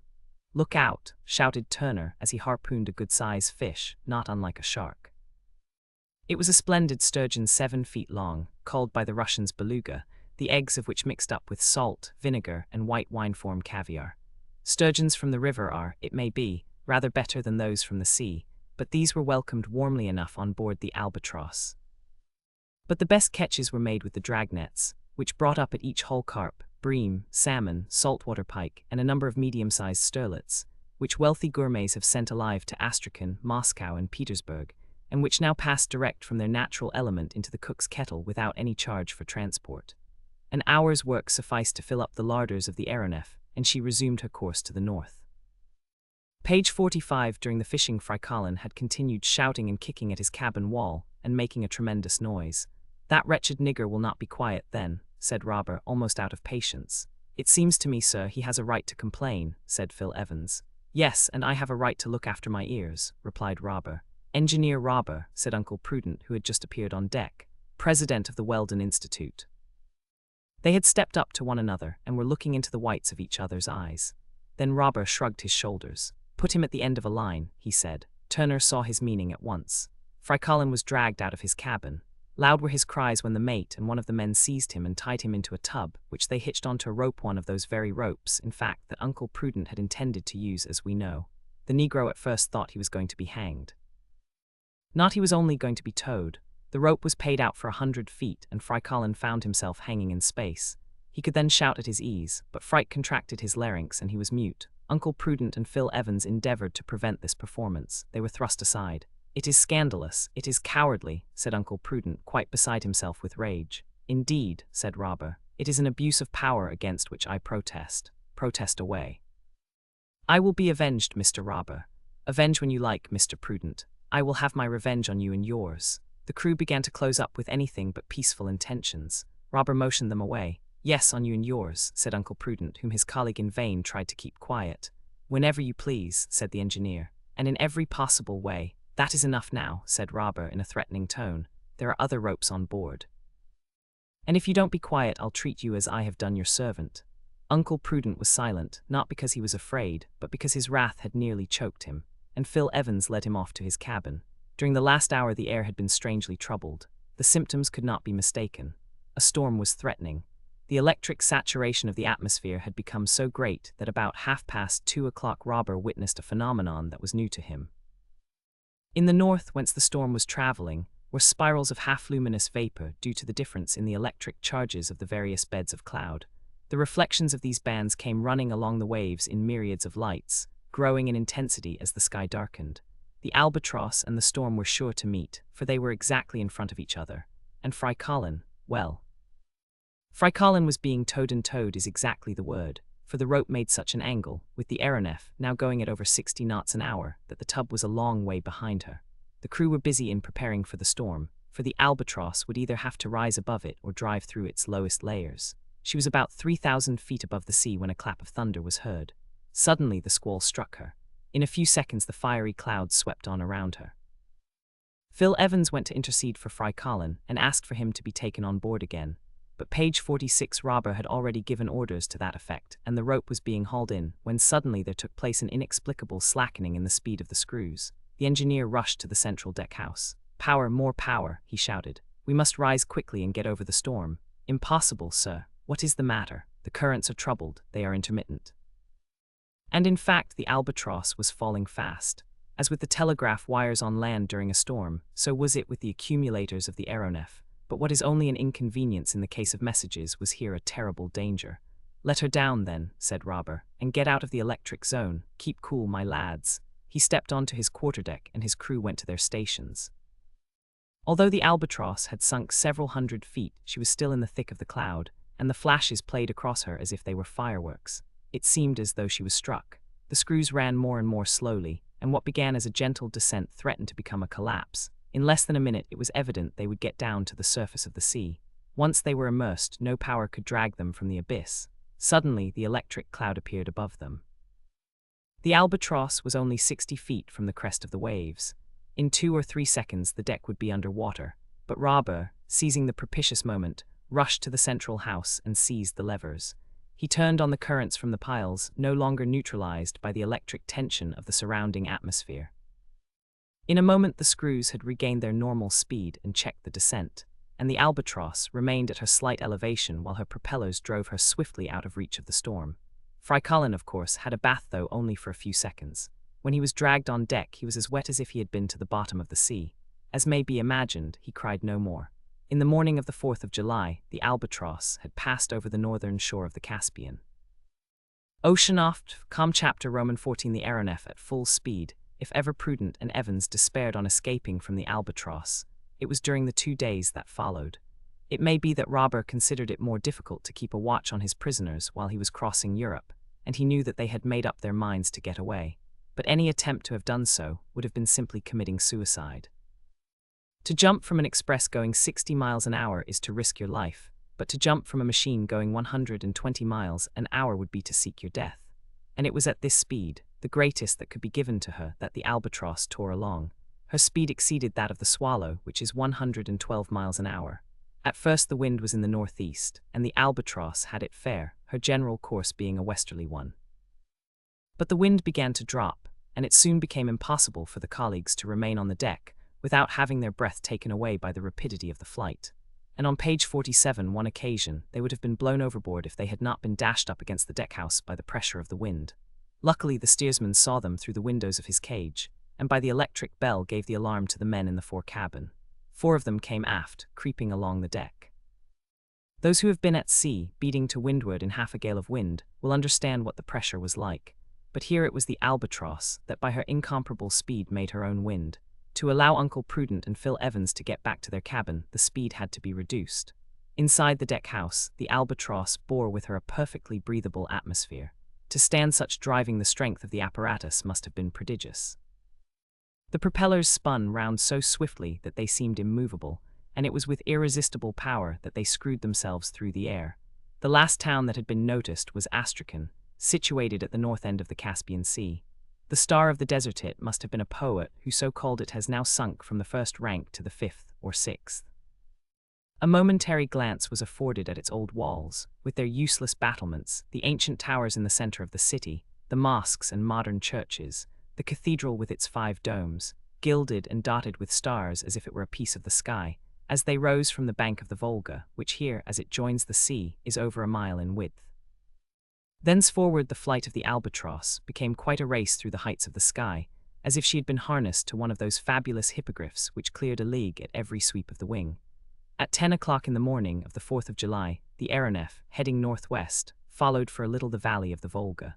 The steppes of the Don and the Ural stretched away on each side of the river. Even if it had been possible to get a glimpse of these vast territories, there would have been no time to count the towns and villages. In the evening the aeronef passed over Moscow without saluting the flag on the Kremlin. In 10 hours she had covered the 1,200 miles which separate Astrakhan from the ancient capital of all the Russias. From Moscow to St. Petersburg, the railway line measures about 750 miles.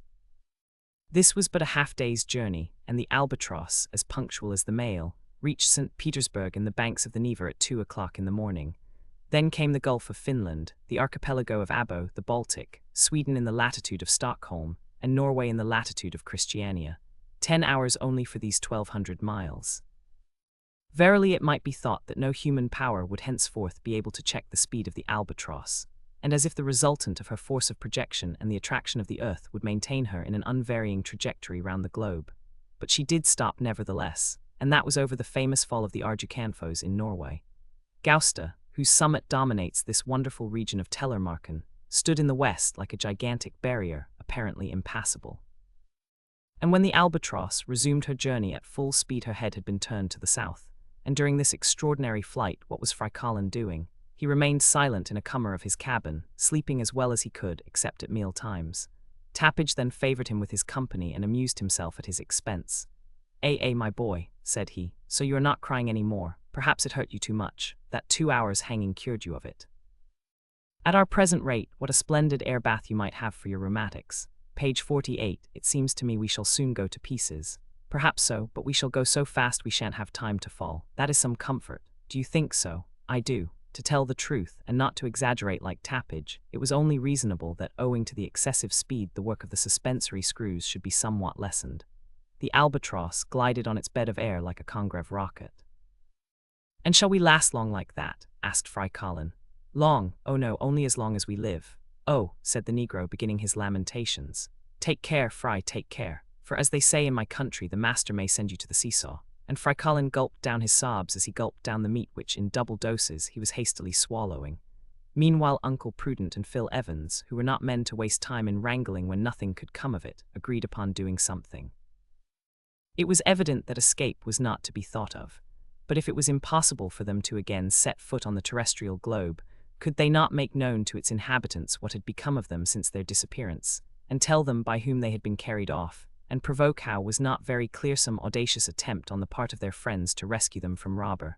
Communicate, but how? Should they follow the example of sailors in distress, and enclose in a bottle a document giving the place of shipwreck and throw it into the sea? But here the sea was the atmosphere. The bottle would not swim, and if it did not fall on somebody and crack his skull, it might never be found. The colleagues were about to sacrifice one of the bottles on board when an idea occurred to Uncle Prudent.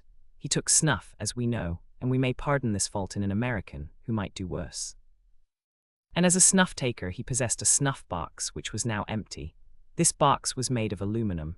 If it was thrown overboard, any honest citizen that found it would pick it up, and being an honest citizen, he would take it to the police office, and there they would open it and discover from the document what had become of the 2 victims of Robur the Conqueror. And this is what was done. The note was short, but it told all, and it gave the address of the Weldon Institute, with a request that it might be forwarded.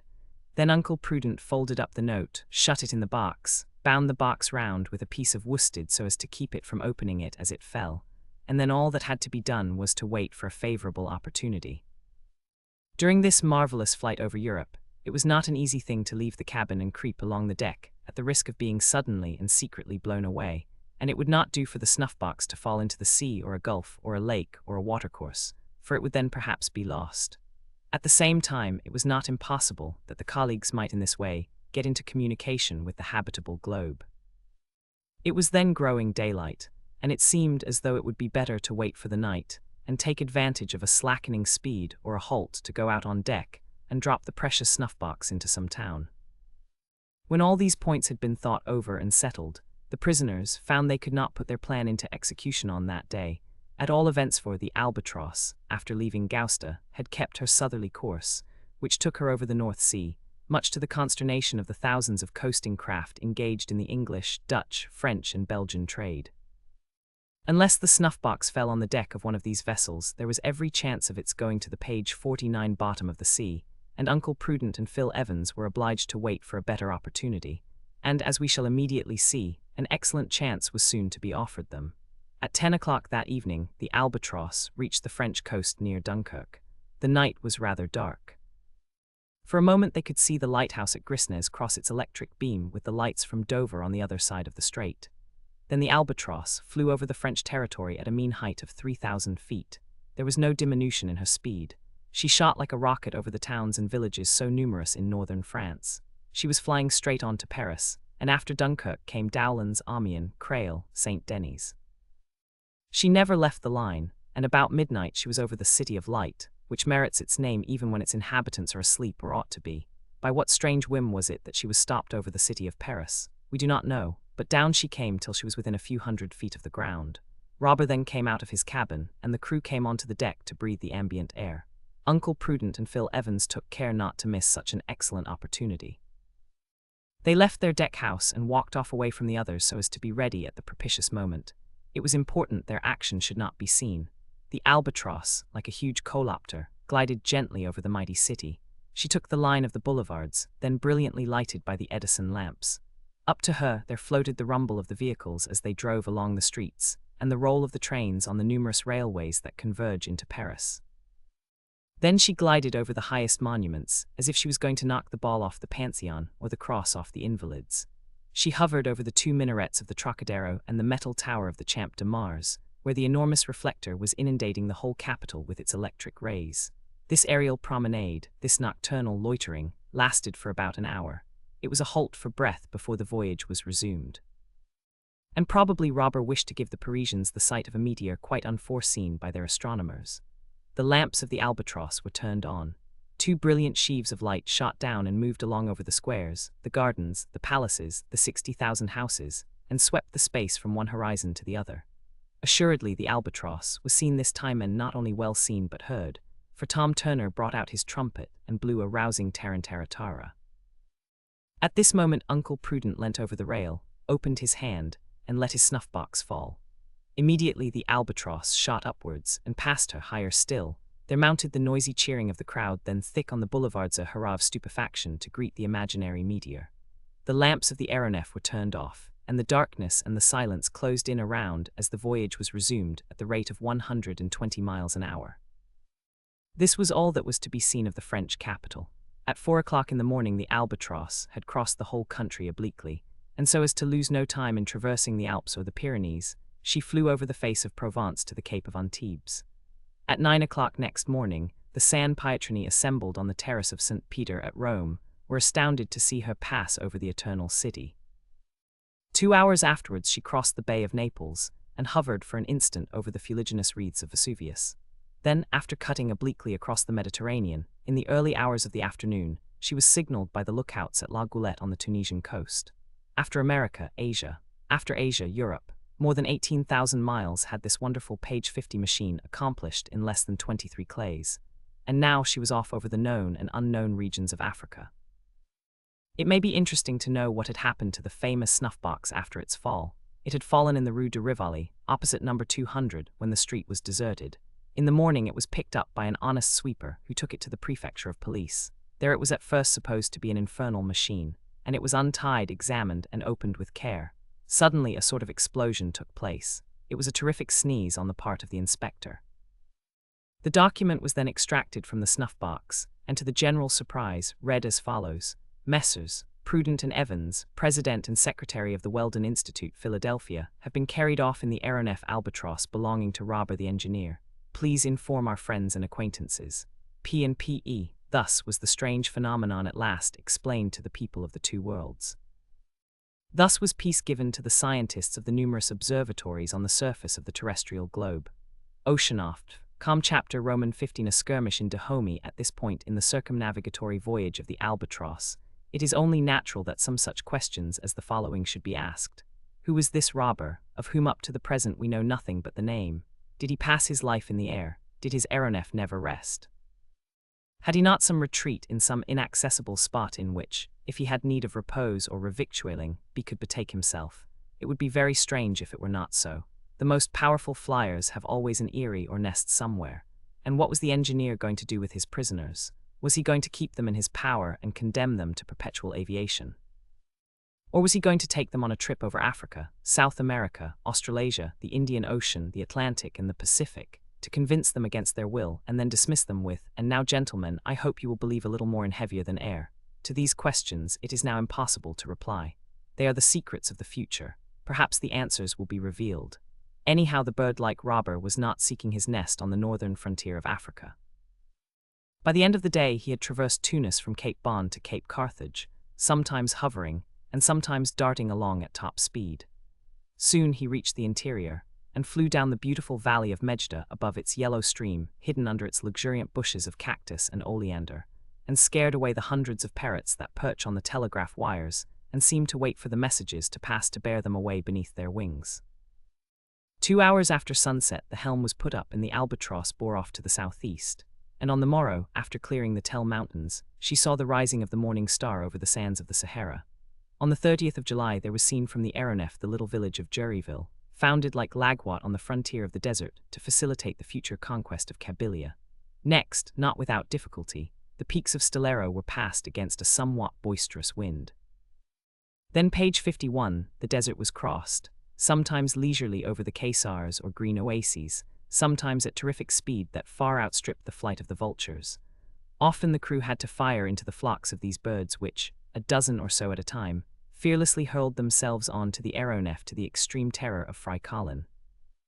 But if the vultures could only reply with cries and blows of beaks and talons, the natives, in no way less savage, were not sparing of their musket shots, particularly when crossing the mountain of Sel, whose green and violet slope bore its cape of white. Then the Albatross was at last over the Grand Sahara, and at once she rose into the higher zones so as to escape from a simoom which was sweeping a wave of ruddy sand along the surface of the ground like a boar on the surface of the sea. Then the desolate tablelands of Chetka scattered their ballast in blackish waves up to the fresh and verdant valley of Ain Massin. It is difficult to conceive the variety of the territories which could be seen at one view. To the green hills covered with trees and shrubs, there succeeded long grey undulations, draped like the folds of an Arab burnous, and broken in picturesque masses. In the distance could be seen the wadis with their torrential waters, their forests of palm trees, and blocks of small houses grouped on a hill around a mosque, among them Metlali, where there vegetates a religious chief, the Grand Marabout city Chik. Before night, several hundred miles had been accomplished above a flattish country ridged occasionally with large sandhills. If the Albatross had halted, she would have come to the earth in the depths of the Worgla oasis, hidden beneath an immense forest of palm trees. The town was clearly enough displayed with its 3 distinct quarters: the ancient palace of the Sultan, a kind of fortified kasbah, houses of brick which had been left to the sun to bake, and artesian wells dug in the valley where the aeronef could have renewed her water supply. But thanks to her extraordinary speed, the waters of the Hydasps taken in the Vale of Kashmir still filled her tanks in the center of the African desert. Was the Albatross seen by the Arabs, the Mozabites, and the Negroes who share amongst them the town of Worgla? Certainly, for she was saluted with many hundred gunshot, and the bullets fell back before they reached her. Then came the night, that silent night in the desert of which Felicien David has so poetically told us the secrets. During the following hours the course lay southwesterly, cutting across the routes of Algolia, one of which was explored in 1859 by the intrepid Duvrier. The darkness was profound. Nothing could be seen of the Trans-Saharan Railway constructing on the plans of Dupontel's long ribbon of iron, destined to bind together Algiers and Timbuktu by way of Lagwat and Gardea, and destined eventually to run down into the Gulf of Guinea. Then the Albatross entered the equatorial region below the Tropic of Cancer. 600 miles from the northern frontier of the Sahara, she crossed the route on which Major Lang met his death in 1846, and crossed the road of the caravans from Morocco to the Sudan, and that part of the desert swept by the Tuaregs, where could be heard what is called the Song of the Sand, a soft and plaintive murmur that seems to escape from the ground. Only one thing happened. A cloud of locusts came flying along, and there fell such a cargo of them on board as to threaten to sink the ship. But all hands set to work to clear the deck, and the locusts were thrown over except a few hundred kept by Tappage for his larder, and he served them up in so succulent a fashion that Fry Colin forgot for the moment his perpetual trances and said, "These are as good as prawns." Page 52. The aeronef was then 1,100 miles from the Worgla oasis, and almost on the northern frontier of the Sudan. About 2 o'clock in the afternoon, a city appeared in the bend of a large river. The river was the Niger. The city was Timbuktu. If up to then this African Mecca had only been visited by the travelers of the ancient world Batauta, Kazan, Imbert, Mungo Park, Adams, Lane, Kale, Barth, Lentz, on that day by a most singular chance the 2 Americans could boast of having seen, heard, and smelt it, on their return to America if they ever got back there. Of having seen it, because their view included the whole triangle of 3 or 4 miles in circumference. Of having heard it, because the day was one of some rejoicing, and the noise was terrible. Of having smelt it, because the olfactory nerve could not but be very disagreeably affected by the odors of the Yabukamo Square, where the meat market stands close to the palace of the ancient Samai kings. The engineer had no notion of allowing the president and secretary of the Weldon Institute to be ignorant that they had the honor of contemplating the Queen of the Sudan, now in the power of the Tuaregs of Taganet.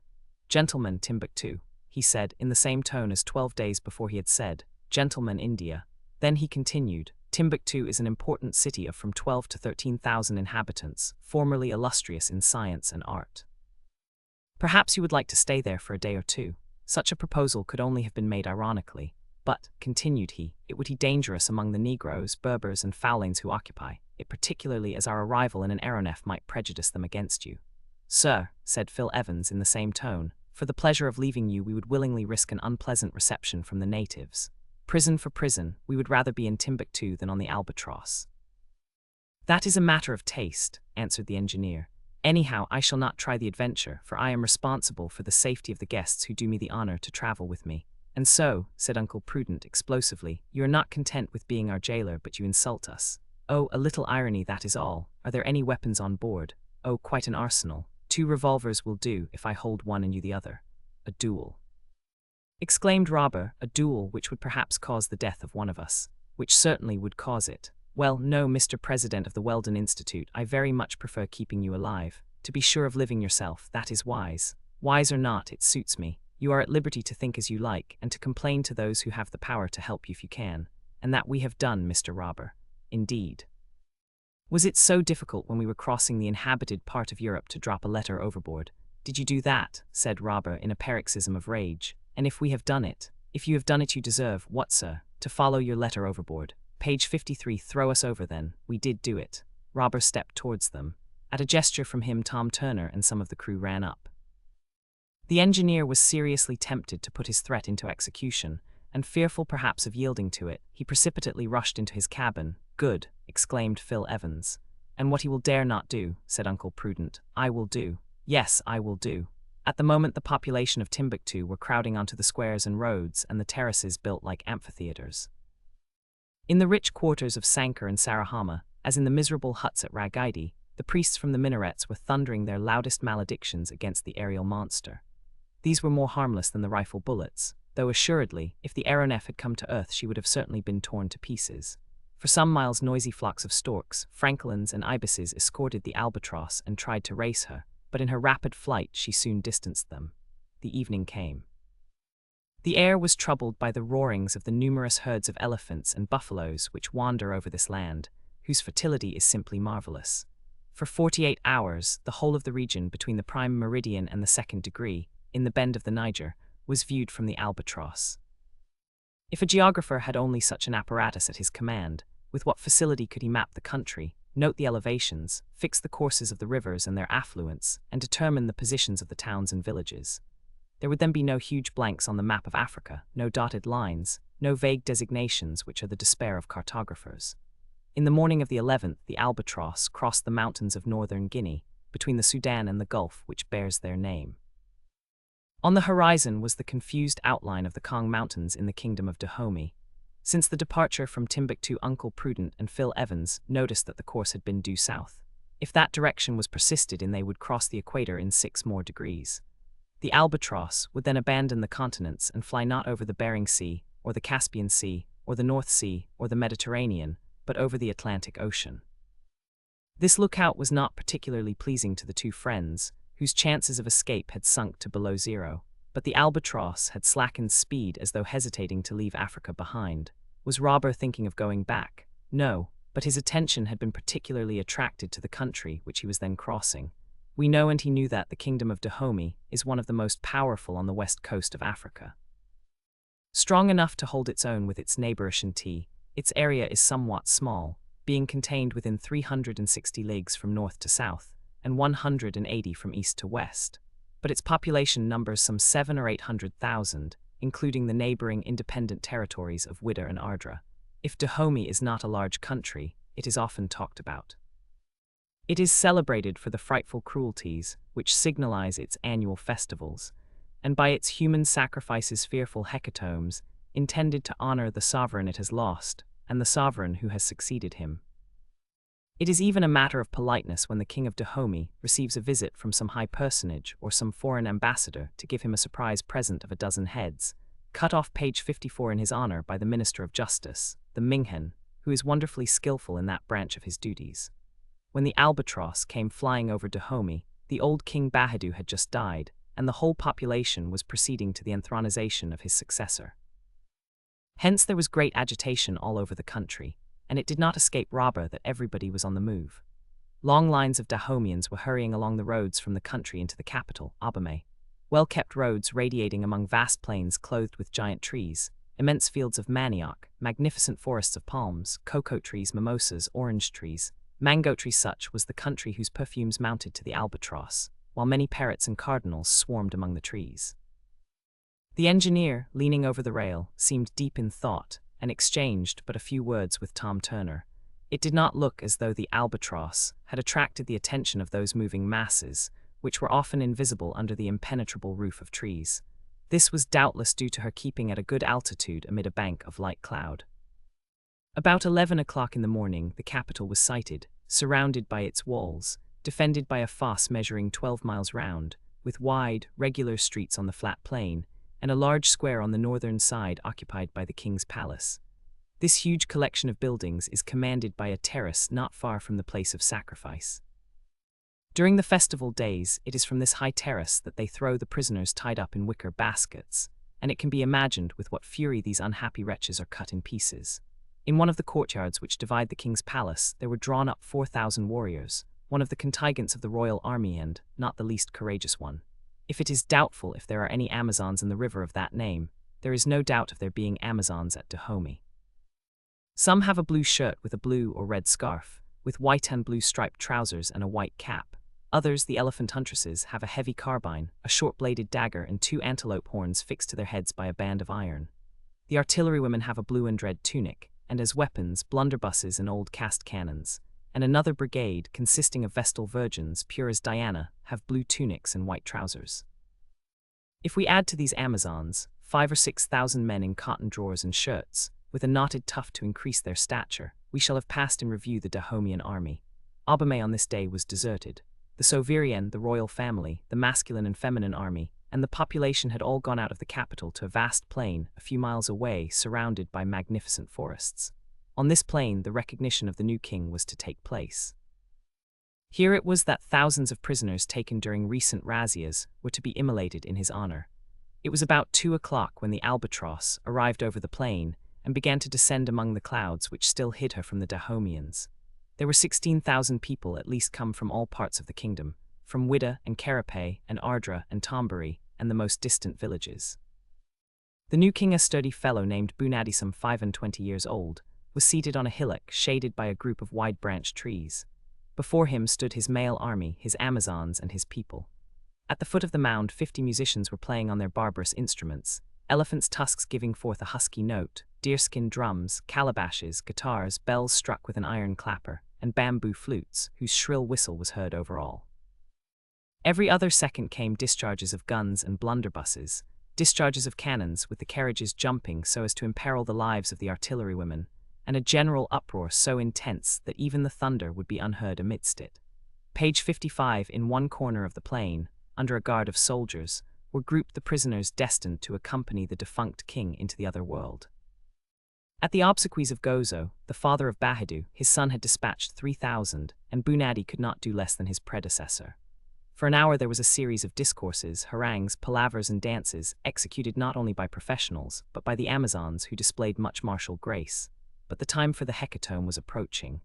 Robur, who knew the customs of Dahomey, did not lose sight of the men, women, and children reserved for butchery. The Minghin was standing at the foot of the hillock. He was brandishing his executioner's sword, with its curved blade surmounted by a metal bird, whose weight rendered the cut more certain. This time he was not alone. He could not have performed the task. Near him were grouped 100 executioners, all accustomed to cut off heads at one blow. The Albatross came slowly down in an oblique direction.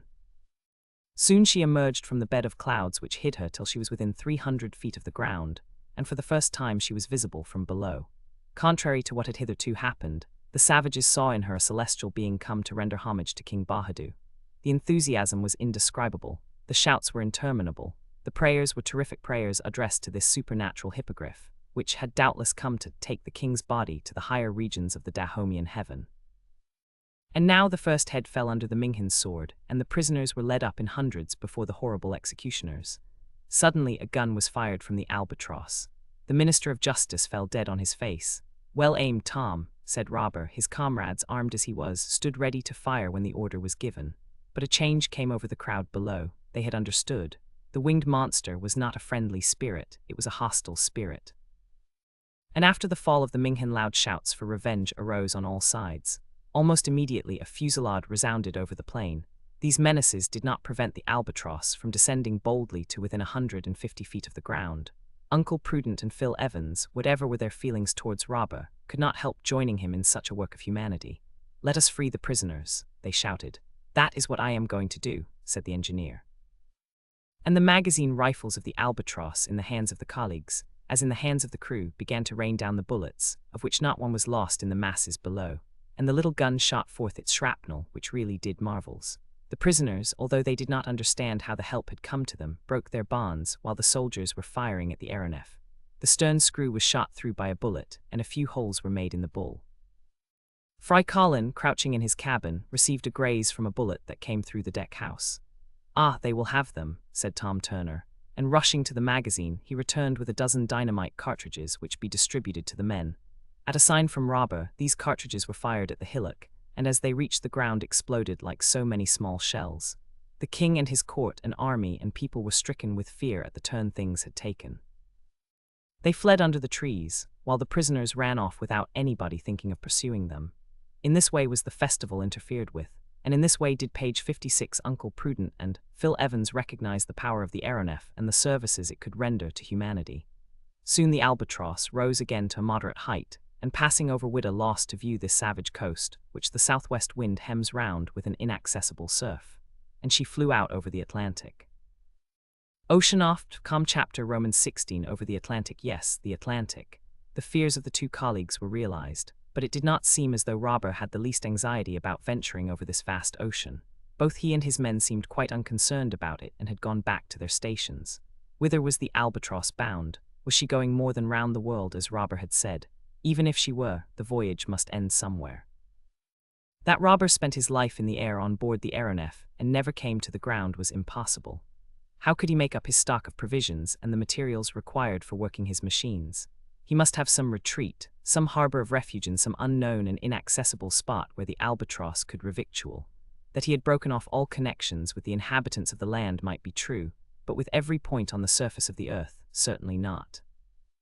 That being the case, where was this point? How had the engineer come to choose it? Was he expected by a little colony of which he was the chief? Could he there find a new crew? What means had he that he should be able to build so costly a vessel as the Albatross and keep her building secret? It is true his living was not expensive, but finally, who was this Robur? Where did he come from? What had been his history? Here were riddles impossible to solve, and Robur was not the man to assist willingly in their solution. It is not to be wondered at that these insoluble problems drove the colleagues almost to frenzy.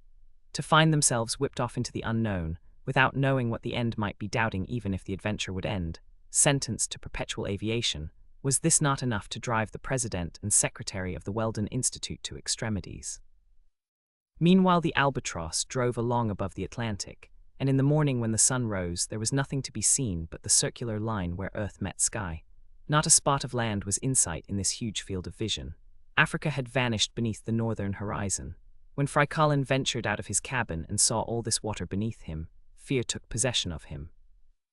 Of the 145 million square miles of which the area of the world's waters consists, the Atlantic claims about a quarter, and it seemed as though the engineer was in no hurry to cross it. There was now no going at full speed, none of the 120 miles an hour at which the Albatross had flown over Europe. Here, where the southwest winds prevail, the wind was ahead of them, and though it was not very strong, it would not do to defy it, and the Albatross was sent along at a moderate speed, which, however, easily outstripped that of the fastest mail boat. On the 13th of July she crossed the line, and the fact was duly announced to the crew. It was then that Uncle Prudent and Phil Evans ascertained that they were bound for the southern hemisphere. The crossing of the line took place without any of the Neptunian ceremonies that still linger on certain ships. Tappage was the only one to mark the event, and he did so by pouring a pint of water down Fry Colin's neck. On the 18th of July, when beyond the Tropic of Capricorn, another phenomenon was noticed, page 57, which would have been somewhat alarming to a ship on the sea.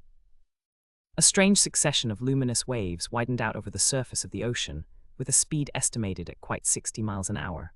The waves ran along at about 8 feet from one another, tracing 2 furrows of light. As night fell, a bright reflection rose even to the Albatross, so that she might have been taken for a flaming aerolite. Never before had Robur sailed on a sea of fire without heat which there was no need to flee from as it mounted upwards into the sky. The cause of this light must have been electricity. It could not be attributed to a bank of fish spawn, nor to a crowd of those animalculae that give phosphorescence to the sea, and this showed that the electrical tension of the atmosphere was considerable. In the morning, an ordinary ship would probably have been lost, but the Albatross played with the winds and waves like the powerful bird whose name she bore. If she did not walk on their surface like the petrels, she could like the eagles find calm and sunshine in the higher zones. They had now passed the 47th parallel. The day was but little over 7 hours long, and would become even less as they approached the pole. About 1 o'clock in the afternoon, the Albatross was floating along in a lower current than usual, about 100 feet from the level of the sea. The air was calm, but in certain parts of the sky were thick black clouds, massed in mountains on their upper surface and ruled off below by a sharp horizontal line. From these clouds a few lengthy protuberances escaped, and their points as they fell seemed to draw up hills of foaming water to meet them. Suddenly the water shot up in the form of a gigantic hourglass, and the Albatross was enveloped in the eddy of an enormous waterspout, while 20 others, black as ink, raged around her. Fortunately, the gyratory movement of the water was opposite to that of the suspensory screws, otherwise the aeronef would have been hurled into the sea, but she began to spin round on herself with frightful rapidity. The danger was immense, and perhaps impossible to escape, for the engineer could not get through the spout which sucked him back in defiance of his propellers. The men, thrown to the ends of the deck by centrifugal force, were grasping the rail to save themselves from being shot off. "Keep cool," shouted Robur. They wanted all their coolness and their patience too. Uncle Prudent and Phil Evans, who had just come out of their cabin, were hurled back at the risk of flying overboard. As she spun, the Albatross was carried along by the spout, which pirouetted along the waves with a speed enough to make the helices jealous. And if she escaped from the spout, she might be caught by another and jerked to pieces with the shock. "Get the gun ready," said Robur. The order was given to Tom Turner, who was crouching behind the swivel amidships where the effect of the centrifugal force was least felt. He understood. In a moment he had opened the breech and slipped a cartridge from the ammunition box at hand. The gun went off and the waterspouts collapsed, and with them vanished the platform of cloud they seemed to bear above them. "Nothing broken on board?" asked Robur. "No," answered Tom Turner, "but we don't want to have another game of humming top like that." For 10 minutes or so the Albatross had been in extreme peril. Had it not been for her extraordinary strength of build, she would have been lost. During this passage of the Atlantic, many were the hours whose monotony was unbroken by any phenomenon whatever. The days grew shorter and shorter, and the cold became keen. Uncle Page 58 Prudent and Phil Evans saw little of Robur.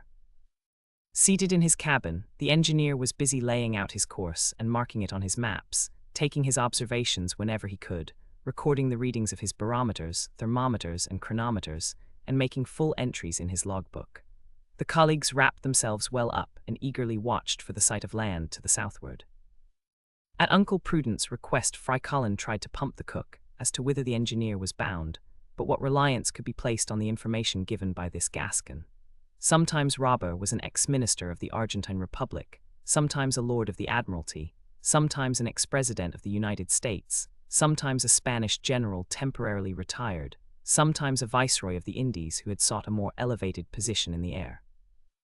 Sometimes he possessed millions, thanks to successful razzias in the aeronef, and he had been proclaimed for piracy.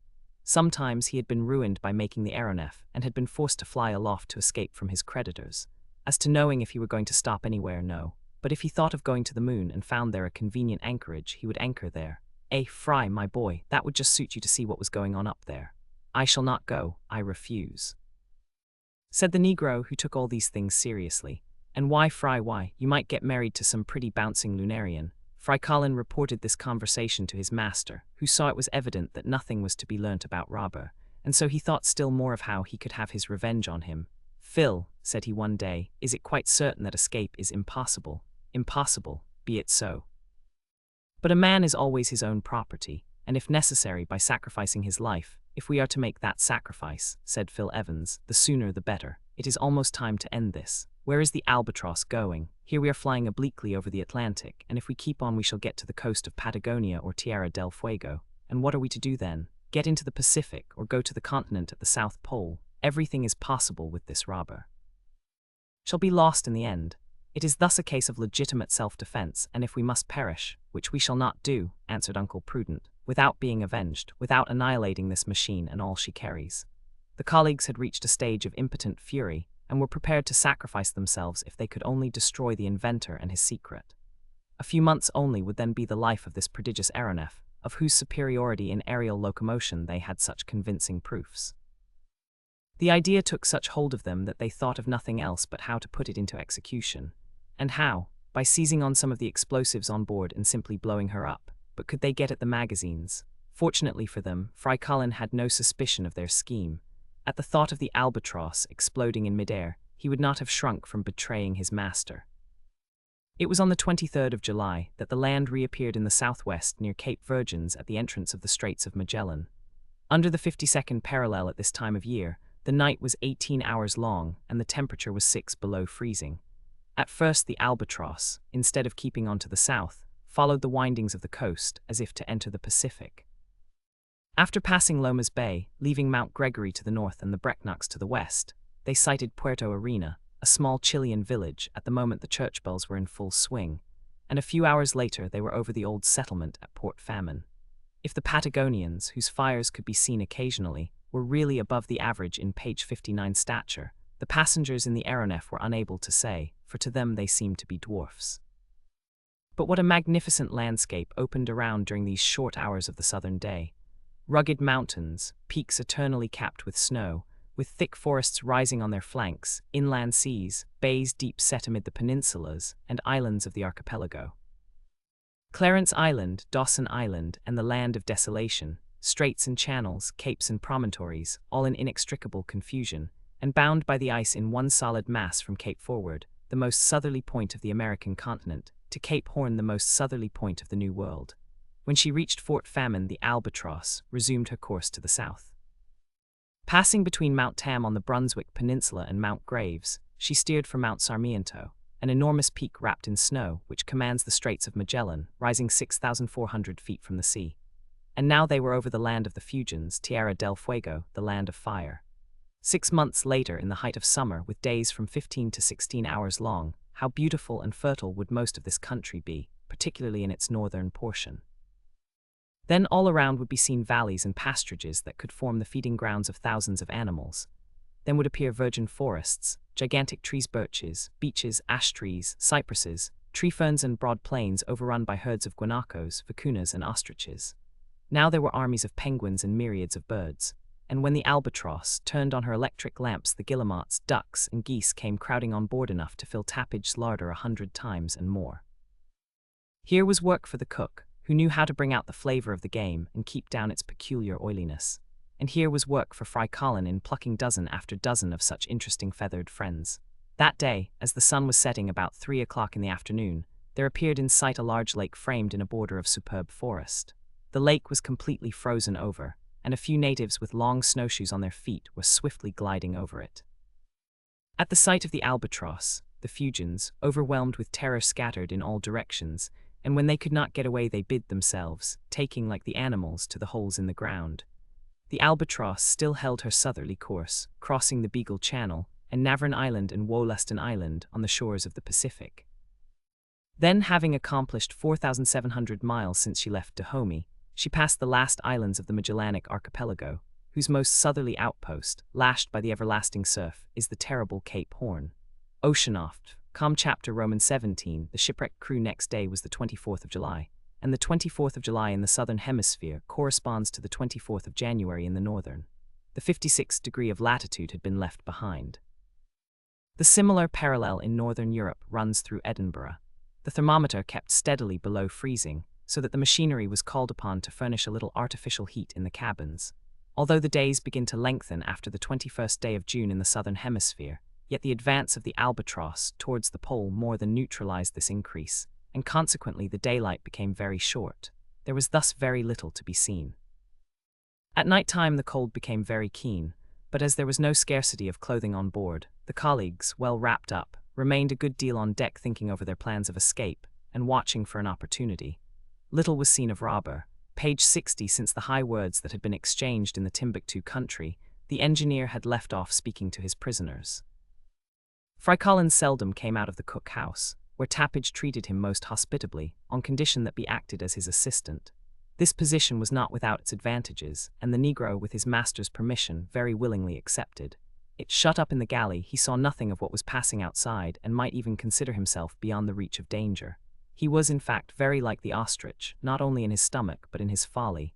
But whither went the Albatross? Was she in midwinter bound for the southern seas or continents round the pole? In this icy atmosphere, even granting that the elements of the batteries were unaffected by such frost, would not all the crew succumb to a horrible death from the cold? That Robur should attempt to cross the pole in the warm season was bad enough, but to attempt such a thing in the depth of the winter night would be the act of a madman. Thus reasoned the president and secretary of the Weldon Institute. Now they had been brought to the end of the continent of the New World, which is still America, although it does not belong to the United States. What was this intractable robber going to do? Had not the time arrived for them to end the voyage by blowing up the ship? It was noticed that during the 24th of July, the engineer had frequent consultations with his mate. He and Tom Turner kept constant watch on the barometer, not so much to keep themselves informed of the height at which they were traveling as to be on the lookout for a change in the weather. Evidently some indications had been observed of which it was necessary to make careful note. Uncle Prudent also remarked that Robur had been taking stock of the provisions and stores, and everything seemed to show that he was contemplating turning back. "Turning back," said Phil Evans. "But where to?" "Where he can reprovision the ship," said Uncle Prudent. "That ought to be in some lonely island in the Pacific with a colony of scoundrels worthy of their chief. That is what I think. I fancy he is going west, and with the speed he can get up it would not take him long to get home.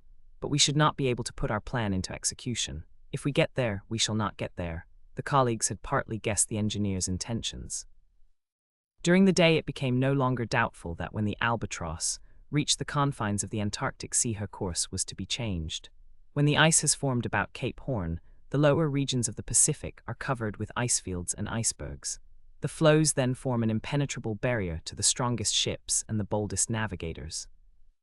Of course, by increasing the speed of her wings, the Albatross could clear the mountains of ice accumulated on the ocean as she could the mountains of earth on the polar continent if it is a continent that forms the cap of the southern pole. But would she attempt it in the middle of the polar night, in an atmosphere of 60 below freezing? After she had advanced about 100 miles to the south, the Albatross headed westerly, as if for some unknown island of the Pacific. Beneath her stretched the liquid plain between Asia and America. The waters now had assumed that singular color which has earned for them the name of the Milky Sea. In the half-shadow, which page 61 the enfeebled rays of the sun were unable to dissipate, the surface of the Pacific was a milky white. It seemed like a vast snowfield, whose undulations were imperceptible at such a height. If the sea had been solidified by the cold, and converted into an immense ice field, its aspect could not have been much different. They knew that the phenomenon was produced by myriads of luminous particles of phosphorescent corpuscles, but it was surprising to come across such an opalescent mass beyond the limits of the Indian Ocean. Suddenly the barometer fell after keeping somewhat high during the earlier hours of the day. Evidently the indications were such as a shipmaster might feel anxious at, though the master of an aeronef might despise them.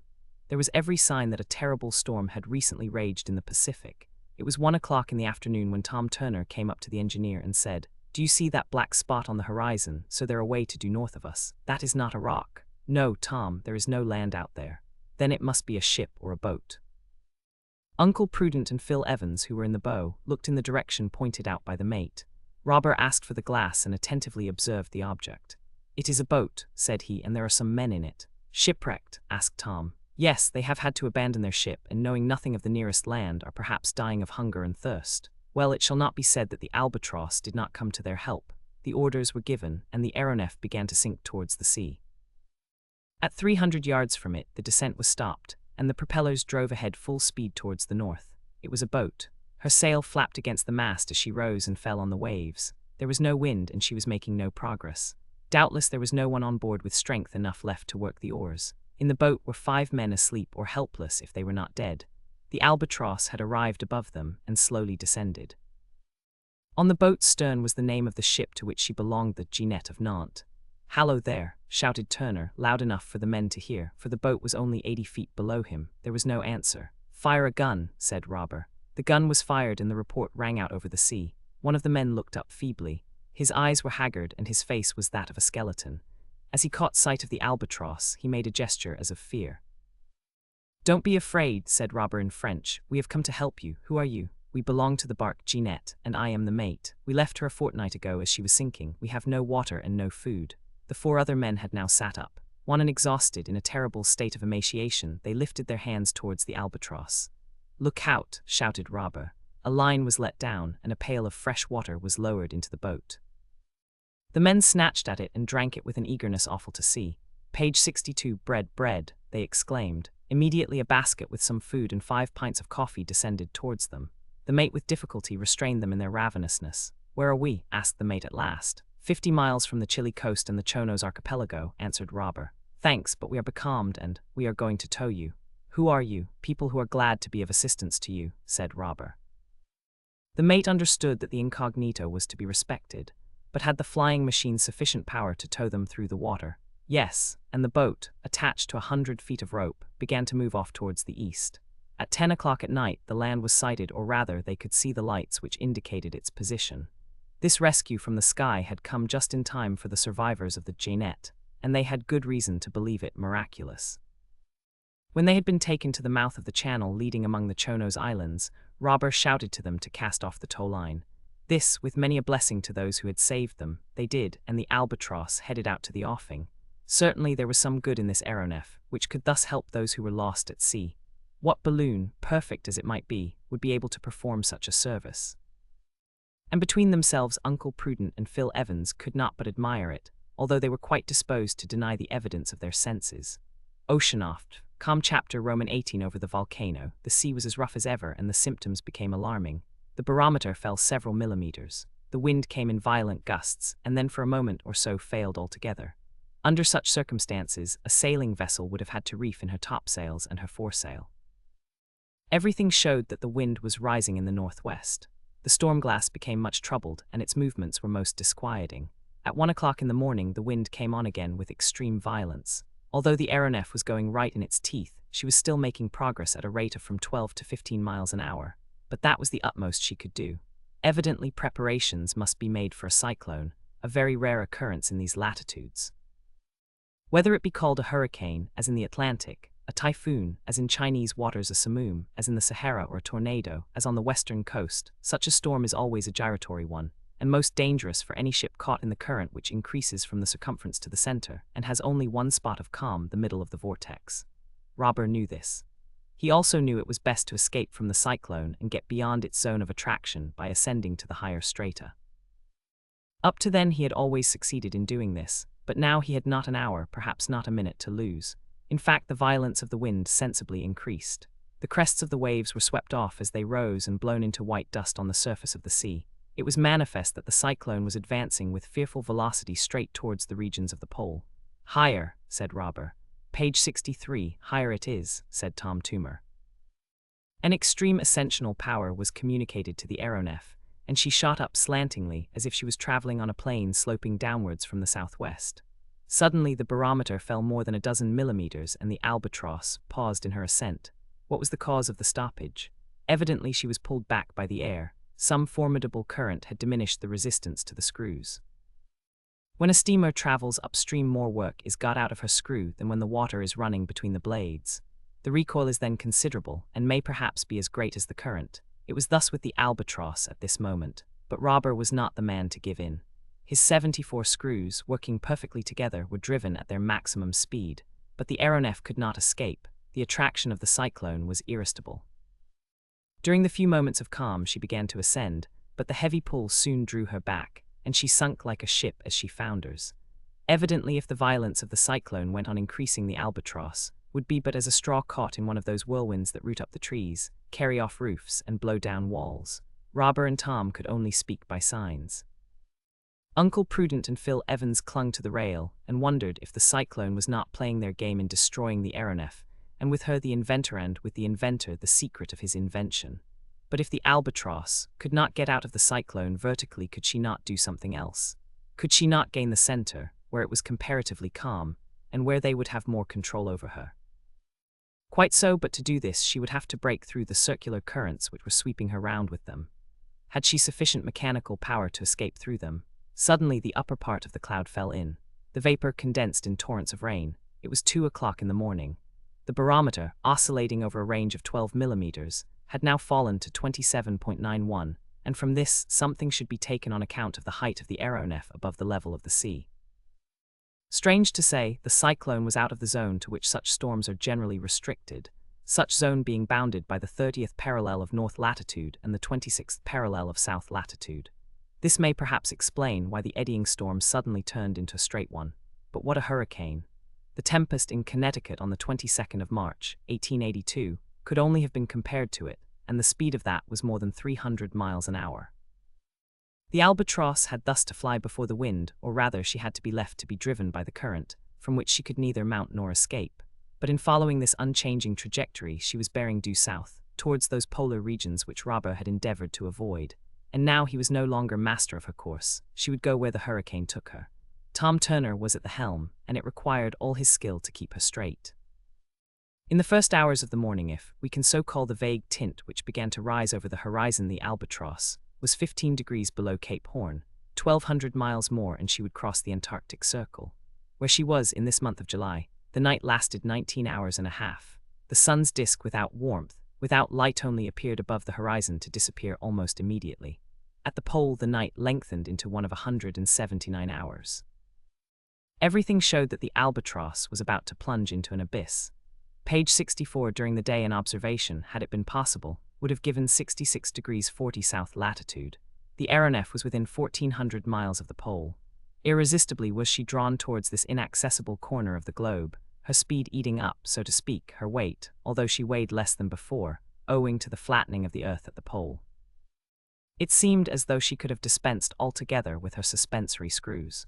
And soon the fury of the storm reached such a height that Robur thought it best to reduce the speed of her helices as much as possible, so as to avoid disaster, and only enough speed was given to keep the aeronef under control of the rudder.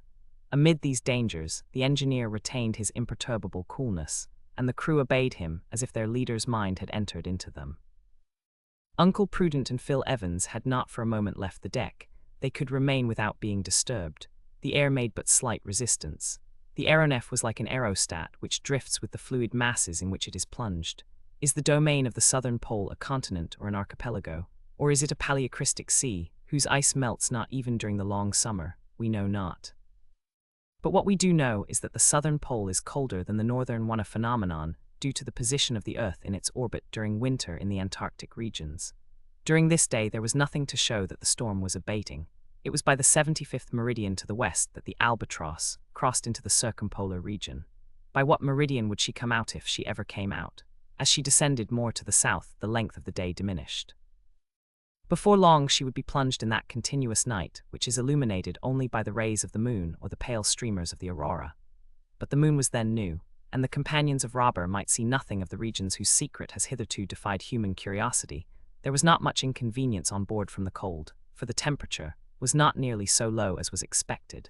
It seemed as though the hurricane was a sort of Gulf Stream, carrying a certain amount of heat along with it. Great was the regret that the whole region was in such profound obscurity. Even if the moon had been in full glory, but few observations could have been made. At this season of the year, an immense curtain of snow, an icy carapace, covers up the polar surface. There was none of that ice blink to be seen, that whitish tint of which the reflection is absent from dark horizons. Under such circumstances, how could they distinguish the shape of the ground, the extent of the seas, the position of the islands? How could they recognize the hydrographic network of the country or the orographic configuration, and distinguish the hills and mountains from the icebergs and floes? A little after midnight an aurora illuminated the darkness. With its silver fringes and spangles radiating over space, it seemed like a huge fan open over half the sky. Its farthest electric effluences were lost in the Southern Cross, whose 4 bright stars were gleaming overhead. The phenomenon was one of incomparable magnificence, and the light showed the face of the country as a confused mass of white. It need not be said that they had approached so near to the pole that the compass was constantly affected, and gave no precise indication of the course pursued. Its inclination was such that at one time Robur felt certain they were passing over the magnetic pole discovered by Sir James Ross. And an hour later, in calculating the angle the needle made with the vertical, he exclaimed, "The South Pole is beneath us." Page 65. A white cap appeared, but nothing could be seen of what it bid under its ice. A few minutes afterwards the aurora died away, and the point where all the world's meridians cross is still to be discovered. If Uncle Prudent and Phil Evans wished to bury in the most mysterious solitudes the aeronef and all she bore, the moment was propitious. If they did not do so, it was doubtless because the explosive they required was still denied to them. The hurricane still raged and swept along with such rapidity that had a mountain been met with, the aeronef would have been dashed to pieces like a ship on a lee shore. Not only had the power gone to steer her horizontally, but the control of her elevation had also vanished, and it was not unlikely that mountains did exist in these Antarctic lands. Any instant a shock might happen which would destroy the Albatross. Such a catastrophe became more probable as the wind shifted more to the east after they passed the prime meridian. Two luminous points then showed themselves ahead of the Albatross. There were the two volcanoes of the Ross Mountains, Erebus and Terror. Was the Albatross to be shriveled up in their flames like a gigantic butterfly? An hour of intense excitement followed. One of the volcanoes, Erebus, seemed to be rushing at the aeronef, which could not move from the bed of the hurricane. The cloud of flame grew as they neared it. A network of fire barred their road. A brilliant light shone round over all. The figures on board stood out in the bright light as if come from another world. Motionless, without a sound or a gesture, they waited for the terrible moment when the furnace would wrap them in its fires. But the storm that bore the Albatross saved them from such a fearful fate. The flames of Erebus were blown down by the hurricane as it passed, and the Albatross flew over unhurt. She swept through a hail of ejected material, which was fortunately kept at bay by the centrifugal action of the suspensory screws, and she harmlessly passed over the crater while it was in full eruption. An hour afterwards, the horizon hid from their view the two colossal torches which light the confines of the world during the long polar night. At 2 o'clock in the morning, Balleny Island was sighted on the coast of Discovery Land, though it could not be recognized owing to its being bound to the mainland by a cement of ice. And the Albatross emerged from the polar circle on the 175th meridian. The hurricane had carried her over the icebergs and ice floes, against which she was in danger of being dashed 100 times or more. She was not in the hands of the helmsman, but in the hand of God, and God is a good pilot. The aeronef sped along to the north, and at the 60th parallel the storm showed signs of dying away. Its violence sensibly diminished. The Albatross began to come under control again, and, what was a great comfort, had again entered the lighted regions of the globe, and the day reappeared about 8 o'clock in the morning. Robur had been carried by the storm into the Pacific over the polar region, accomplishing 4,350 miles in 19 hours, or about 3 miles a minute, a speed almost double that which the Albatross was equal to with her propellers under ordinary circumstances. But he did not know where he then was owing to the disturbance of the needle in the neighborhood of the magnetic pole, and he would have to wait till the sun shone out under convenient conditions for observation. Unfortunately, heavy clouds covered the sky all that day, and the sun did not appear. Page 66. This was a disappointment more keenly felt, as both propelling screws had sustained damage during the tempest. Robur, much disconcerted at this accident, could only advance at a moderate speed during this day, and when he passed over the antipodes of Paris was only going about 18 miles an hour.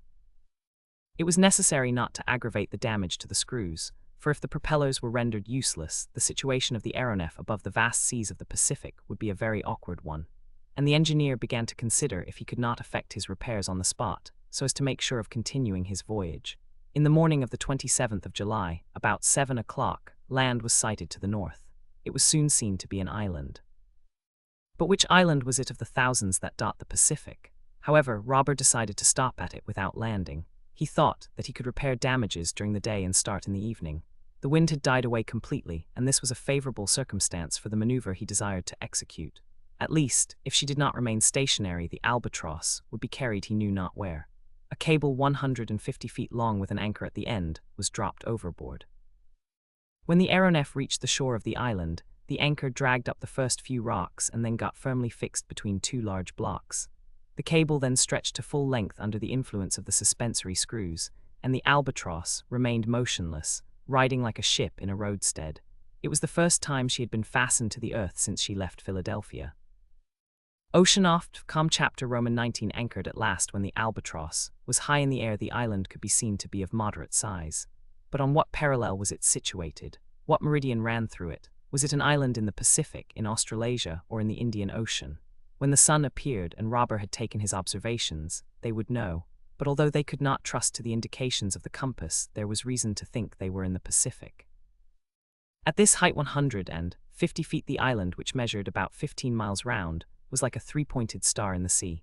Off the southwest point was an islet and a range of rocks. On the shore there were no tide marks, and this tended to confirm Robur in his opinion as to his position, for the ebb and flow are almost imperceptible in the Pacific.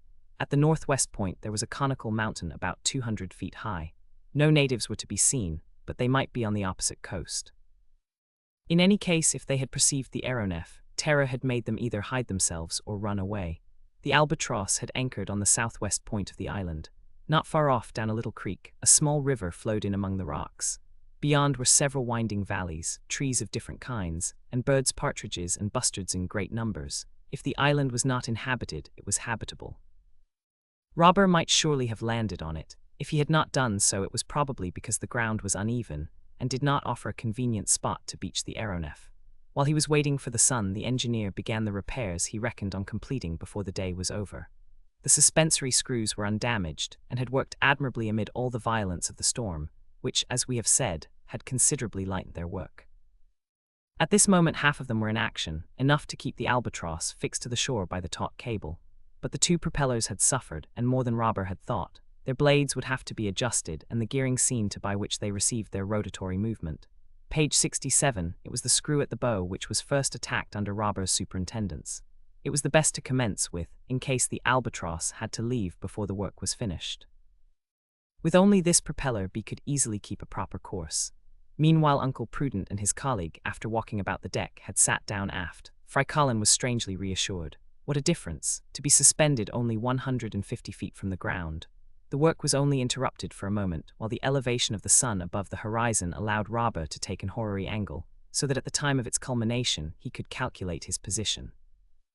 The result of the observation, taken with the greatest exactitude, was as follows: longitude 176 degrees 10 west, latitude 44 degrees 25 south. This point on the map answered to the position of the Chatham Islands, and particularly of Pitt Island, one of the group. "That is nearer than I supposed," said Robur to Tom Turner. "How far off are we?" 46 degrees south of X Island, or 2,800 miles. "All the more reason to get our propellers into order," said the mate. "We may have the wind against us this passage, and with the little stores we have left we ought to get to X as soon as possible." "Yes, Tom, and I hope to get under way tonight, even if I go with one screw and put the other to rights on the voyage." "Mr. Robur," said Tom, "what is to be done with those two gentlemen and their servant? Do you think they would complain if they became colonists of X Island?" But where was this X? It was an island lost in the immensity of the Pacific Ocean between the equator and the Tropic of Cancer, an island most appropriately named by Robur in this algebraic fashion. It was in the north of the South Pacific, a long way out of the route of interoceanic communication. There it was that Robur had founded his little colony, and there the Albatross rested when tired with her flight. There she was provisioned for all her voyages. In X Island, Robur, a man of immense wealth, had established a shipyard in which he built his aeronef. There he could repair it and even rebuild it. In his warehouses were materials and provisions of all sorts stored for the 50 inhabitants who lived on the island. When Robur had doubled Cape Horn a few days before, his intention had been to regain X Island by crossing the Pacific obliquely. But the cyclone had seized the Albatross, and the hurricane had carried her away to the south. In fact, he had been brought back to much the same latitude as before, and if his propellers had not been damaged, the delay would have been of no importance. His object was therefore to get back to X Island, but as the mate had said, the voyage would be a long one and the winds would probably be against them. The mechanical power of the Albatross was, however, quite equal to taking her to her destination, and under ordinary circumstances she would be there in 3 or 4 days. Hence Robur's resolve to anchor on the Chatham Islands. There was every opportunity for repairing at least the forescrew. He had no fear that if the wind were to rise, he would be driven to the south instead of to the north. When night came, the repairs would be finished, and he would have to maneuver so as to weigh anchor. If it were too firmly fixed in the rocks, he could cut the cable and resume his flight towards the equator. Page 68. The crew of the Albatross, knowing there was no time to lose, set to work vigorously. While they were busy in the bow of the aeronef, Uncle Prudent and Phil Evans held a little conversation together which had exceptionally important consequences.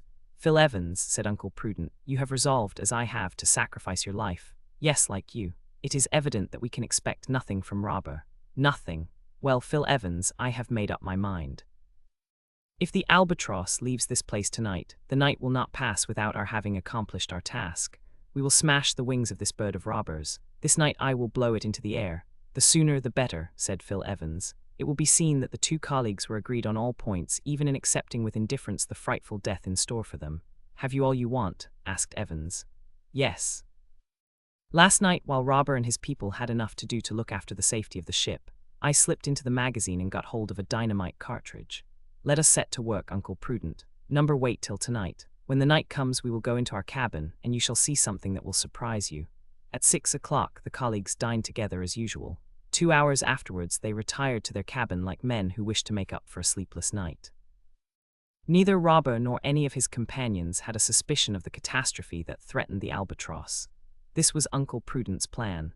As he had said, he had stolen into the magazine, and there had possessed himself of some powder and cartridge like those used by Robur in Dahomey. Returning to his cabin, he had carefully concealed the cartridge with which he had resolved to blow up the Albatross in midair. Phil Evans, screened by his companion, was now examining the infernal machine, which was a metallic canister containing about 2 pounds of dynamite, enough to shatter the aeronef to atoms. If the explosion did not destroy her at once, it would do so in her fall. Nothing was easier than to place this cartridge in a corner of the cabin, so that it would blow in the deck and tear away the framework of the hull. But to obtain the explosion, it was necessary to adjust the fulminating cap with which the cartridge was fitted. This was the most delicate part of the operation, for the explosion would have to be carefully timed, so as not to occur too soon or too late. Uncle Prudent had carefully thought over the matter. His conclusions were as follows. As soon as the fore-propeller was repaired, the aeronef would resume her course to the north, and that done Robur and his crew would probably come aft to put the other screw into order. The presence of these people about the cabin might interfere with his plans, and so he had resolved to make a slow match do duty as a time fuse. When I got the cartridge, said he to Phil Evans, I took some gunpowder as well. With the powder I will make a fuse that will take some time to burn, and which will lead into the fulminate. My idea is to light it about midnight, so that the explosion will take place about 3 or 4 o'clock in the morning. Well planned, said Phil Evans. The colleagues, as we see, had arrived at such a stage as to look with the greatest nonchalance on the awful destruction in which they were about to perish. Their hatred against Robur and his page 69 people had so increased that they would sacrifice their own lives to destroy the Albatross and all she bore. The act was that of madmen. It was horrible, but at such a pitch had they arrived after 5 weeks of anger that could not vent itself, of rage that could not be gratified. And Fry Colin, asked Phil Evans, have we the right to dispose of his life? We shall sacrifice ours as well, said Uncle Prudent. But it is doubtful if Fry Colin would have thought the reason sufficient. Immediately Uncle Prudent set to work, while Evans kept watch in the neighborhood of the cabin. The crew were all at work forward. There was no fear of being surprised. Uncle Prudent began by rubbing a small quantity of the powder very fine, and then, having slightly moistened it, he wrapped it up in a piece of rag in the shape of a match. When it was lighted, he calculated it would burn about 1 inch in 5 minutes, or a yard in 3 hours. The match was tried and found to answer, and was then wound round with string and attached to the cap of the cartridge. Uncle Prudent had all finished about 10 o'clock in the evening without having excited the least suspicion. During the day the work on the forescrew had been actively carried on, but it had had to be taken on board to adjust the twisted blades. Of the piles and accumulators and the machinery that drove the ship nothing was damaged. When night fell, Robur and his men knocked off work. The fore-propeller not been got into place, and to finish it would take another 3 hours. After some conversation with Tom Turner, it was decided to give the crew a rest, and postpone what required to be done to the next morning. The final adjustment was a matter of extreme nicety, and the electric lamps did not give so suitable a light for such work as the daylight. Uncle Prudent and Phil Evans were not aware of this. They had understood that the screw would be in place during the night, and that the Albatross would be on her way to the north. The night was dark and moonless. Heavy clouds made the darkness deeper. A light breeze began to rise. A few puffs came from the southwest, but they had no effect on the Albatross. She remained motionless at her anchor, and the cable stretched vertically downward to the ground. Uncle Prudent and his colleague, imagining they were underway again, sat shut up in their cabin, exchanging but a few words and listening to the frrrr of the suspensory screws, which drowned every other sound on board. They were waiting till the time of action arrived. A little before midnight Uncle Prudent said, "It is time." Under the berths in the cabin was a sliding box, forming a small locker, and in this locker Uncle Prudent put the dynamite and the slow match. In this way the match would burn without betraying itself by its smoke or spluttering. Uncle Prudent lighted the end and pushed back the box under the berth with "Now let us go aft and wait." They then went out and were astonished not to find the steersman at his post. Phil Evans leant out over the rail. "The Albatross is where she was," said he in a low voice. "The work is not finished. They have not started." Uncle Prudent made a gesture of disappointment. "We shall have to put out the match," said he. "No," said Phil Evans, "we must escape." "Escape? Yes, down the cable. 50 yards is nothing." "Nothing, of course, Phil Evans, and we should be fools not to take the chance now it has come." Page 70. But first they went back to the cabin and took away all they could carry, with a view to a more or less prolonged stay on the Chatham Islands. Then they shut the door and noiselessly crept forward, intending to wake Fry Colin and take him with them. The darkness was intense. The clouds were racing up from the southwest, and the aeronef was tugging at her anchor and thus throwing the cable more and more out of the vertical. There would be no difficulty in slipping down it. The colleagues made their way along the deck, stopping in the shadow of the deckhouses to listen if there was any sound. The silence was unbroken. No light shone from the portholes. The aeronef was not only silent, she was asleep. Uncle Prudent was close to Fry Colin's cabin when Phil Evans stopped him. The lookout. He said. A man was crouching near the deck house. He was only half asleep. All flight would be impossible if he were to give the alarm. Close by were a few ropes and pieces of rag and waste used in the work at the screw. An instant afterwards the man was gagged and blindfolded and lashed to the rail, unable to utter a sound or move an inch. This was done almost without a whisper. Uncle Prudent and Phil Evans listened. Ali was silent within the cabins. Everyone on board was asleep. They reached Fry Colin's cabin. Tappage was snoring away in a style worthy of his name, and that promised well. To his great surprise, Uncle Prudent had not even to push Fry Colin's door. It was open. He stepped into the doorway and looked around. "Nobody here," he said. "Nobody, where can he be?" asked Phil Evans. They went into the bow, thinking Fry Colin might perhaps be asleep in the corner. Still they found nobody. "Has the fellow got the start of us?" asked Uncle Prudent. "Whether he has or not," said Phil Evans, "we can't wait any longer. Down you go." Without hesitation the fugitives one after the other clambered over the side and, seizing the cable with hands and feet, slipped down it safe and sound to the ground. Think of their joy at again treading the earth they had lost for so long, at walking on solid ground and being no longer the playthings of the atmosphere. They were staring up the creek to the interior of the island when suddenly a form rose in front of them. It was Fry Colin. The Negro had had the same idea as his master and the audacity to start without telling him. But there was no time for recriminations, and Uncle Prudent was in search of a refuge in some distant part of the island when Phil Evans stopped him. "Uncle Prudent," said he, "here we are safe from Robur. He is doomed like his companions to a terrible death. He deserves it, we know. But if he would swear on his honor not to take us prisoners again, the honor of such a man—" Uncle Prudent did not finish his sentence. There was a noise on the Albatross. Evidently the alarm had been given. The escape was discovered. "Help, help," shouted somebody. It was the lookout man who had got rid of his gag. Hurried footsteps were heard on deck. Almost immediately the electric lamps shot beams over a large circle. There they are," shouted Tom Turner. The fugitives were seen. Page 71. At the same instant an order was given by Robur, and the suspensory screws being slowed, the cable was hauled in on board and the Albatross sank towards the ground. At this moment the voice of Phil Evans was heard shouting, "Engineer Robur, will you give us your word of honor to leave us free on this island?" "Never," said Robur, and the reply was followed by the report of a gun, and the bullet grazed Phil's shoulder. "Ah, the brutes," said Uncle Prudent.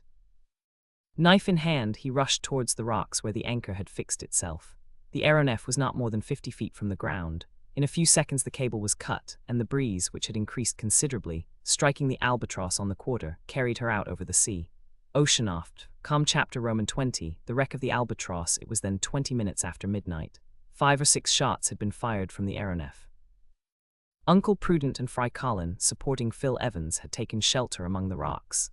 They had not been hit. For the moment there was nothing to fear. As the Albatross drifted off from Pitt Island, she rose obliquely to nearly 3,000 feet. It was necessary to increase the ascensional power to prevent her falling into the sea. When the lookout man had got clear of his gag and shouted, Robur and Tom Turner had rushed up to him and torn off his bandage. The mate had then run back to the stern cabin. It was empty. Tappage had searched Fry Colin's cabin, and that also was empty. When he saw that the prisoners had escaped, Robur was seized with a paroxysm of anger. The escape meant the revelation of his secret to the world. He had not been much concerned at the document thrown overboard while they were crossing Europe, for there were so many chances that it would be lost in its fall. But now, as he grew calm, "They have escaped," said he. "Be it so. But they cannot get away from Pitt Island, and in a day or so I will go back. I will recapture them." And then, in fact, the safety of the 3 fugitives was by no means assured. The Albatross would be repaired and return well in hand. Before the day was out, they might again be in the power of the engineer. Before the day was out, but in 2 hours the Albatross would be annihilated. The dynamite cartridge was like a torpedo fastened to her hull, and would accomplish her destruction in midair. The breeze freshened, and the aeronef was carried to the northeast. Although her speed was but moderate, she would be out of sight of the Chatham Islands before sunrise. To return against the wind she must have her propellers going, particularly the one in the bow. "Tom," said the engineer, "turn the lights full on." "Yes, sir," and all hands to work. "Yes, sir." There was no longer any idea of putting off the work till tomorrow. There was now no thought of fatigue. Not one of the men of the Albatross failed to share in the feelings of his chief. Not one but was ready to do anything to recapture the fugitives. Page 72. As soon as the screw was in place, they would return to the island and drop another anchor, and give chase to the fugitives. Then only would they begin repairing the stern screw, and then the aeronef could resume her voyage across the Pacific to X Island. It was important, above all things, that the Albatross should not be carried too far to the northeast, but unfortunately the breeze grew stronger, and she could not head against it, or even remain stationary. Deprived of her propellers, she was an unguidable balloon. The fugitives on the shore knew that she would have disappeared before the explosion blew her to pieces. Robur felt much disappointment at seeing his plans so interfered with. Would it not take him much longer than he thought to get back to his old anchorage? While the work at the screw was actively pushed on, he resolved to descend to the surface of the sea, in the hope that the wind would there be lighter. Perhaps the Albatross would be able to remain in the neighborhood until she was again fit to work to windward. The maneuver was instantly executed. If a passing ship had sighted the aerial machine as she gunked through the air, with her electric lights in full blaze, with what terror would she have been seized? When the Albatross was a few hundred feet from the waves, she stopped. Unfortunately, Robur found that the breeze was stronger here than above, and the aeronef drifted off more rapidly. He risked being blown a long way off to the northeast, and that would delay his return to Pitt Island. In short, after several experiments, he found it better to keep his ship well up in the air, and the Albatross went aloft to about 10,000 feet. There, if she did not remain stationary, the drifting was very slight. The engineer could thus hope that by sunrise at such an altitude he would still be in sight of the island.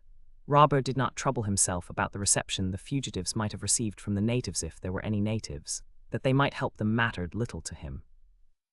With the powers of offense possessed by the Albatross, they would be promptly terrified and dispersed.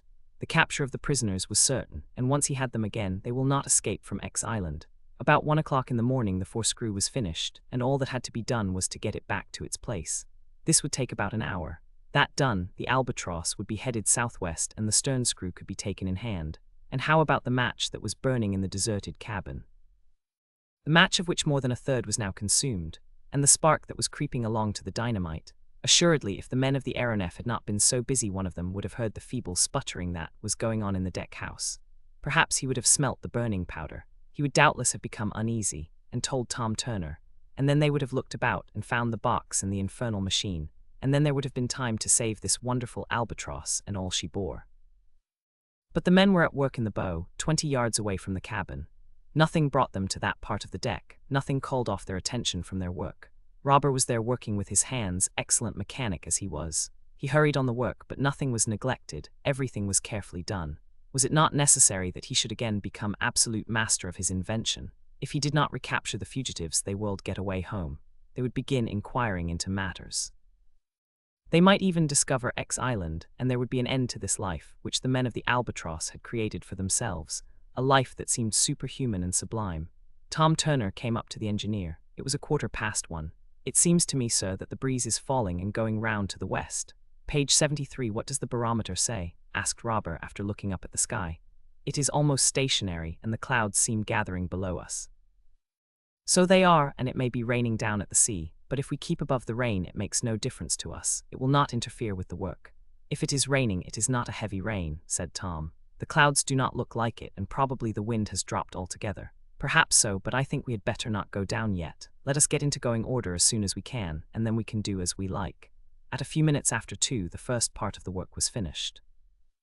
The forescrew was in its place and the power was turned on. The speed was gradually increased, and the Albatross, heading to the southwest, returned at moderate speed towards the Chatham Islands. "Tom," said Robur, "it is about 2 hours and a half since we got adrift. The wind has not changed all the time. I think we ought to be over the island in an hour." "Yes, sir, we are going about 40 feet a second. We ought to be there about 3:30. All the better. It would suit us best to get back while it is dark, and even beach the Albatross if we can. Those fellows will fancy we are a long way off to the northward, and never think of keeping a lookout. If we have to stop a day or two on the island, we'll stop, and if we have to fight an army of natives, we'll fight," said Robur. "We'll fight then for our Albatross." The engineer went forward to the men who were waiting for orders. "My lads," he said to them, "we cannot knock off yet. We must work till day comes." They were all ready to do so. The stern screw had now to be treated as the other had been. The damage was the same, a twisting from the violence of the hurricane during the passage across the southern pole. But to get the screw on board it seemed best to stop the progress of the aeronef for a few minutes, and even to drive her backwards. The engines were reversed. The aeronef began to fall astern, when Tom Turner was surprised by a peculiar odor. This was from the gas given off by the match which had accumulated in the box and was now escaping from the cabin. "Hallo," said the mate with a sniff. "What is the matter?" asked Robur. "Don't you smell something? Isn't it burning powder?" "So it is, Tom, and it comes from that cabin." "Yes, the very cabin. Have those scoundrels set it on fire?" "Suppose it is something else," exclaimed Robur. "Force the door, Tom, drive in the door." But the mate had not made one step towards it when a fearful explosion shook the Albatross. The cabins flew into splinters. The lamps went out. The electric current suddenly failed. The darkness was complete. Most of the suspensory screws were twisted or broken, but a few in the bow still revolved. At the same instant, the hull of the aeronef opened just behind the first deck house, where the engines for the four-screw were placed, and the afterpart of the deck collapsed in space. Immediately the last suspensory screw stopped spinning, and the Albatross dropped into the abyss. It was a fall of 10,000 feet for the 8 men who were clinging to the wreck, and the fall was even faster than it might have been, for the fore-propeller was vertical in the air and still page 74 working. It was then that Robur, with extraordinary coolness, climbed up to the broken deck house, and seizing the lever reversed the rotation, so that the propeller became a suspender. The fall continued, but it was checked, and the wreck did not fall with the accelerating swiftness of bodies influenced solely by gravitation.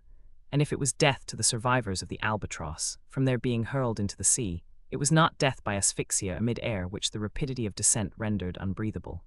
80 seconds after the explosion, all that remained of the Albatross plunged into the waves. Oceanoft, Com Chapter Roman 21, the Institute again some weeks before, on the 13th of June, on the morning after the sitting during which the Weldon Institute had been given over to such stormy discussions.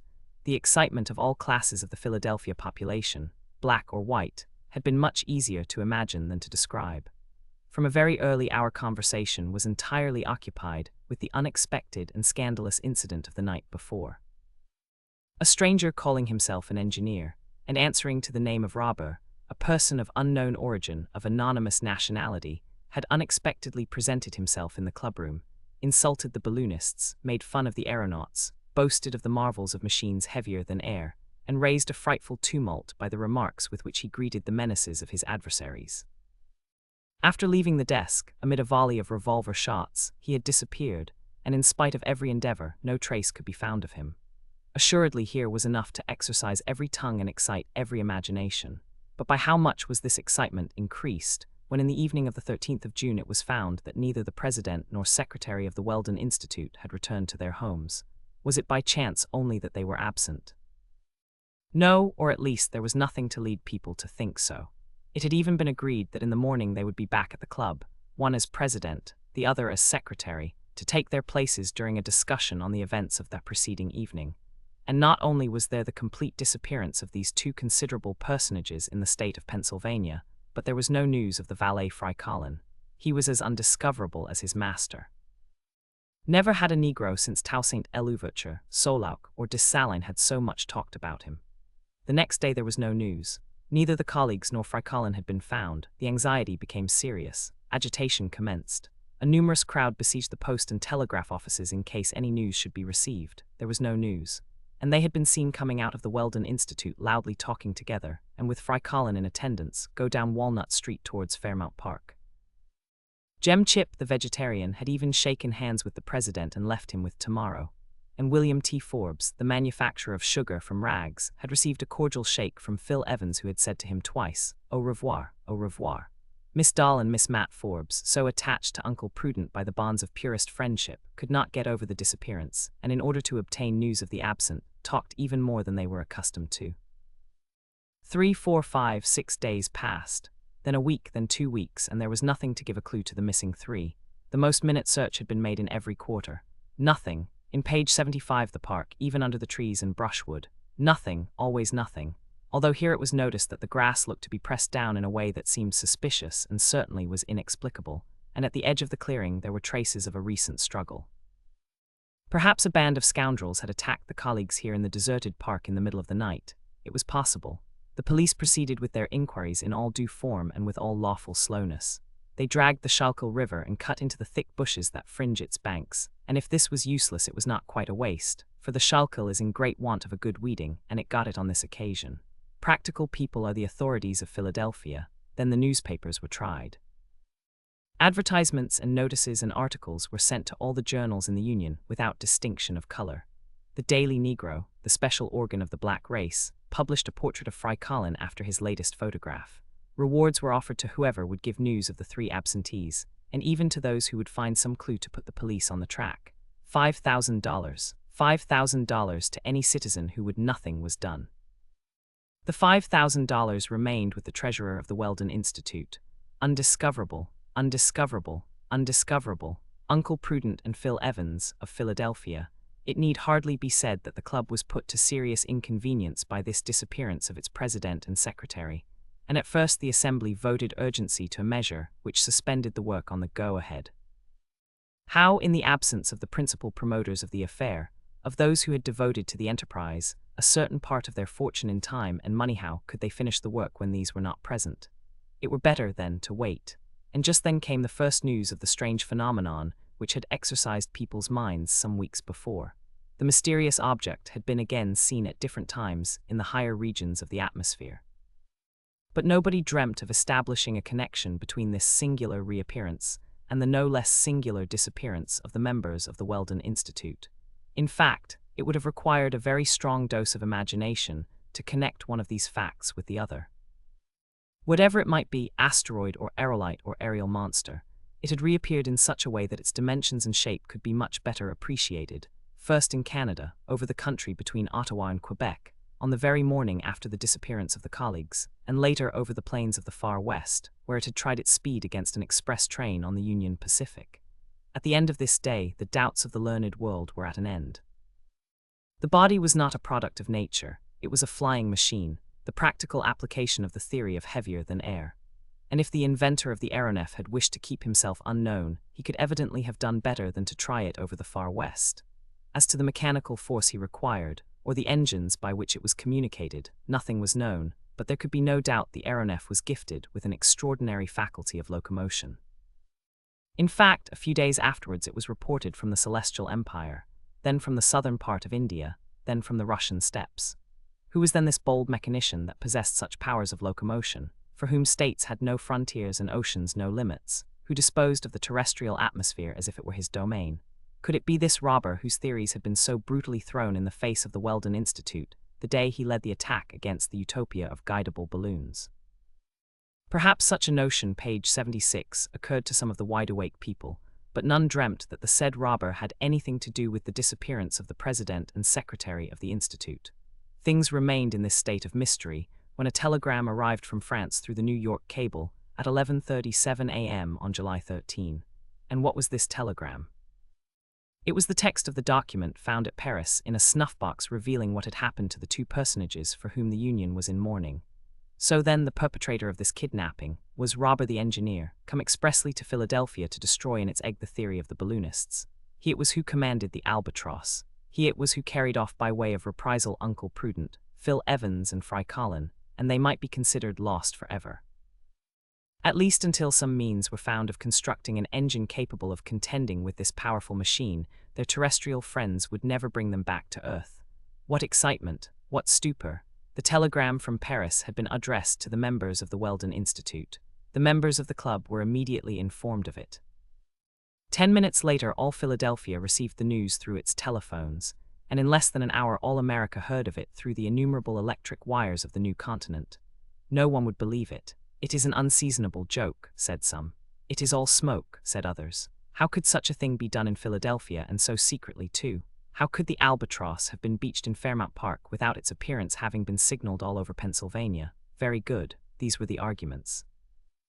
The incredulous had the right of doubting, but the right did not last long. 7 days after the receipt of the telegram, the French mailboat Normandy came into the Hudson, bringing the famous snuff-box. The railway took it in all haste from New York to Philadelphia. It was indeed the snuff-box of the president of the Weldon Institute. Jem Chip would have done on it day to take some more substantial nourishment, for he fell into a swoon when he recognized it. How many a time had he taken from it the pinch of friendship? And Miss Dahl and Miss Matt also recognized it, and so did William T. Forbes, Truck Milner, Bat T. Finn, and many other members. And not only was it the president's snuff-box, it was the president's writing. Then did the people lament and stretch out their hands in despair to the skies. Uncle Prudent and his colleague carried away in a flying machine, and no one able to deliver them. The Niagara Falls Company, in which Uncle Prudent was the largest shareholder, thought of suspending its business and turning off its cataracts. The Wheelton Watch Company thought of winding up its machinery, now it had lost its manager. Nothing more was heard of the aeronef. July passed and there was no news. August ran its course, and the uncertainty on the subject of Robur's prisoners was as great as ever. Had he, like Icarus, fallen a victim to his own temerity? The first 27 days of September went by without result, but on the 28th a rumor spread through Philadelphia that Uncle Prudent and Phil Evans had during the afternoon quietly walked into the president's house. And what was more extraordinary, the rumor was true, although very few believed it. They had, however, to give in to the evidence. There could be no doubt these were the two men and not their shadows, and Fry Colin also had come back. The members of the club, then their friends, then the crowd, swarmed into the president's house and shook hands with the president, page 77 and secretary, and cheered them again and again. Jem Chip was there, having left his luncheon's joint of boiled lettuces, and William T. Forbes and his daughters and all the members of the club. It is a mystery how Uncle Prudent and Phil Evans emerged alive from the thousands who welcomed them. On that evening was the weekly meeting of the Institute. It was expected that the colleagues would take their places at the desk. As they had said nothing of their adventures, it was thought they would then speak and relate the impressions of their voyage, but for some reason or other both were silent, and so also was Fry Colin, whom his congeners in their delirium had failed to dismember. But though the colleagues did not tell what had happened to them, that is no reason why we should not. We know what occurred on the night of the 27th and 28th of July, the daring escape to the earth, the scramble among the rocks, the bullet fired at Phil Evans, the cut cable, and the Albatross, deprived of her propellers, drifting off to the northeast at a great altitude. Her electric lamps rendered her visible for some time, and then she disappeared. The fugitives had little to fear. Now could Robur get back to the island for 3 or 4 hours if his screws were out of gear. By that time the Albatross would have been destroyed by the explosion, and be no more than a wreck floating on the sea. Those whom she bore would be mangled corpses, which the ocean would not even give up again. The act of vengeance would be accomplished. Uncle Prudent and Phil Evans looked upon it as an act of legitimate self-defense, and felt no remorse whatever. Evans was but slightly wounded by the rifle bullet, and the three made their way up from the shore in the hope of meeting some of the natives. The hope was realized. About 50 natives were living by fishing off the western coast. They had seen the aeronef descend on the island, and they welcomed the fugitives as if they were supernatural beings. They worshipped them, we ought rather to say. They accommodated them in the most comfortable of their huts. As they had expected, Uncle Prudent and Phil Evans saw nothing more of the aeronef. They concluded that the catastrophe had taken place in some high region of the atmosphere, and that they would hear no more of Robur and his prodigious machine. Meanwhile, they had to wait for an opportunity of returning to America. The Chatham Islands are not much visited by navigators, and all August passed without sign of a ship. The fugitives began to ask themselves if they had not exchanged one prison for another. At last, a ship came to water at the Chatham Islands. It will not have been forgotten that when Uncle Prudent was seized, he had on him several thousand paper dollars, much more than would take him back to America. After thanking their adorers, who were not sparing of their most respectful demonstrations, Uncle Prudent, Phil Evans, and Fry Colin embarked for Auckland. They said nothing of their adventures, and in 2 weeks landed in New Zealand. At Auckland, a mailboat took them on board as passengers, and after a splendid passage, the survivors of the Albatross stepped ashore at San Francisco. They said nothing as to who they were or whence they had come, but as they had paid full price for their berths, no American captain would trouble them further. At San Francisco, they took the first train out on the Pacific Railway, and on the 27th of September, they arrived at Philadelphia.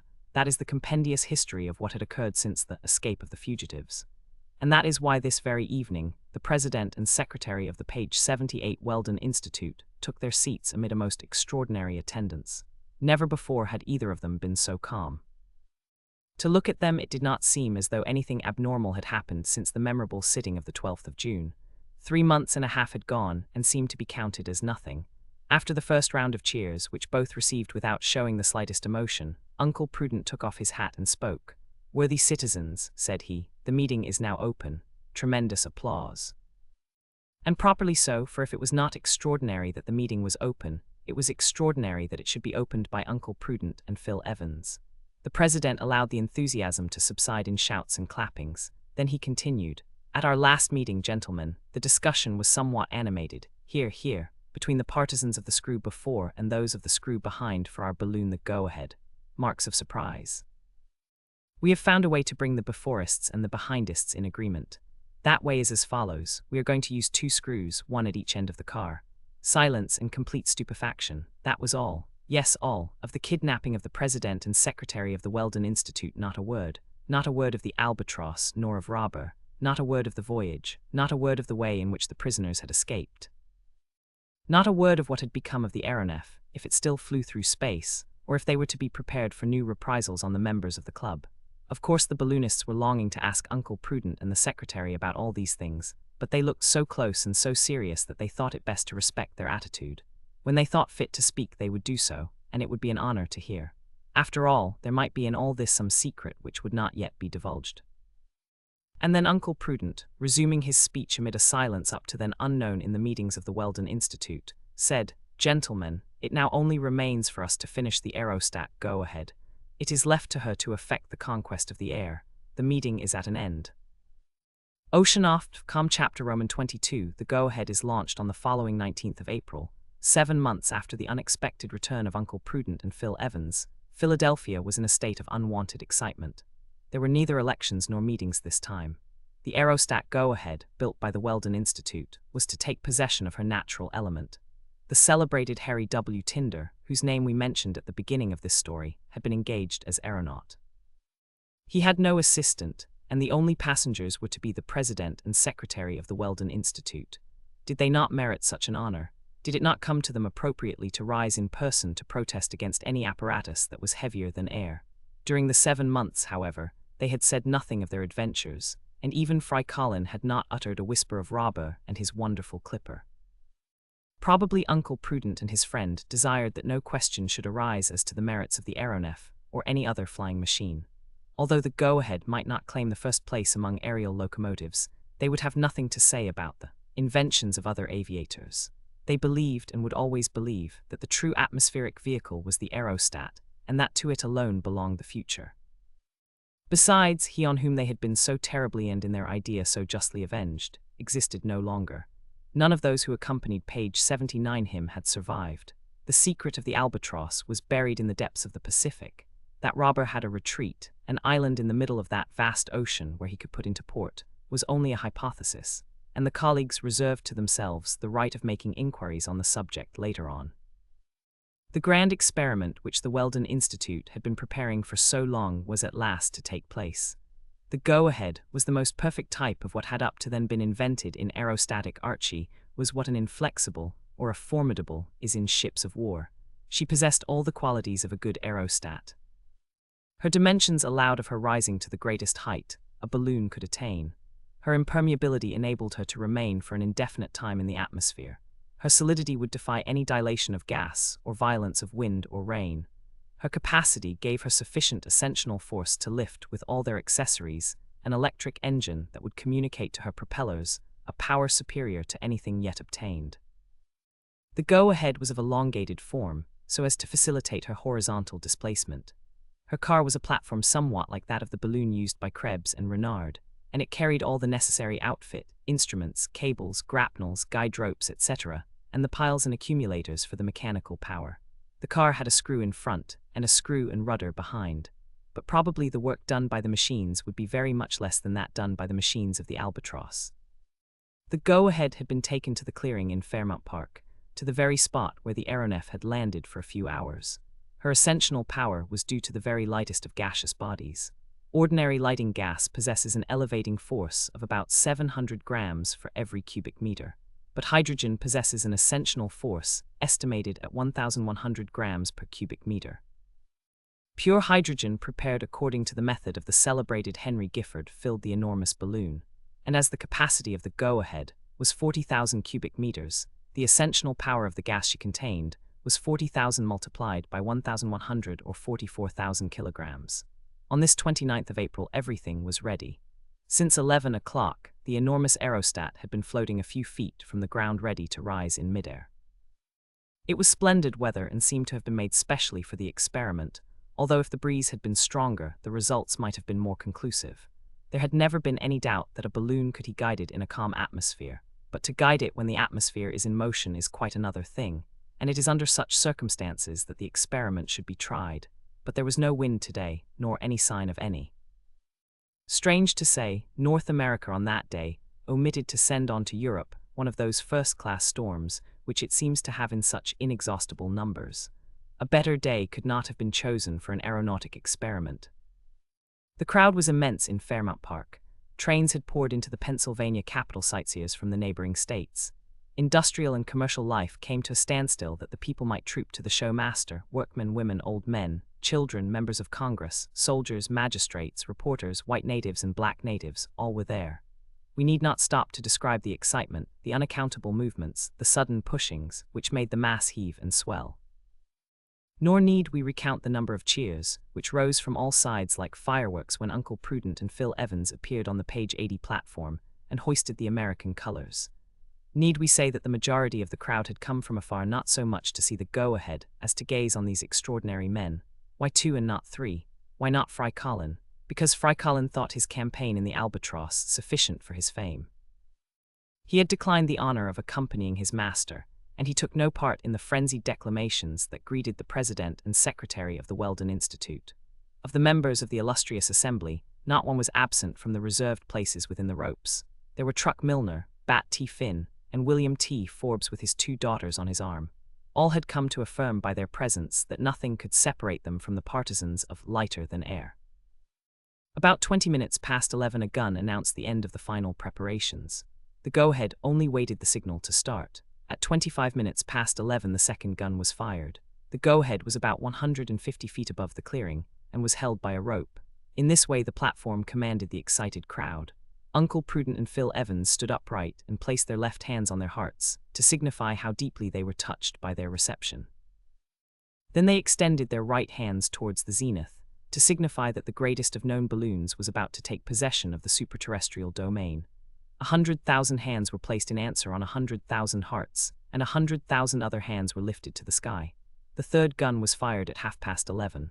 "Let go," shouted Uncle Prudent, and the go-ahead rose majestically, an adverb consecrated by custom to all aerostatic ascents. It really was a superb spectacle. It seemed as if a vessel were just launched from the stocks. And was she not a vessel launched into the aerial sea? The go-ahead went up in a perfectly vertical line, proof of the calmness of the atmosphere, and stopped at an altitude of 800 feet. Then she began her horizontal maneuvering. With her screws going, she moved to the east at a speed of 12 yards a second. That is the speed of the whale, not an inappropriate comparison, for the balloon was somewhat of the shape of the giant of the northern seas. A salvo of cheers mounted towards the skillful aeronauts. Then, under the influence of her rudder, the go-ahead went through all the evolutions that her steersman could give her. She turned in a small circle. She moved forwards and backwards in a way to convince the most refractory disbeliever in the guiding of balloons. And if there had been any disbeliever there, he would have been simply annihilated. But why was there no wind to assist at this magnificent experiment? It was regrettable. Doubtless the spectators would have seen the go-ahead unhesitatingly execute all the movements of a sailing vessel in beating to windward, or of a steamer driving in the wind's eye. At this moment the aerostat rose a few hundred yards. The maneuver was understood below.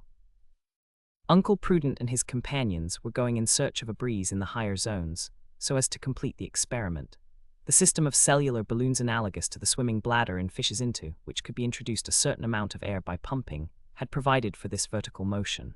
Without throwing out ballast or losing gas, the aeronaut was able to rise or sink at his will. Of course, there was a valve in the upper hemisphere which would permit of a rapid descent if found necessary. All these contrivances are well known, but they were here fitted in perfection. The go-ahead then rose vertically. Her enormous dimensions gradually grew smaller to the page 81 eye, and the necks of the crowd were almost cricked as they gazed into the air. Gradually the whale became a porpoise, and the porpoise became a gudgeon. The ascensional movement did not cease until the go-ahead had reached a height of 14,000 feet, but the air was so free from mist that she remained clearly visible. However, she remained over the clearing as if she were a fixture. An immense bell had imprisoned the atmosphere and deprived it of movement. Not a breath of wind was there, high or low. The aerostat maneuvered without encountering any resistance, seeming very small owing to the distance, much as if she were being looked at through the wrong end of a telescope. Suddenly there was a shout among the crowd, a shout followed by 100,000 more. All hands were stretched towards a point on the horizon. That point was the northwest. There in the deep azure appeared a moving body which was approaching and growing larger. Was it a bird beating with its wings the higher zones of space? Was it an aerolite shooting obliquely through the atmosphere? In any case, its speed was terrific, and it would soon be above the crowd. A suspicion communicated itself electrically to the brains of all on the clearing, but it seemed as though the go-ahead had sighted this strange object. Assuredly, it seemed as though she feared some danger, for her speed was increased, and she was going east as fast as she could.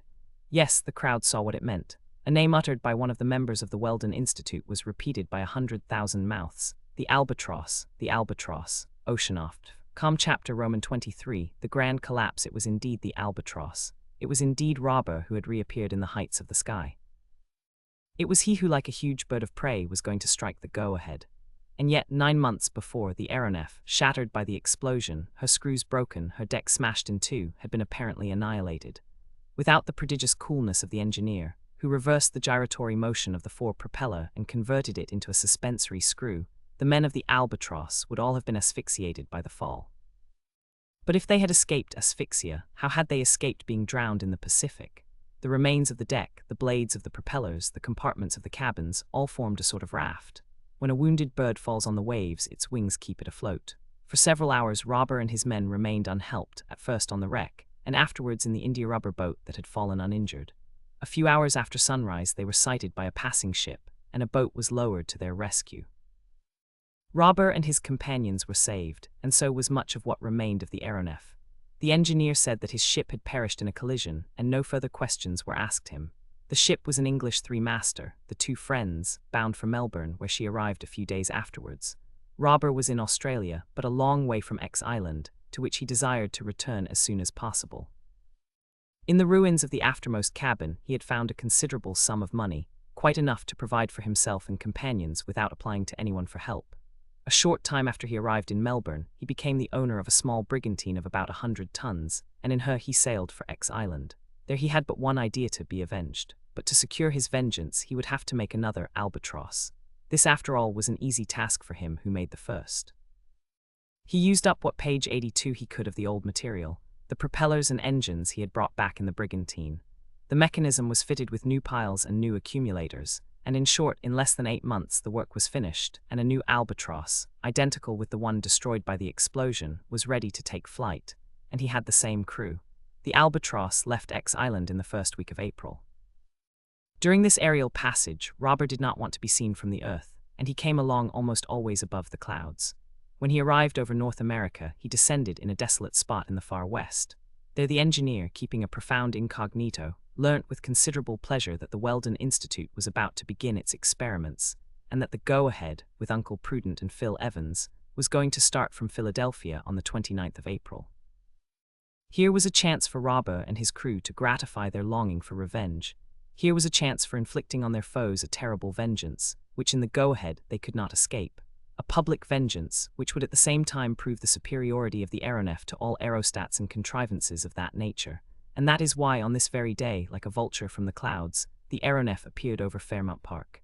Yes, it was the Albatross, easily recognizable by all those who had never before seen her.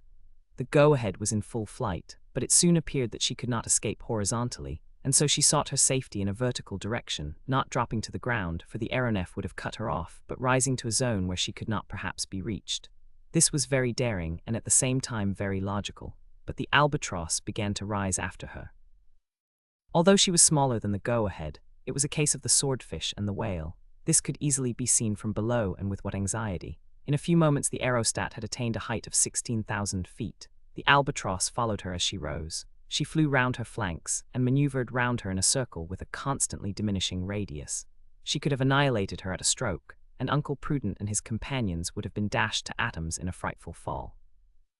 People, mute with horror, gazed breathlessly. They were seized with that sort of fear which presses on the chest and grips the legs when we see anyone fall from a height. An aerial combat was beginning in which there were none of the chances of safety as in a sea fight. It was the first of its kind, but it would not be the last, for progress is one of the laws of this world. And if the go-ahead was flying the American colors, did not the Albatross display the stars and golden sun of Robur the Conqueror? The go-ahead tried to distance her enemy by rising still higher. She threw away the ballast she had in reserve. She made a new leap of 3,000 feet. She was now but a dot in space. The Albatross, which followed her round and round at top speed, was now invisible. Suddenly a shout of terror rose from the crowd. The go-ahead increased rapidly in size, and the aeronef appeared dropping with her. This time it was a fall.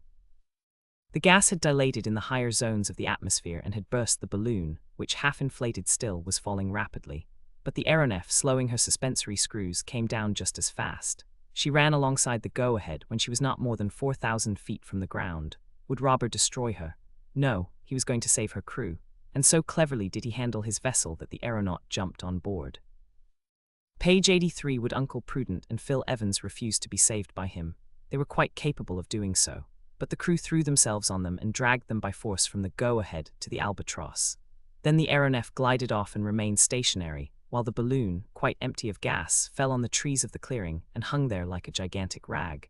An appalling silence reigned on the ground. It seemed as though life were suspended in each of the crowd, and many eyes had been closed so as not to behold the final catastrophe. Uncle Prudent and Phil Evans had again become the prisoners of the redoubtable Robur. Now he had recaptured them. Would he carry them off into space, where it was impossible to follow him? It seemed so. However, instead of mounting into the sky, the Albatross stopped 6 feet from the ground. Then, amid profound silence, the engineer's voice was heard. "Citizens of the United States," he said, "the President and Secretary of the Weldon Institute are again in my power. In keeping them I am only within my right. But from the passion kindled in them by the success of the Albatross, I see that their minds are not prepared for that important revolution which the conquest of the air will one day bring. Uncle Prudent and Phil Evans, you are free." The President, the Secretary, and the aeronaut had only to jump down. Then Robur continued. "Citizens of the United States, my experiment is finished, but my advice to those present is to be premature in nothing, not even in progress. It is evolution and not revolution that we should seek. In a word, we must not be before our time. I have come too soon today to withstand such contradictory and divided interests as yours. Nations are not yet fit for union.